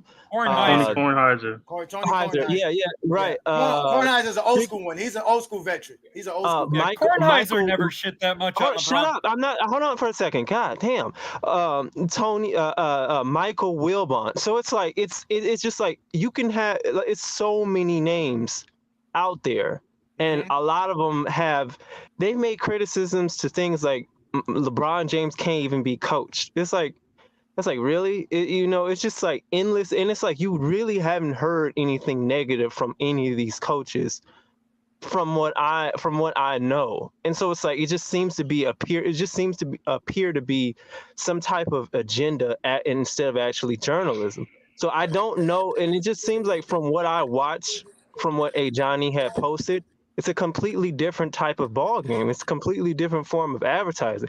It seems like they have more respect for players today. And Back LeBron, in the day. yeah, and LeBron, I know he's not the only one. Like every time you can click on something right now in mainstream media, and they're talking ill about athletes. They have no respect for any of the athletes. It's always And they have to have. I got a question, Exposure. That's a lot. But that's the new media. That's the new media. That's not Jordan's media. Oh wait, you guys don't get to cut Ishmael off. Ishmael. I'm not trying to cut him off, but my question is related to what he's saying. I know. Okay, but just give him a chance, please, Wally. He gets a chance to speak. Okay, Wally. Is it a question for me? Is it a question for me? Are you trying to ask me a question? It's a question for you, and it's based on directly on what you're talking about. Okay, so Ishmael, you ready for the question? Yeah, I'm ready. What's up? Okay, go ahead. But Wally. it's also for Exposure too. I'm trying to figure out, and it's a head scratcher for me. How is it that you guys put so much credence in what a news reporter say, what a newscaster say, or what somebody writes in a funky ass book about an athlete, and versus getting it from the horse's mouth? I come from an era where we wasn't no damn carrier pigeons, and they say if a nigga bring a bone, he'll take a bone, right? A dog bring a bone, take a bone. Y'all put so much credence in what somebody says about an athlete versus you making your own assessment and drawing your own conclusion based upon what you read in a goddamn book. How the hell do you know what is written down in a book is the damn truth if you can't verify that it came from a reliable source, and the reliable source is the nigga or the person that they're writing about?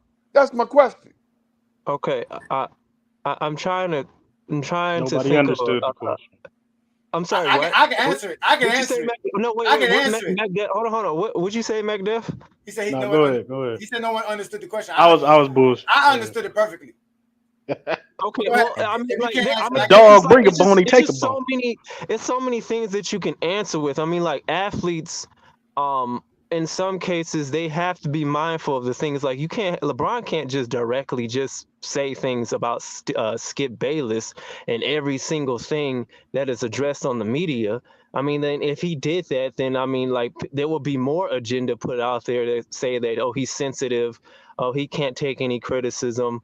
I mean, it's like you can't expect an athlete to address every single thing, and they have to be responsible of what they say. They can't just go all out like that. They are, and some people, they are like seen as role models, especially in today's type of era of basketball and sports. But nonetheless, it's just that the thing is, the issue with that is because some of these people may have an agenda, right? They get paid off saying things, and they have they're not liable. They don't have to take any accountability.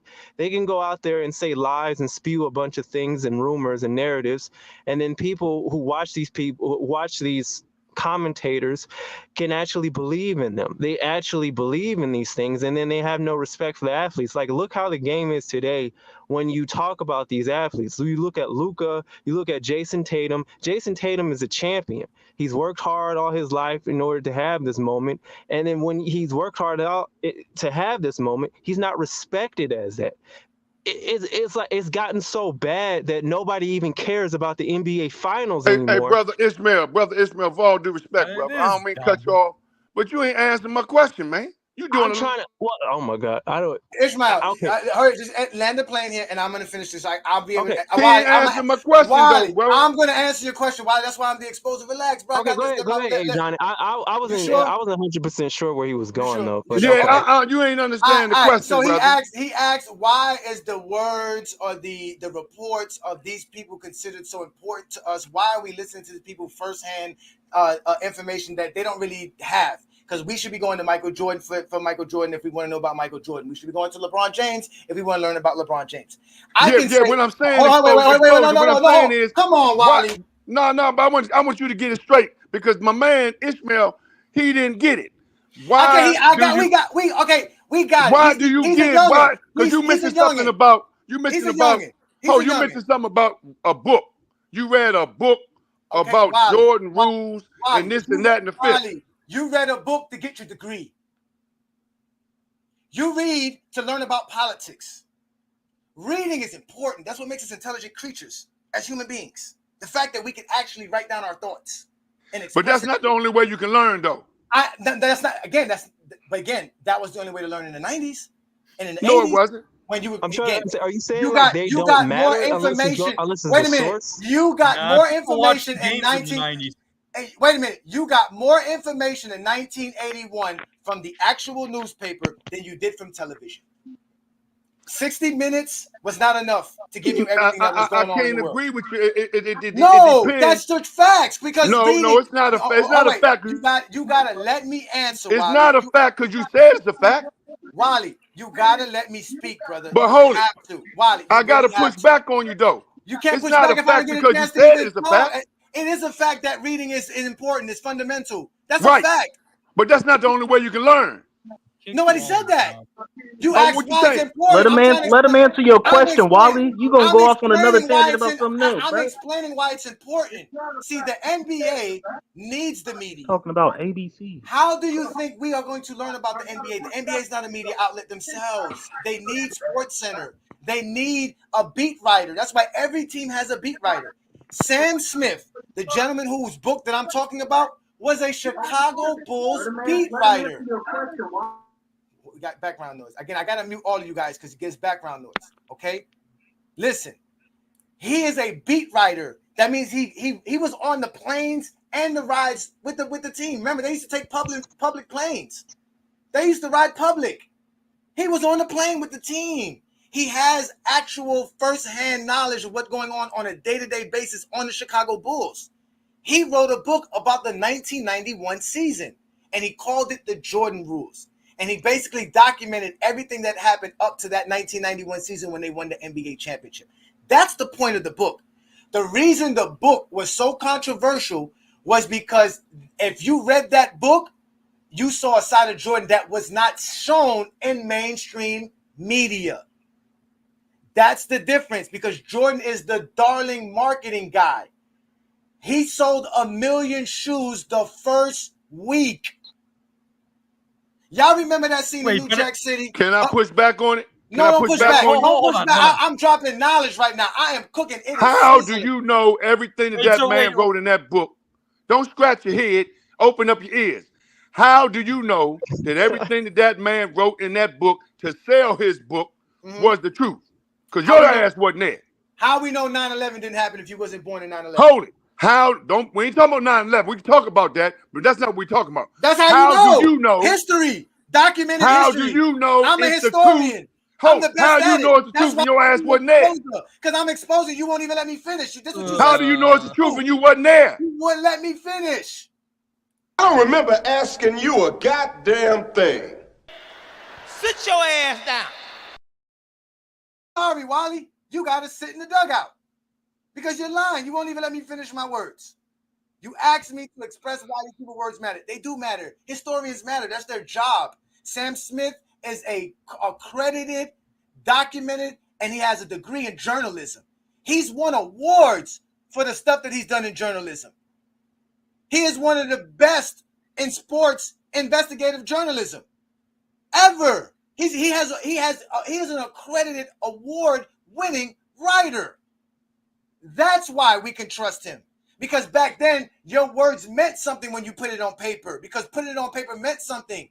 When I go on SportsCenter, like Stephen A. Smith says, and tells me that the finals appearances doesn't matter, but when it comes to Magic Johnson, his finals appearances over Kobe makes him better than Kobe.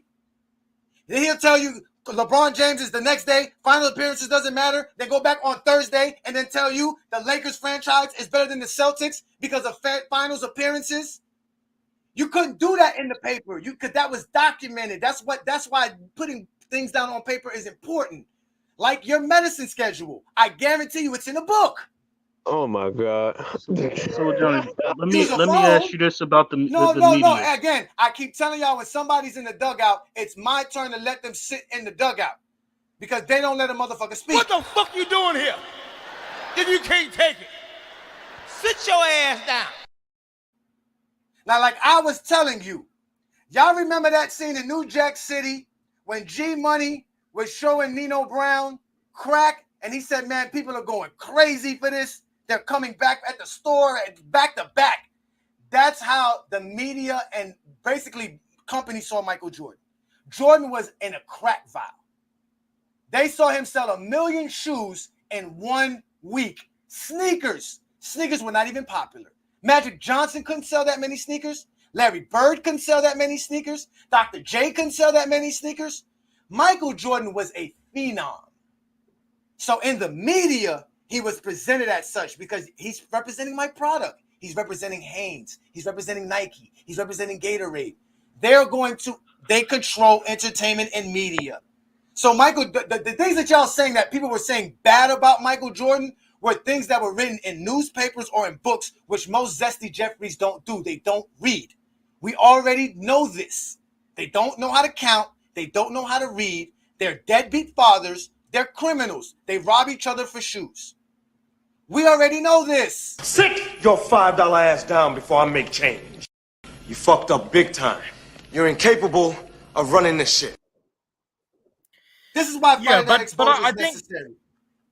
Right. Okay. Wait. So I have a question for you. So go ahead, Brandon. You got all kind of questions for me, and I got all the answers because I'm the exposer. Okay. So Friday Night Exposure. Man, you like to talk all, man. You like to do all the talking. When you critique, when you like to talk all, you don't know what the fuck you like that, Wally. You like that, Wally. You know you like that, Wally. Anytime you believe everything that's written on paper. Wait. So when you critique and you call it a leadership, there was nobody. I'm going to read who your left degree the Bulls that says because you of graduated Jordan. from college. Kyrie That's Irving bullshit. left the Cavs because of LeBron.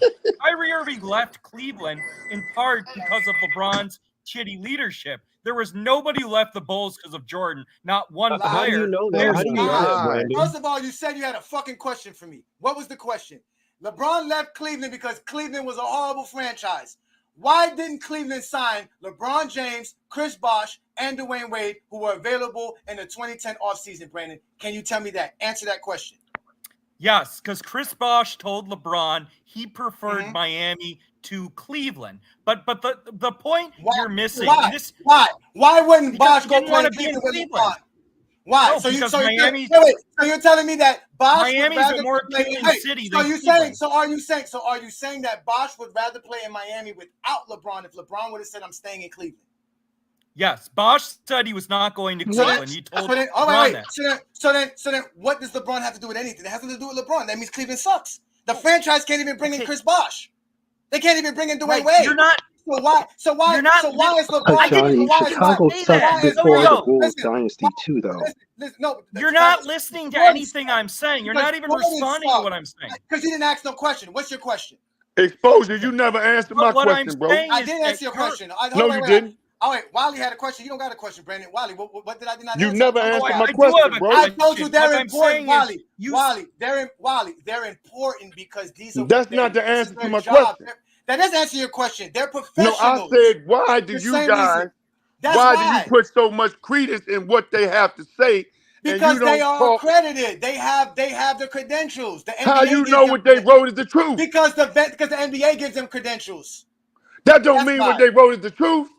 What you mean? The truth is. How do you know it's a lie, Wally? You don't how you know? That's my point. That's my you point. don't know. No. Oh, wait, whoever said that, just because you can't prove it a lie, that doesn't mean it's not whoever true. said what that young man just said, bro, y'all both have different opinions, but have no facts to back it. Wally, you can't say that, but you don't have no facts to back up your opinion. Wait. No. Listen.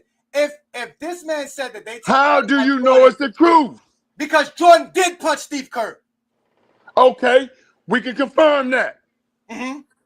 But you said you wrote it. You said you read a book. Yes. All right. If you read a book, yes. How the fuck do you know what you read in the book is the truth if you didn't get it? Because the Chicago Bulls said it was true. If you didn't get it from the Chicago horse's Bulls mouth, said it was who true. is Michael Jordan? The Chicago Bulls said it was true, and Jordan said it was true. Who the fuck is the Chicago Bulls for the organization? Wally, bro, you gotta relax. Can we please that move is on? crazy. Can we please move on? This is a pointless What's argument. crazy? Wally. Hold on, let me. Can I It's please crazy ask because you don't understand. Wally, B.J. Armstrong said that the book was true. Horace Grant said the book is true. Stacey King said the book is true. Scottie Pippen said the book is true. Michael Jordan said the book is true. Tex Winters said the book is true.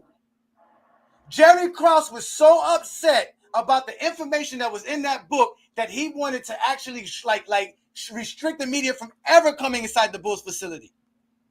Right. He wanted to trade whoever was giving out that information that ended up in that book. That's how truthful that book was.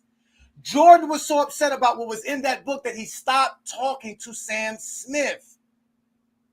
It's proven that whatever was in Jordan's rules books were facts. Bro, it's a pointless argument. Yes, a pointless argument. We actually let me ask this question real quick about the media. So let's say the media crowned Michael Jordan a darling and crowned him the GOAT. As far as we're saying, okay, let him speak. Let's say they did, right? He didn't disappoint. With this new media today, you cannot be mad. You cannot be mad at what the media did, which was real journalism back in the day. Then all of a sudden, this is just TV personalities talking and giving their opinions. If they give a bad opinion about LeBron James, Skip Bayless doesn't run my opinion or rank on LeBron James. I watch the game. I don't listen to Skip Bayless. If somebody has to say something, go ahead. Wait. No. Let him finish. Let the man finish. Continue, Matt, please. I'm sorry. All I'm saying, if the media, they can portray Michael Jordan as the GOAT, they can say this, that, and the third. To the fans who watched the games and watched the finals and the playoffs, he didn't disappoint on the narrative. When we went up to the 2000s and Kobe was next, they disappointed with Kobe. They used to write horrible stuff about Kobe. The media turned on Kobe Bryant, and we all know why. Then the new media, they turned on LeBron James as well. But this is not the narrative of LeBron James, and with Skip Bayless and all these haters of LeBron don't deliver our opinion as basketball fans in the community on what we think about LeBron. I don't listen to the media to give my opinion about LeBron. I watch the games, just like I watched the games. The media didn't make Michael Jordan the GOAT for me. I watched the games. That's all I'm saying. The media is the media, but the fans are going to be the fans. If you could watch the games and have your opinion on that, then that's cool. The media don't drive nothing. All right, so you done, Matt? So can I? Wait. Just wait. Listen, I'm going to bring back up Wally. I'm going to bring back up Brandon Katz. We're going to let Twin Man go for his last words. We're going to let Gregory go for his last words. We're going to let Brandon go. And Brandon, you got to be short because Wally, I'm going to let you end the show with the last words as far as it gets. You guys are all comfortable with that. Please don't cut nobody off. Make it very short because I have to end the show. So let's go with you, Twin Man. What do you have to say? So y'all just heard Matt Def say the media does not influence your opinion. The media told you Jordan dominated the 90s, and Jordan was dominant in the 90s, and Jordan dominated an era. Well, the last time I checked, according to the media, your era begins when you start making the playoffs, and I believe Jordan started making the playoffs in the 80s. That's why I sit here and say he didn't dominate. Don't cut me off. He ain't dominate shit. Everybody ate on his watch. The media narrative that Mac Def is going with is that he dominated the 90s. By that logic, anybody who won a goddamn championship dominated. So I don't know why when we keep on sitting here saying he dominated. No, he got his ass busted through the entire 80s. No one really saw those games. But when it started going national in the 90s, Mac Def even said it himself, we got to see the playoffs and the finals. So if I'm only getting positive news coverage, and you're only seeing my best performances, why wouldn't your opinion of me be I'm the best ever, especially if the media is crowning you the best ever? So to sit here and say they didn't influence your opinion is bullshit. That's number one. Number two, to sit here and pretend like the media hasn't had it out for LeBron James since he came in the goddamn league is just a fucking lie. From his teammates, you have entire journalists making careers off of talking shit about this man, but we want to pretend like the media doesn't influence people's opinion. I don't understand why we just can't tell the truth. You literally regurgitated an argument talking about he dominated, even though he got his ass whooped. We literally have people who continue to spew the media narrative. That's facts, Twin Man. That's fact. Good job, Twin Man. Let's let Gregory up. Thank you so much, Twin Man. You have a great evening. That was a great job by you. Gregory, any last words, brother, please? Yeah, I just want to say this. So your era doesn't necessarily begin until you win your first championship because you got to prove that you can do that first. That is the highest pinnacle achievement that you could do on a season. Then you got to prove that you could do it again and again and again. It's not just like what you have to go through in the struggles before, like in the 80s. He proved that he could do it in the 90s, and he proved that he could do it consistently. And as far as like LeBron goes, LeBron's a great player. That is absolutely true. I'm not a LeBron James fan, but you got to give him credit for his greatness. But at the same time, you have to understand that he's being held to the standard of who is perceived as the GOAT. And admittedly, you got to admit that the LeBron James fans are in the minority. So he is being held to the standard of who people perceive as the GOAT. And unfortunately, that is Michael Jordan. And if people don't feel like you've done enough to surpass the GOAT, and this is in any sport, Brady got the nod over Montana because he did things that people unanimously believed is better than Montana. So in order to be the GOAT, you have to do things to persuade people that you are the GOAT over that guy that came before you. All right. Any last words? That's it, right? That's all you got there, brother? Yeah. Appreciate that. Thank you so much. That's Gregory.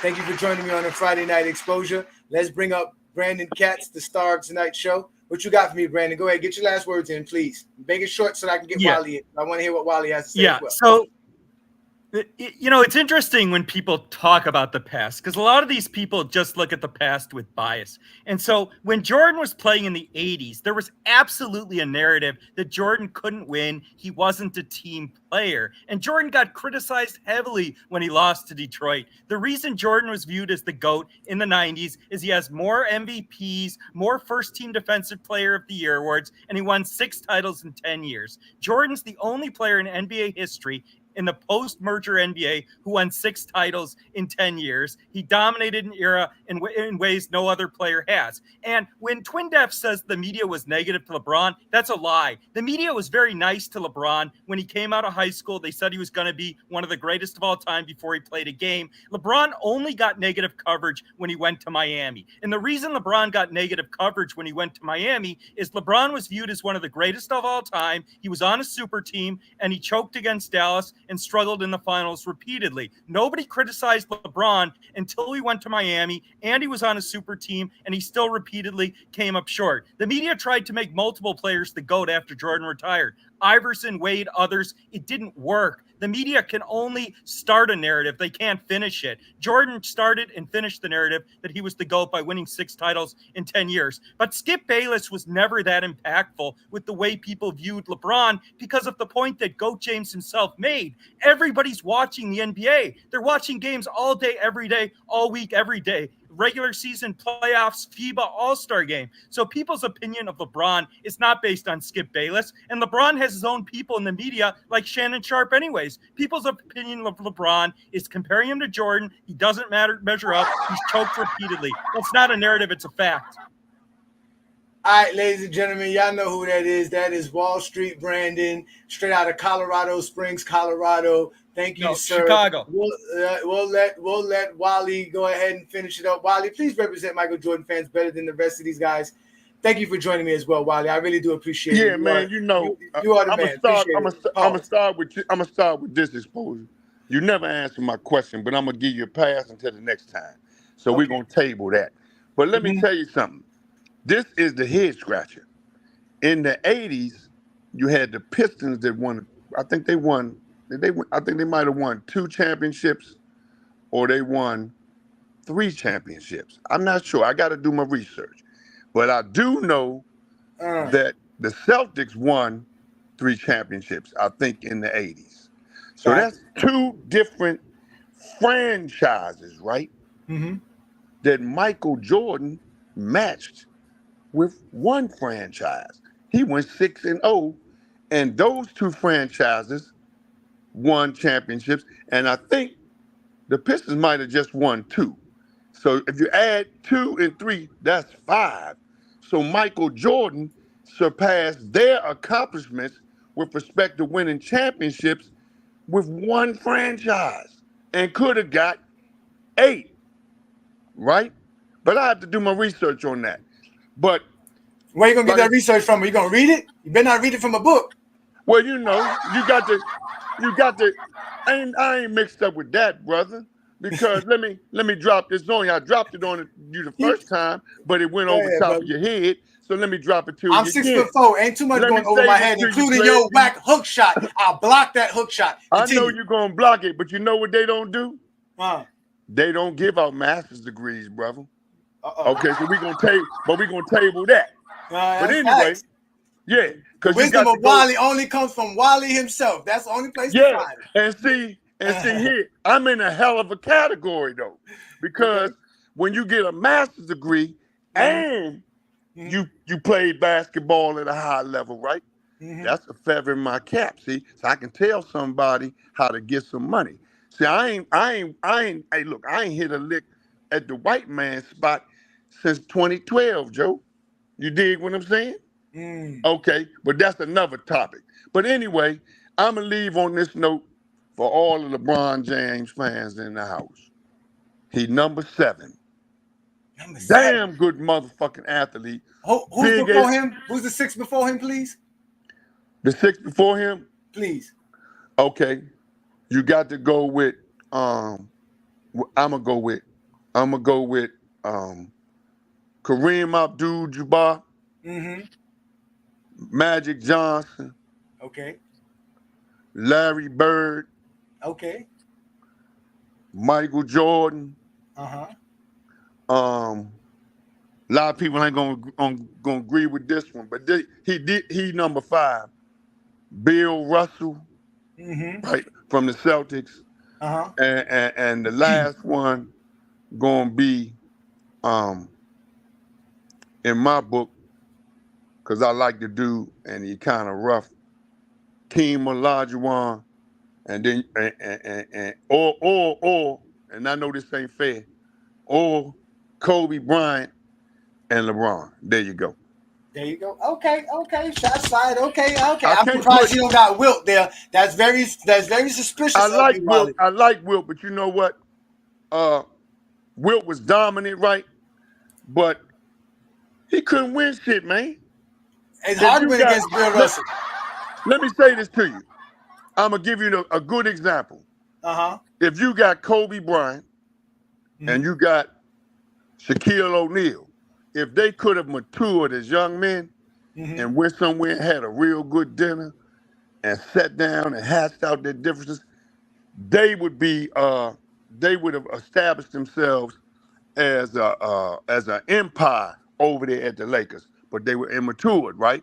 Ain't no way in the world you're gonna have the supporting cast that Wilt Chamberlain had and couldn't dominate with respect to championships in that era.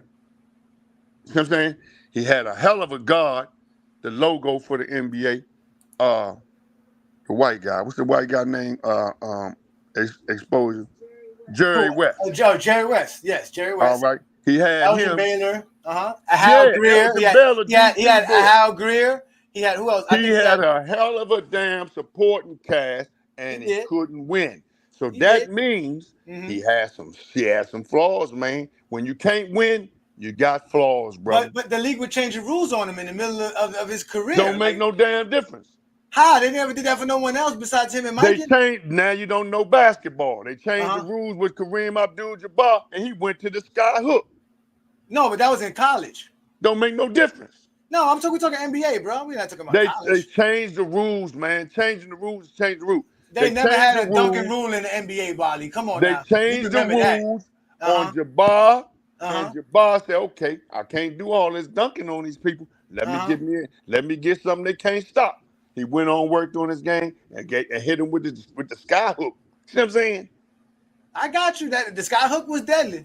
And that's what I'm gonna do to you, man. I'm gonna put the sky hook on your motherfucking ass because you don't know no goddamn basketball.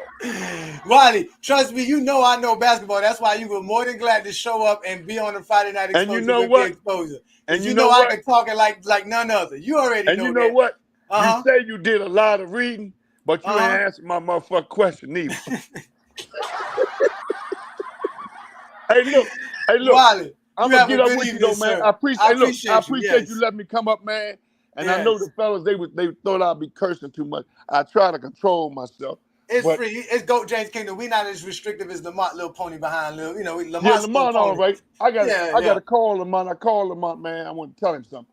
But I appreciate you letting me up, man. I couldn't come up all the time because my mouth. I had surgery on my mouth. But that's what happened when you get old, eating all them steaks and them baked potatoes. Nah, man, it was something. But nah, man, I don't really be eating that much because I can't. You know, a lot of my buddies, man, that I played basketball with, right? Man, them niggas big as I don't know what. And because when you playing basketball, you young and shit, you running and jumping shit. Man, you got to change your diet, man. You can't just be eating everything in the grocery store. Well, you guys were tougher back then, though. You guys were tougher back then. You guys were drinking beers at halftime. It was kind of different. I ain't never do no shit like that. But you know what I'm saying. You're athletes, like you say. That's your fraternity. That's your era. You got to take one for the team. You do. I'm gonna tell you something like this. You do have a lot of guys that, with respect to, and this is a feather in LeBron James cap because I don't know how the hell he doing it. He's playing basketball for the Olympic team as hard. I don't think he want to lose because he don't want that on his resume. He playing hard as shit, man. And my thing is this: for his body to be holding up. Well, they say he spent $2 million or $1 million on his body. Yeah. And that makes sense. And you can see it because for a human being to still be playing with that type of intensity and that hard, man, I gotta give him credit for that.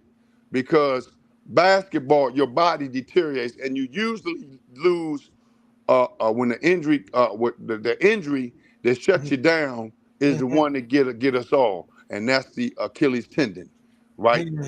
All of them get that. Kevin Durant he gonna have to bail out because he's struggling with that right now. Isaiah Thomas, Kobe, a whole lot of them, they get cracked with the Achilles tendon because you can't take. But he's still moving and grooving, man. So whatever regimen he has, he got a real professional, and he holding up, man. I'm impressed with that, to be honest with you, because I played, and I know what type of pounding. Man, after every game, you got to put that ice. Sometimes they gonna get on you for your words. You know what? It's not your cuss words. When you say stuff like pounding, they gonna be getting at you, Wally. Now, I know that's some new stuff to you. That's that homosexual stuff. Yeah. They'll get on you. I don't get down like that. I don't get down like that. You gotta say pause after you say something like that. On some real shit, if you come at me with some shit like that, I might have to look. I have to pull out my boxing skills then, and if that don't work, we got to go to the 2 ounces of pressure. I know that motherfucker gonna work. Thank you so much, Wally. Thank you so much. I appreciate it. All right, be good, man. brother. Hey, Listen, stay safe, my man. I will, man. I appreciate you, man. Again, that is Wally Lancaster, man. He is a legend. He's played the game. He talks the game. Even though he likes Michael Jordan, it doesn't matter. That's what we do here in GOAT James Kingdom. This is what we do on FYF Sports Debate. We let people speak. We do this all the time. This is nothing new. This is the Friday Night Exposure with the Exposure. Y'all can catch me every Friday right here on the GOAT James Kingdom platform. So y'all make sure to hit that like button, hit that subscribe button, become a member of the channel. You can also follow us on other platforms. FYF and GJK is on YouTube, Facebook, IG, TikTok, Twitter, Discord, Twitch. We're all over the place. So please go ahead and sign up to our channels. Go up to become a member. It doesn't hurt to become a member of the channel. Support what Lamont does. Support what we do here in GOAT James Kingdom, because we are just a bunch of basketball fans and we only talk about the game, and we do it like none other. If you really want to catch me again, I'll be live Sunday noon Eastern time, right on the GOAT James Kingdom show with my partner, B. Lee, the sports analyst. I'm the exposer. He's the sports analyst. We go live every Sunday noon Eastern. We've been doing it now for well over 2 years, and we're going to continue to do it. This week, we're going to have another great discussion. We talk the GOAT debate. We actually allow the GOAT debate to happen in GOAT James Kingdom. You're not going to find a GOAT debate nowhere else like you find it in GOAT James Kingdom. So this is what we do best here. So y'all make sure to check us out every Sunday noon Eastern time where we talk the game, and y'all can go ahead and enjoy a Sunday afternoon. But tonight is the Friday Night Exposure with the Exposer. And every 9 p.m. I go live because I'm the Exposer. First, let's start off with Gregory talking about Michael Jordan and how much he wins and the domination of winning. Again, Michael Jordan is not the most winning player in NBA history. If you want to say his era started in 91, that's fine. He had a nice era. But there was other players who had great eras. And mind you, Jordan didn't have no comp in his era. Bird had comp with Magic. Magic had Bird. Wilt Chamberlain had Bill Russell. LeBron James had Kobe, Tim Duncan, Stephen Curry. All these great players that he's played with. He has played in the greatest era ever. He's played against 40% of the players that ever played the game of basketball. And majority of them are the best players to ever play the game of basketball because the better players have played in more recent years than in the 1900s. So to Wally, I answered your question, brother. You must read. Reading is fundamental. Read a book, nigga. That's one of my favorite songs of all time. Read a motherfucking book. Open up a book and read it. You should be reading books every day. Every month, you should have a book in your possession that you said that you read. I had a whole bookshelf of books that I read. And I don't like fictional books. I like actual, I don't like non-fictional books. I don't like fictional books. I like non-fictional books. That's what I do best. And Brandon, you keep coming up here saying the same nonsense about LeBron James this, LeBron James that. You can't say Jordan is great without mentioning LeBron James. I guarantee it. Because everything you're going to say about Michael Jordan will be Bill Russell's career. It will be someone else's career because, again, I brought y'all back to the 90s. I showed y'all how the 90s was. Y'all took a journey back in time with me. I showed you the birth of the Zesty Jeffries. I showed you all of this. Oh, look, I got Low in the building. Look at that. Matter of fact, let's bring in Low, because shout out to Low, because, you know, if Low shows up, I'm going to get some. Shout out to Low. Thank you for joining me, Low. Let me fix this up right quick. Appreciate you, man. What's good, brother? Thank you for joining me. What up? Now, I was gonna be quick. I was just gonna because we're gonna be on earlier, but I got caught up doing something. And yeah, the whole concept, like, because I was here earlier when y'all was sitting here yapping about the the TV and all the media reporters and the writers, et cetera, like, bro, y'all have to like stop with the shenanigans, bro. Back in the day, they're genuinely, they just were not like, there's no same type of media coverage there is right now. So there's absolutely no way that y'all are watching anything at whatsoever with any level of attentiveness that would come close to what's actually happening right now. There's just not. It's literally impossible. So I like this argument of like what people may or may not have done or how they used to communicate and talk about things. No, bro. Even the way that we even discuss certain players right now in the 90s, God know for a fact if that shit was happening right now. If it was happening right now, it would be y'all the way that people would be discussing about like Malone and Stockton. Like I tell people all the time, there's no way that two players who are either the best or second best at their position could go that long without ever even making the finals, let alone having a losing record in the playoffs, and that we would not be looking at them in a completely different light than we do right now. There's just absolutely no way. The way that y'all discuss Harden would be the same way that y'all would discuss Moses Malone, especially John Stockton. There's just no way. I mean, yeah, but that's what we were telling him because again, the whole point of the show was I took him back to the 90s. I think you're like in your early 30s, am I correct? Yeah. Yeah. So I took guys back so you can see it, and I tried to show them how games were not on television like that. You guys were not watching the games. I had to bring up a TV guide because they don't know about TV guide. You know about TV guide? Yeah, I do actually. You see what I'm saying? So if you look at the TV guide that I brought up here, and you can see what's on television, there's like 30 channels here, brother. Like that was what was on TV. So when NBC took over the NBA and it went national, that's the only way that we would get nationally televised games. We weren't getting West Coast games. So we barely saw Stockton and Malone. We barely saw the Sonics and the Lakers. You see what I'm saying? Especially the Lakers, because at that time they lost magic. They lost their aura. They didn't have the Showtime Lakers in the 90s, throughout the 90s. You see what I'm saying? So we didn't get a chance to see that because NBC slate was Cheers Monday night, Bill Cosby Tuesday night, Golden Girls, you know what I'm saying? Like that's how their slate goes. So they didn't have no basketball game on at no 7:30, 8 o'clock. And they definitely were not showing no 10 o'clock game.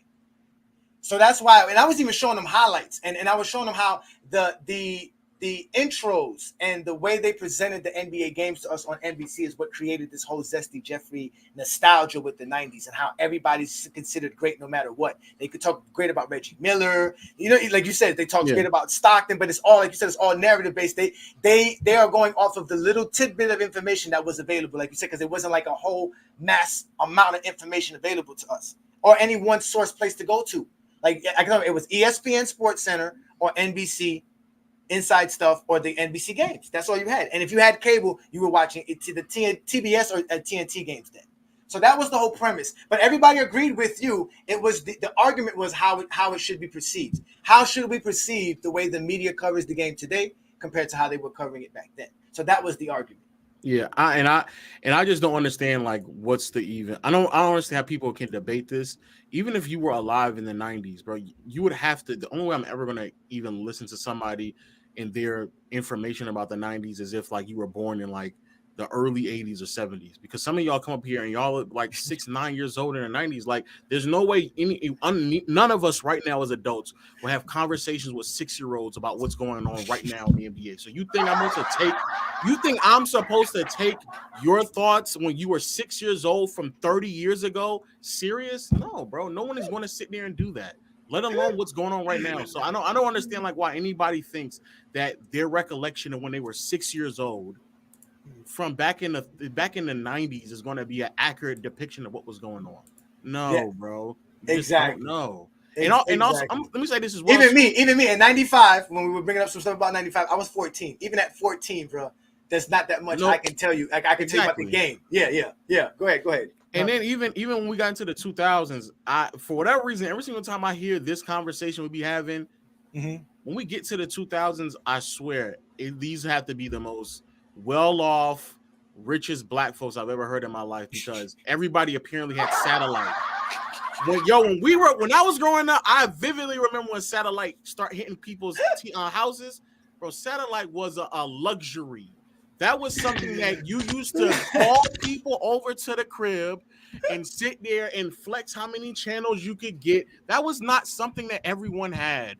That was like something out of every 10 people you may have known who had satellite TV. Satellite TV was not a common thing. It just wasn't. The reason why people had boxing parties back in the day is because there was only one person who had satellite, and everybody had to go to that one person's house and watch the game or watch the match.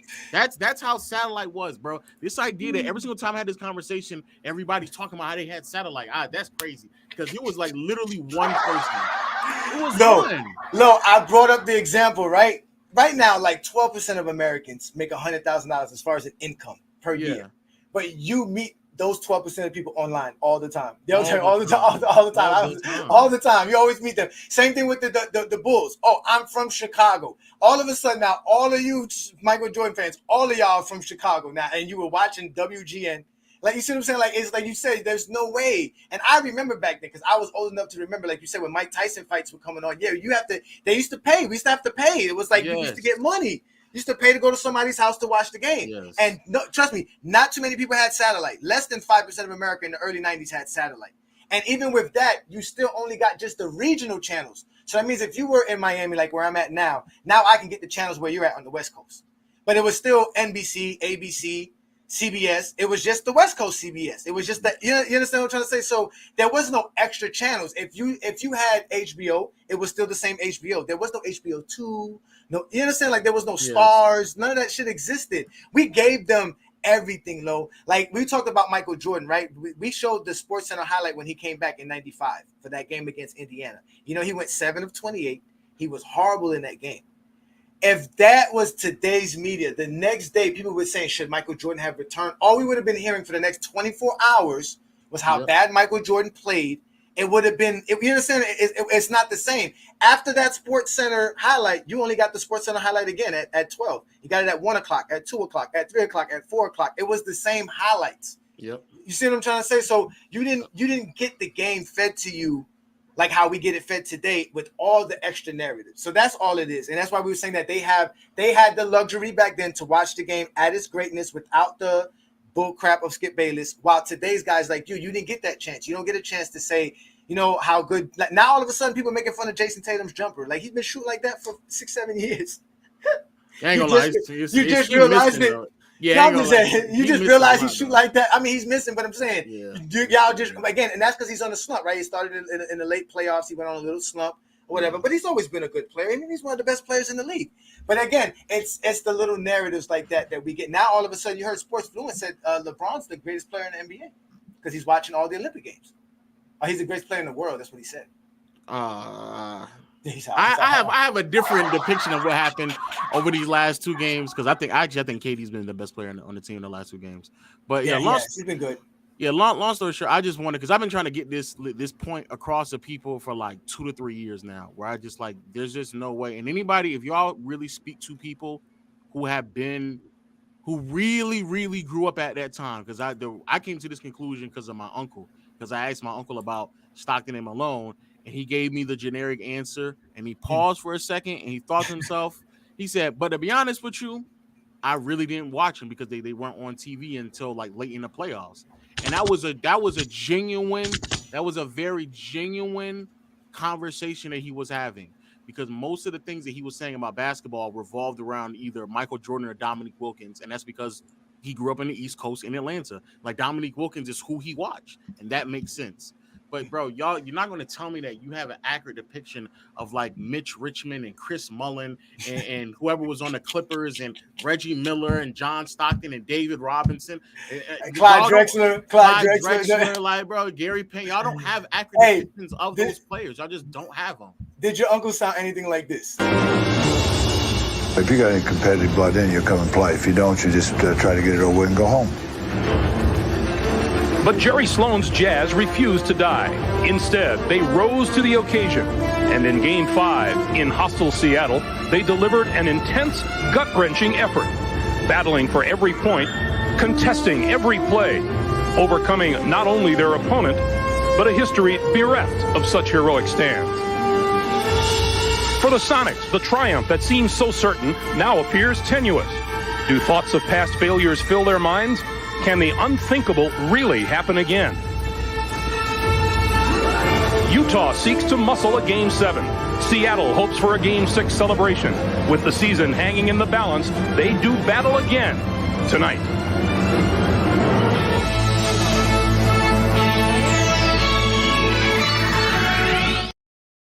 That's how he sounded.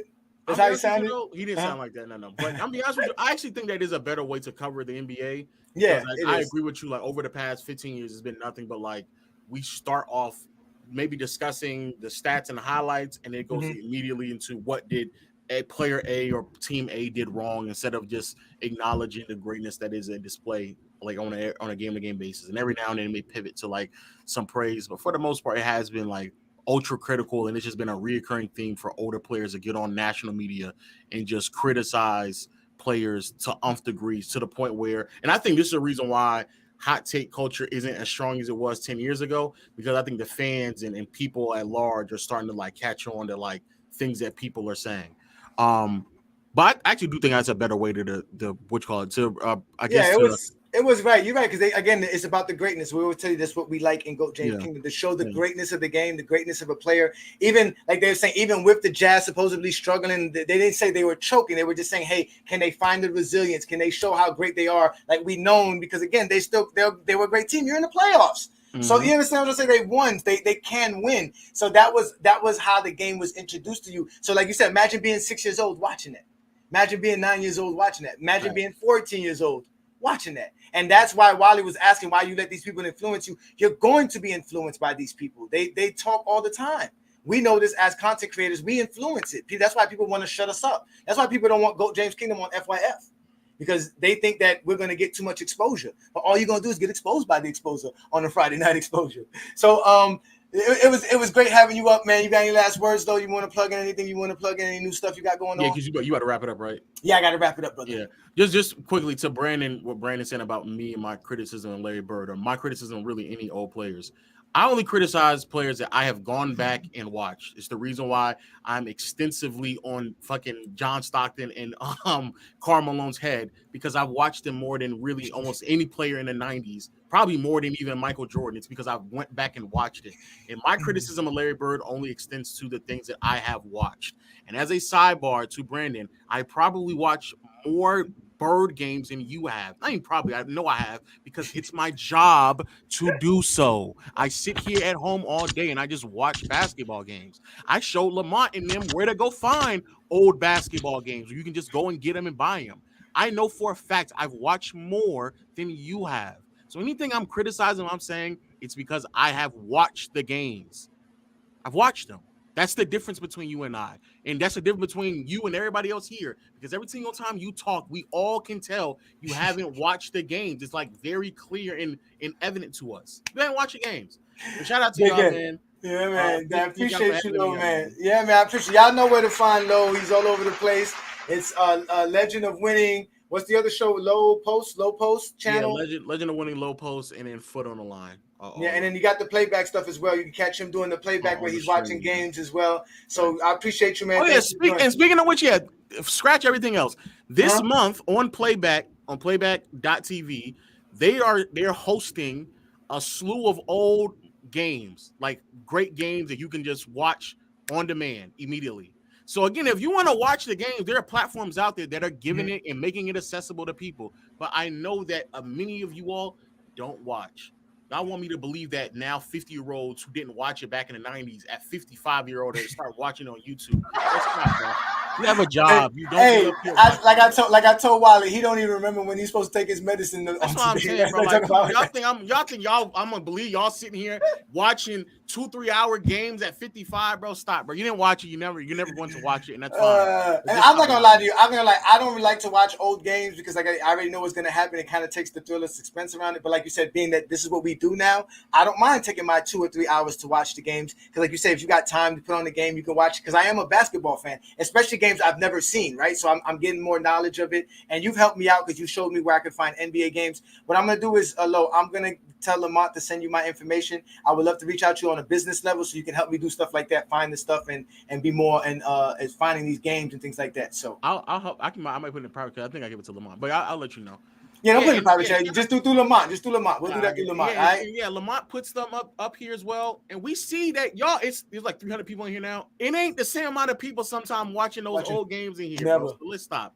No, it's not. They're not. Matter of fact, they talking about WGN. None of those Chicago Bull games I watched was from WGN. It was all Sports Channel. So y'all are all liars. They were not watching the game. That's the other thing I want to say real quick. WGN did not become nationally known until like the mid to late 90s. When they were starting to first become national, they were exclusively in certain cities and states, but that's it. They were not national all the way out the gate. They slowly started to become national throughout the 90s, and then eventually they became nationally wide, but they weren't immediately national. No, they were not. Yeah, we touched on all that, so y'all can all go back. Like I said, I brought y'all back to the 90s. I brought them back to the 90s when they were smoking cigarettes in restaurants. We had roll-up windows. We had Astro vans. That was the 90s. I took y'all back to that era to where y'all can talk the game. So I appreciate you, little man. Thanks so much, brother. I'm gonna let you go, man. Thank you so much, brother. It's been great, man. Again, y'all, this is the Friday Night Exposure with the Exposer. I'll be back next Friday night to do this again with y'all. I like doing this. This is fun. Again, you guys make sure to subscribe to the channel, all right? Subscribe to both FYF and the GOAT James Kingdom platform. We're going to be back again next Friday night, 9 p.m. Eastern, but we're also going to be live on Sunday noon Eastern time. Excuse me as I'm losing my track of thought here as I'm trying to get up out of here. It's been a great show. I want to thank everybody that showed up. Shout out to all of you guys that came up on the panel. We appreciate you, gentlemen. Again, this is the GOAT James Kingdom platform. You have now been exposed by the Exposer. Y'all have a great night. Peace and blessings. My calculations are correct. When this baby hits 88 miles per hour, you're going to see some serious shit.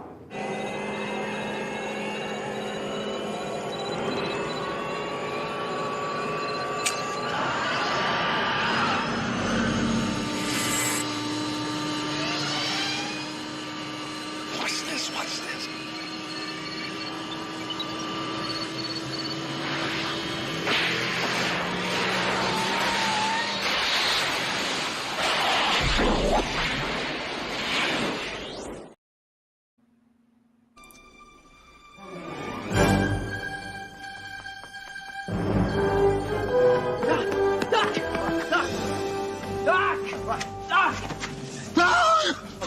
Okay, relax, Doc. It's me. It's Martin. No, it can't be. Just sent you back to the future. Oh, I know you did send me back to the future, but I'm back. I'm back from the future.